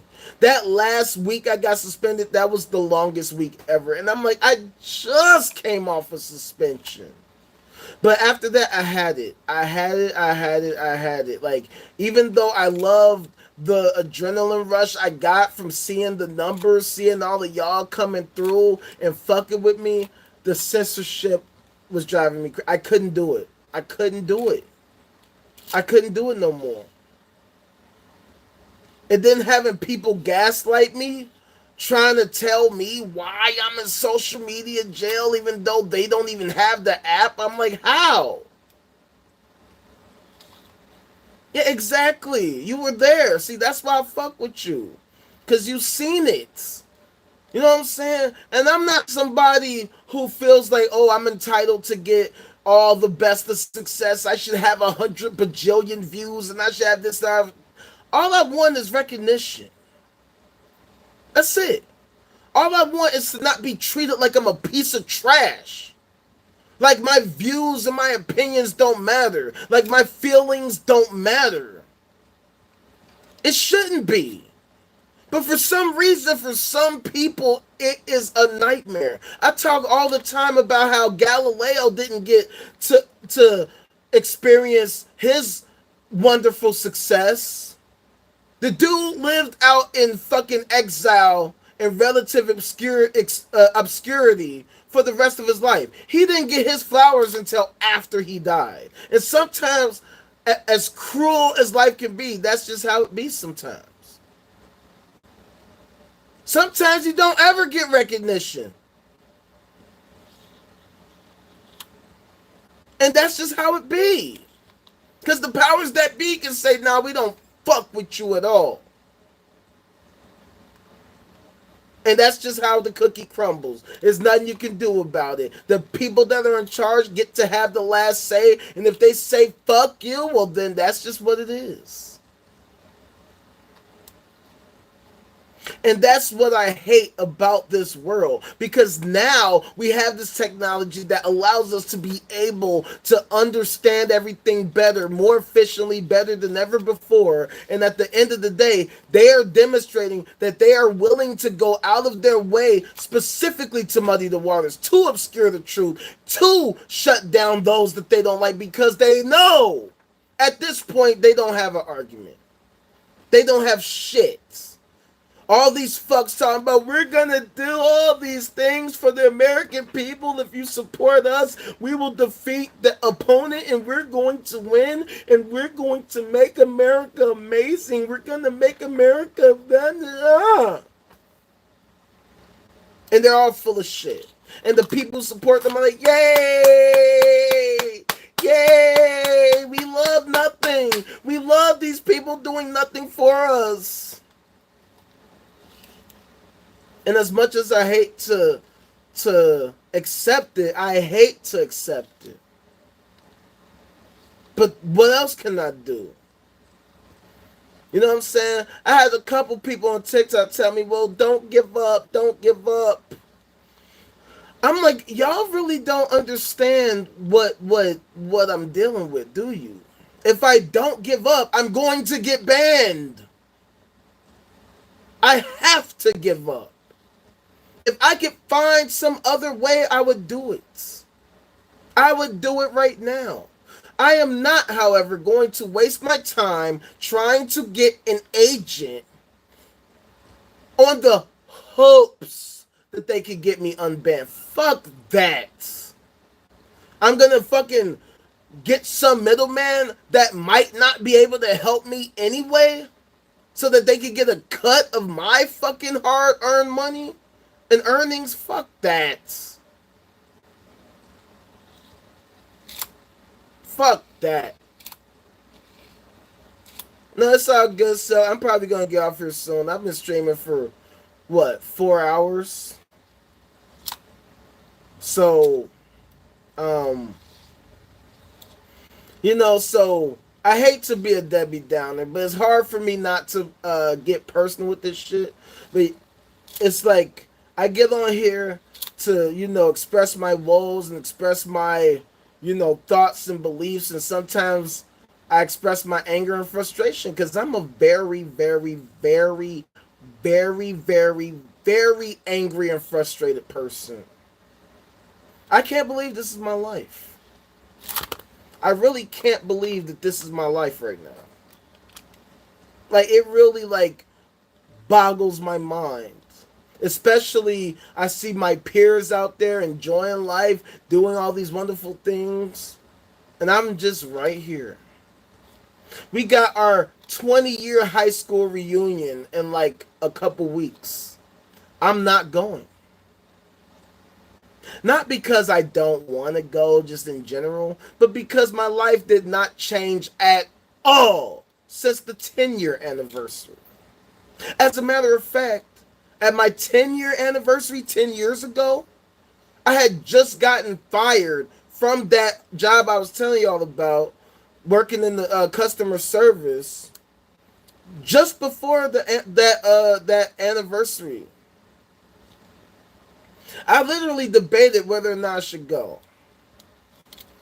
And I have mixed feelings about the fact that I went. Because this is the type of craziness I got to deal with, right? There's this one girl who I ended up volunteering with that I used to like back in high school. I never stepped to her, though, because I was super duper insecure when I was in high school. She showed up to the reunion with her husband. And I shit you not. No disrespect to him. But the dude looked like me.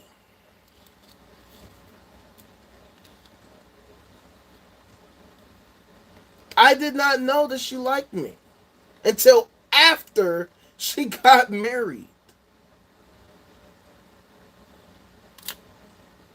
I liked her. I just never thought that I could actually hook up with her. I was too afraid of subjecting myself to rejection. Next thing I know, she's married to a dude that looks just like me. He looks like the low budget version of me.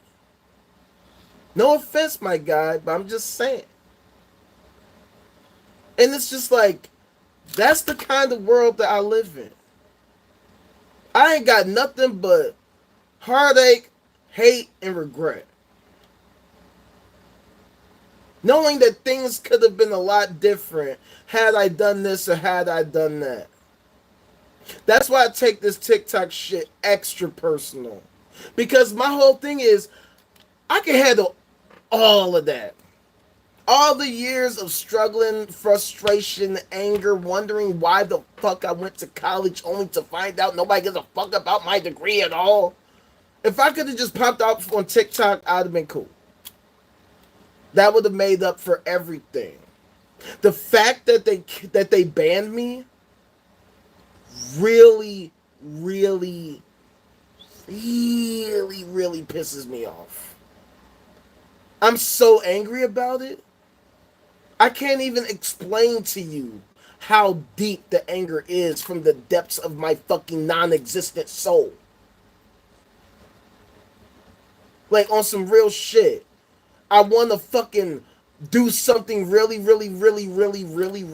bad. Like, that's how much I am so angry about the whole shit.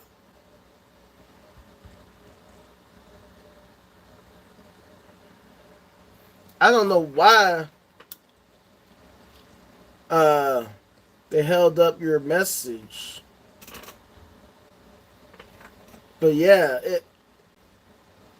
my whole life is a giant mindfuck.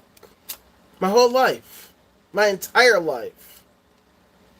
You know what I'm saying? Like, it takes a lot on some real shit. It takes a lot for me not to just take myself up out of here. Lady Sardonyx, what up?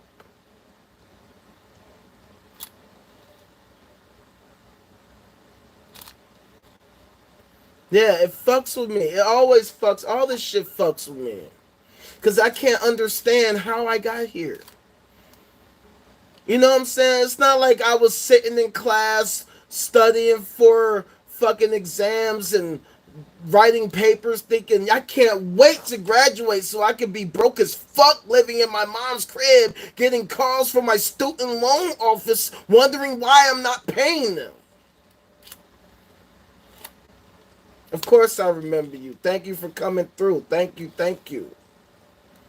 You late as fuck though, because I'm about to get a buffer here. Maya, what up? What up? Good seeing you. It's all gravy. You see what I did there? You're naming supper. It's all gravy. No, but yeah, it's very difficult for me to keep going because it's been so fucking hard. Y'all have no idea the mindfuck, right? Of seeing you doing something and it works. It works. It actually works. It literally works every time. All the things you tried to do ain't shit worked, and you finally have something that actually works like a charm every single time. And all you gotta do is literally be yourself. You ain't gotta act. You ain't gotta pull on the show. You ain't gotta pull on a fucking mask. No, you literally can sit, be yourself, flaws and all. I can have my crusty ass lips. I can have my unmatted hair. I could wear an old ass motherfucking shirt and I could get views all day. All the hate that all the trolls want to come with, and yet all these people showing love only for the platform to say fuck you, fuck you, fuck you, fuck you, shutting you down every other day. We're going to suspend you for a week. We're going to suspend you for another week. We're going to suspend you for another week. We're going to suspend you, and now you're back.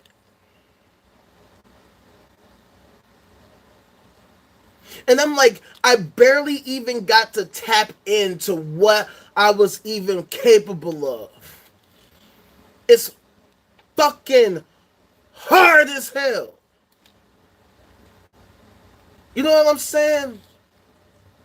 Like, I literally could be the Mr. Beast of TikTok. If I didn't have to deal with the censorship, like I said, I could be at least 100,000 followers right now. And that's being modest.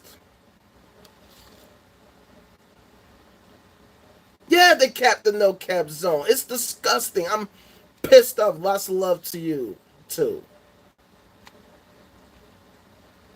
It's the biggest mindfuck in the world. It's like I'm literally seeing, like, oh, like clockwork. I'm coming in, doing my thing. We're talking about the truth. We're talking about fucking how we can become a Kardashev type 1 civilization. How we can, you know, combat the nonsense that we see on a constant basis. And they shut me down. Meanwhile, a fool can call me the N-word 27,000 times, nothing. They don't see hate speech at all. Me, I say, hey, women should have rights. That's hate speech. That's hate speech. Yeah, remember when women didn't have rights? Terrible time. Wrong. That's hate speech. You're suspended for 7 days. It's like, what the fuck? What the hell? This doesn't make any sense. It doesn't make any sense.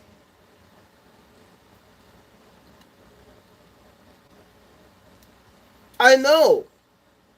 And the sad part is that all these people are helping them to legislate our rights away and not giving a care in the fucking world. Regardless of which of the two parties are in office, they both hate free speech. They hate it. And if we say, hey, they're fucking wrong, they need to knock it off, we're the ones who get shut down. Oh, I can believe it. I just literally talked about a story where some woman advocated for some piece of shit who nearly unalived his fucking girlfriend at the time. She became his girlfriend, and she is the one he unalived successfully. He killed her after she spoke on his behalf to help him get a lighter sentence for nearly killing the other girl. He killed her.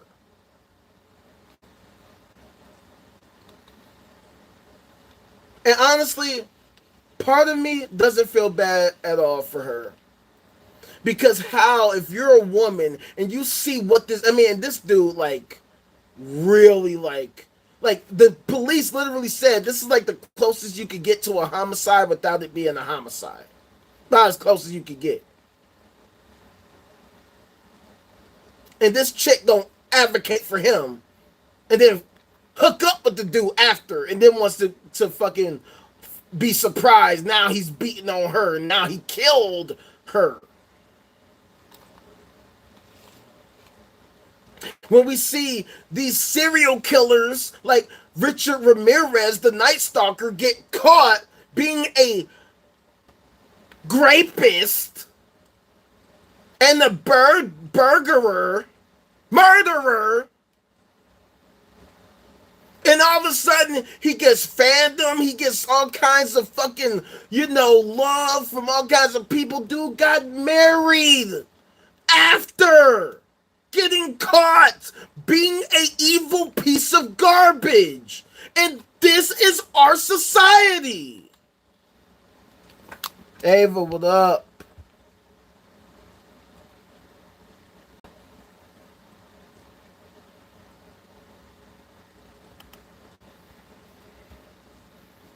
Yeah, they do. They get a whole gang of fans. It's crazy.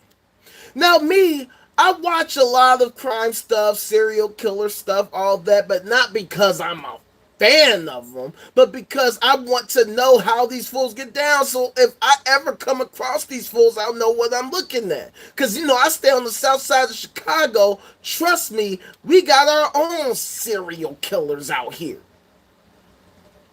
We just worship them because they represent gang gang. Gang gang. Gang gang.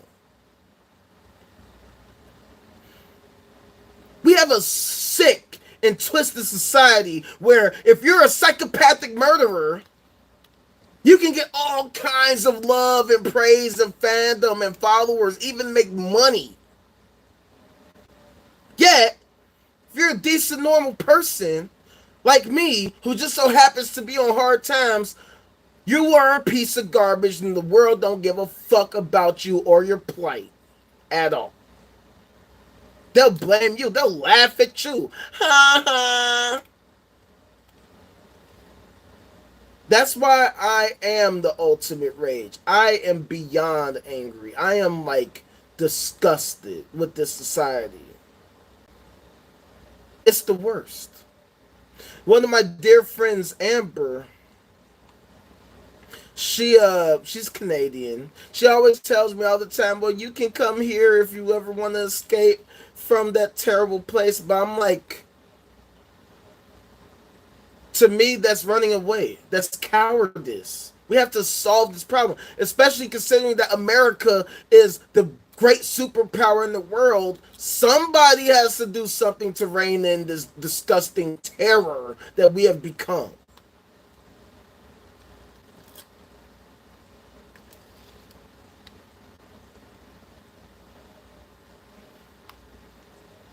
Look,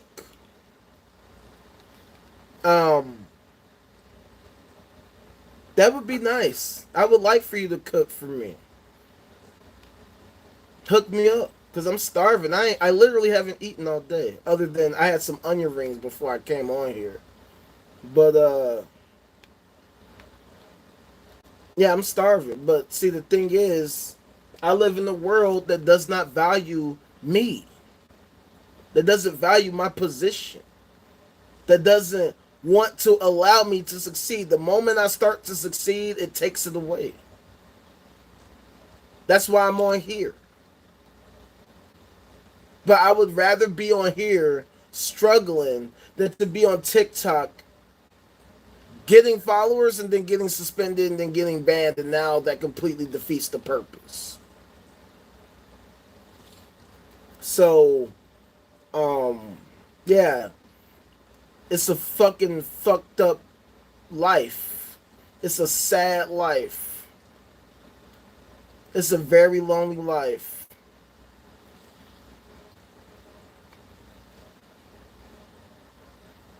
Well, you know I love me some white chicks. My first ever girl was a white chick. But that's neither here nor there. The fact of the matter is that regardless, I live a very, very sad and lonely life, and it's frustrating. Well, see, that's the thing. Life doesn't have to be meaningless, and death doesn't have to be inevitable. That's the crazy part. If we were able to work interdependently with synergy to understand the nature of reality as much as we possibly could, that would give us meaning, and that would allow us to potentially conquer death once and for all, to the point where death can become a choice. Where I can say, you know what? By the year 2975, I think I might be done with life. I've done seen everything. I've done heard everything. I've been to Andromeda and back. It was a great time. There's nothing more. So 2796. No, what? No. 3,564. That's when I think I'll call it quits. But no. Nah. It's not what happens. We're still arguing about Jesus, the truth, and the light. And that's considered sensible. People will throw all their money to the church and to these charlatans for just telling them sweet little nothings. If you just believe in the Lord Jesus Christ, I'm telling you, if something amazing is going to happen for you, something amazing is going to happen for you. You just got to believe. You got to believe in the Lord Jesus the Christ. I'm telling you, the Lord saith, the Lord give it, and the Lord take it away. So give me all your money, and I swear to God, I swear to the Lord Jesus. Some bullshit.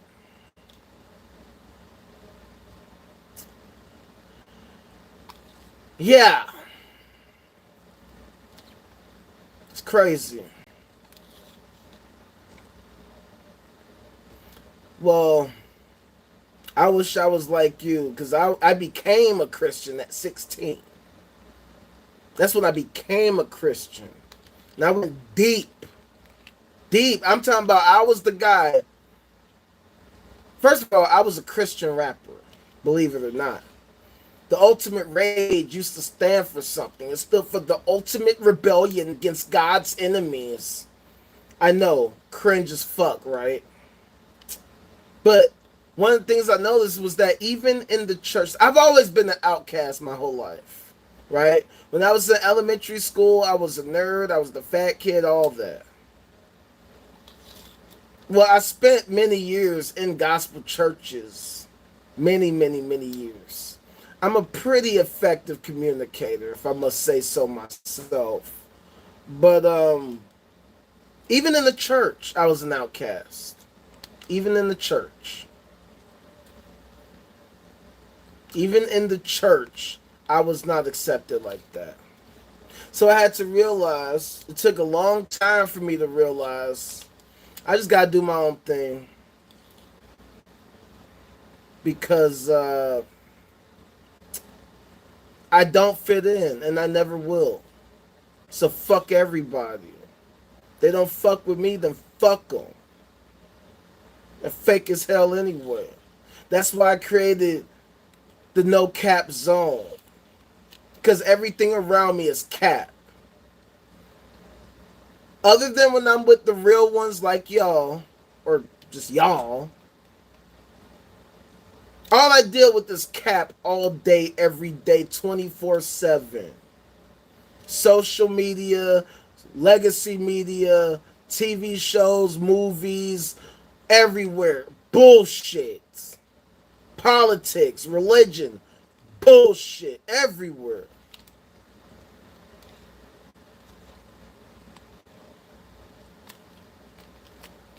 So that's why, you know, we had to come together.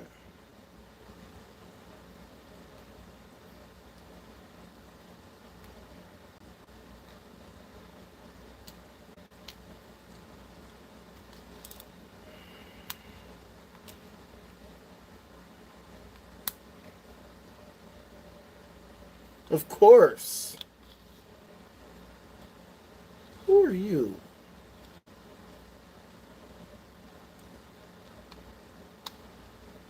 Who the fuck are you? I do remember that, but who are you?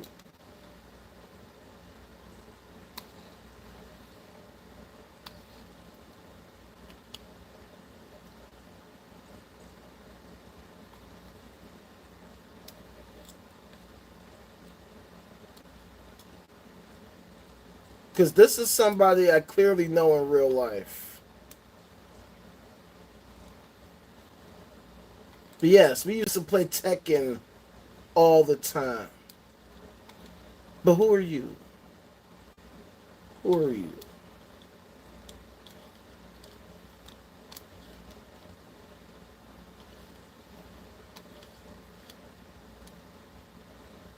Ava Omega. Who are you?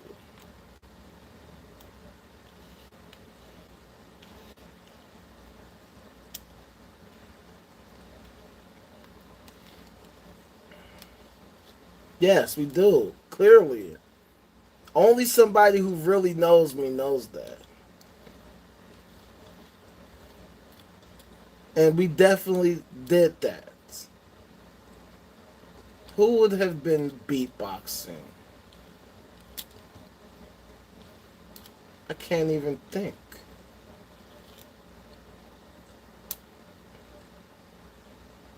Johan?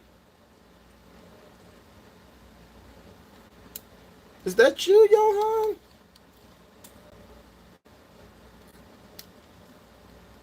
No fucking way.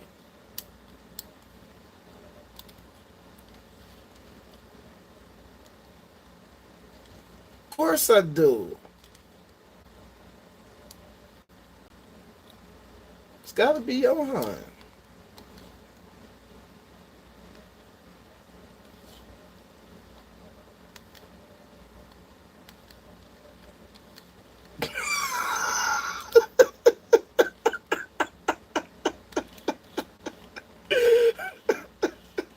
Get this.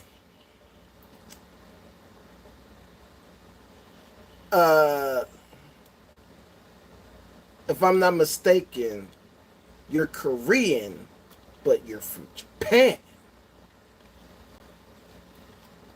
What's good, Mike? Welcome back.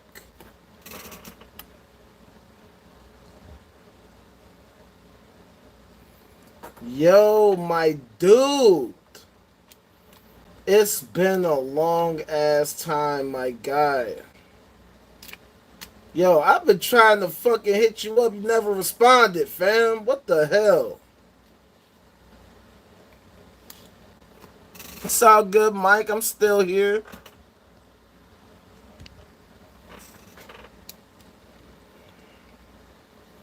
Man, come on, man. Stop playing, bro. Never forget. Never forget.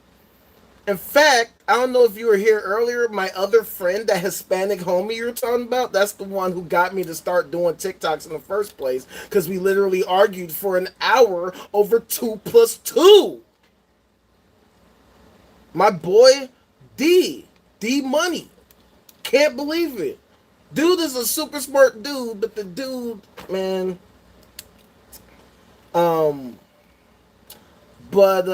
yeah, yo, what's good, my guy? Like, it's been a long time. Like, I tried to hit you up, you never responded to me, man. Guess what? I do a little graphic design now too. Not like you, but you know, I got the app Canvas and I can make my own art now. But yeah, man, me and this dude, man, this is my guy from college, man. This dude was one of the coolest dudes I met. It's been a long time since we kicked it. I honestly miss those times. I wish I could go back. If I knew then what I knew now, man. I had no idea I was going to end up dealing with this crazy shit. But hey, I'm glad that you came back. And yeah, we used to kick ass all the time. We was on that Tekken heavy.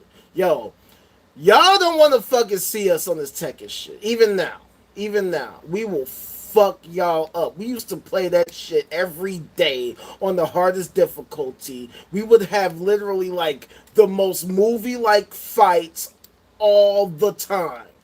All the time.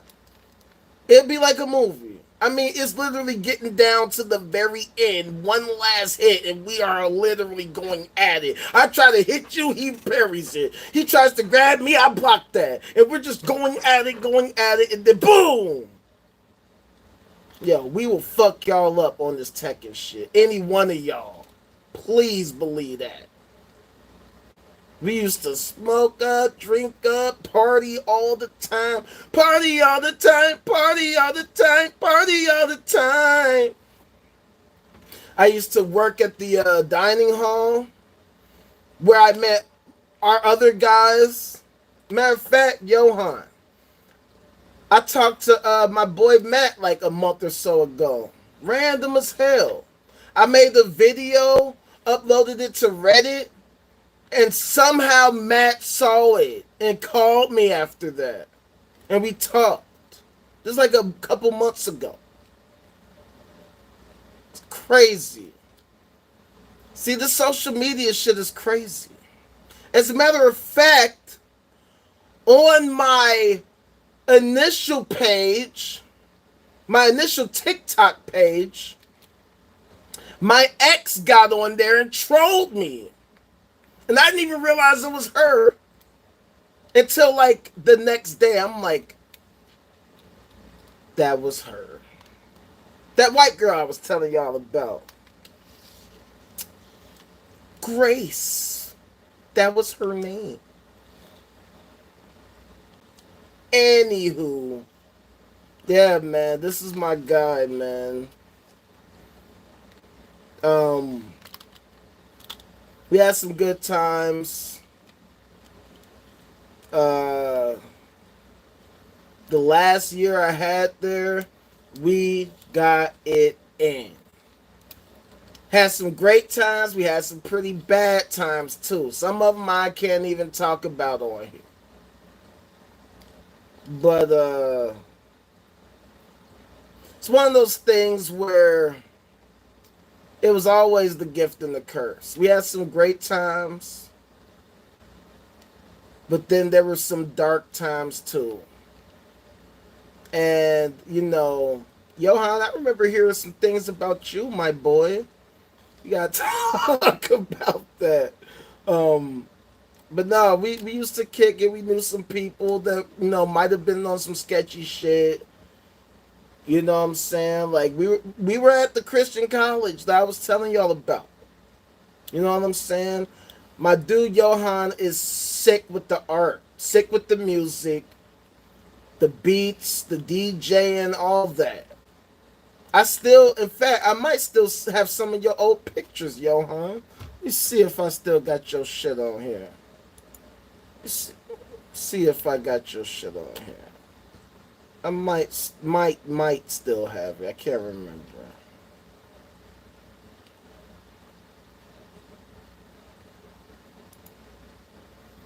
But yeah, this dude is sick with the graphic design.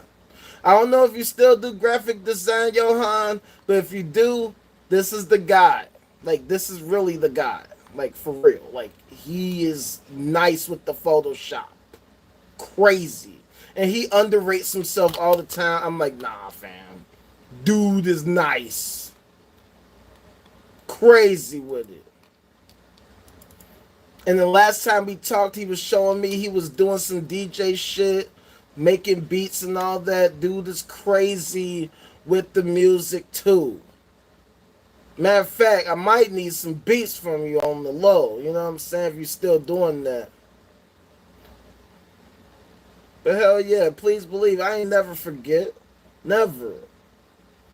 All you had to do was say the Asian dude was right there. Like, you know what I'm saying? But yeah. Life is crazy, yo. You never know what can happen. But Johan, check it out, bro. Got the music video finally coming through. Me and my guys just shot a music video a few weeks ago. I was trying to live stream the process, but too much bullshit happened that prevented me from being able to actually live stream it, because the speaker we used to play the music didn't work on my other homie's phone, so we had to use my phone. So I couldn't stream. But we shot it. It should be done within the next month or so. But when I get an update, I'll let you know. Let all of y'all know. But yeah, as you can see, the world is crazy. It's absolutely nuts. I can't find it. I don't have it. Let me see if I still have any of these old videos though.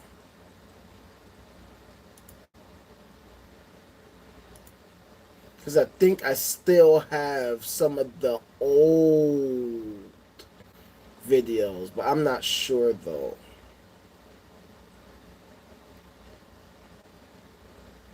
Because a lot of shit disappeared.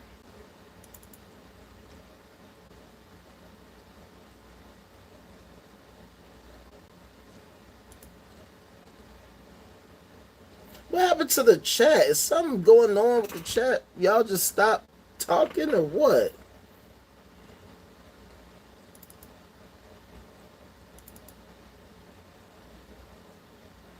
Oh shit, I found some of them. I don't know if you're on here though, Johan.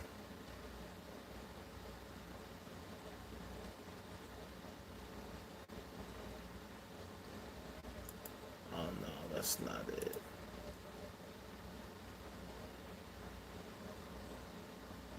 Damn. Yeah, I don't know. I might have lost them. Oh well. Alright, well, I'm about to get off here because I've been streaming for 5 hours. And I'm gonna get back on here tomorrow. And we're gonna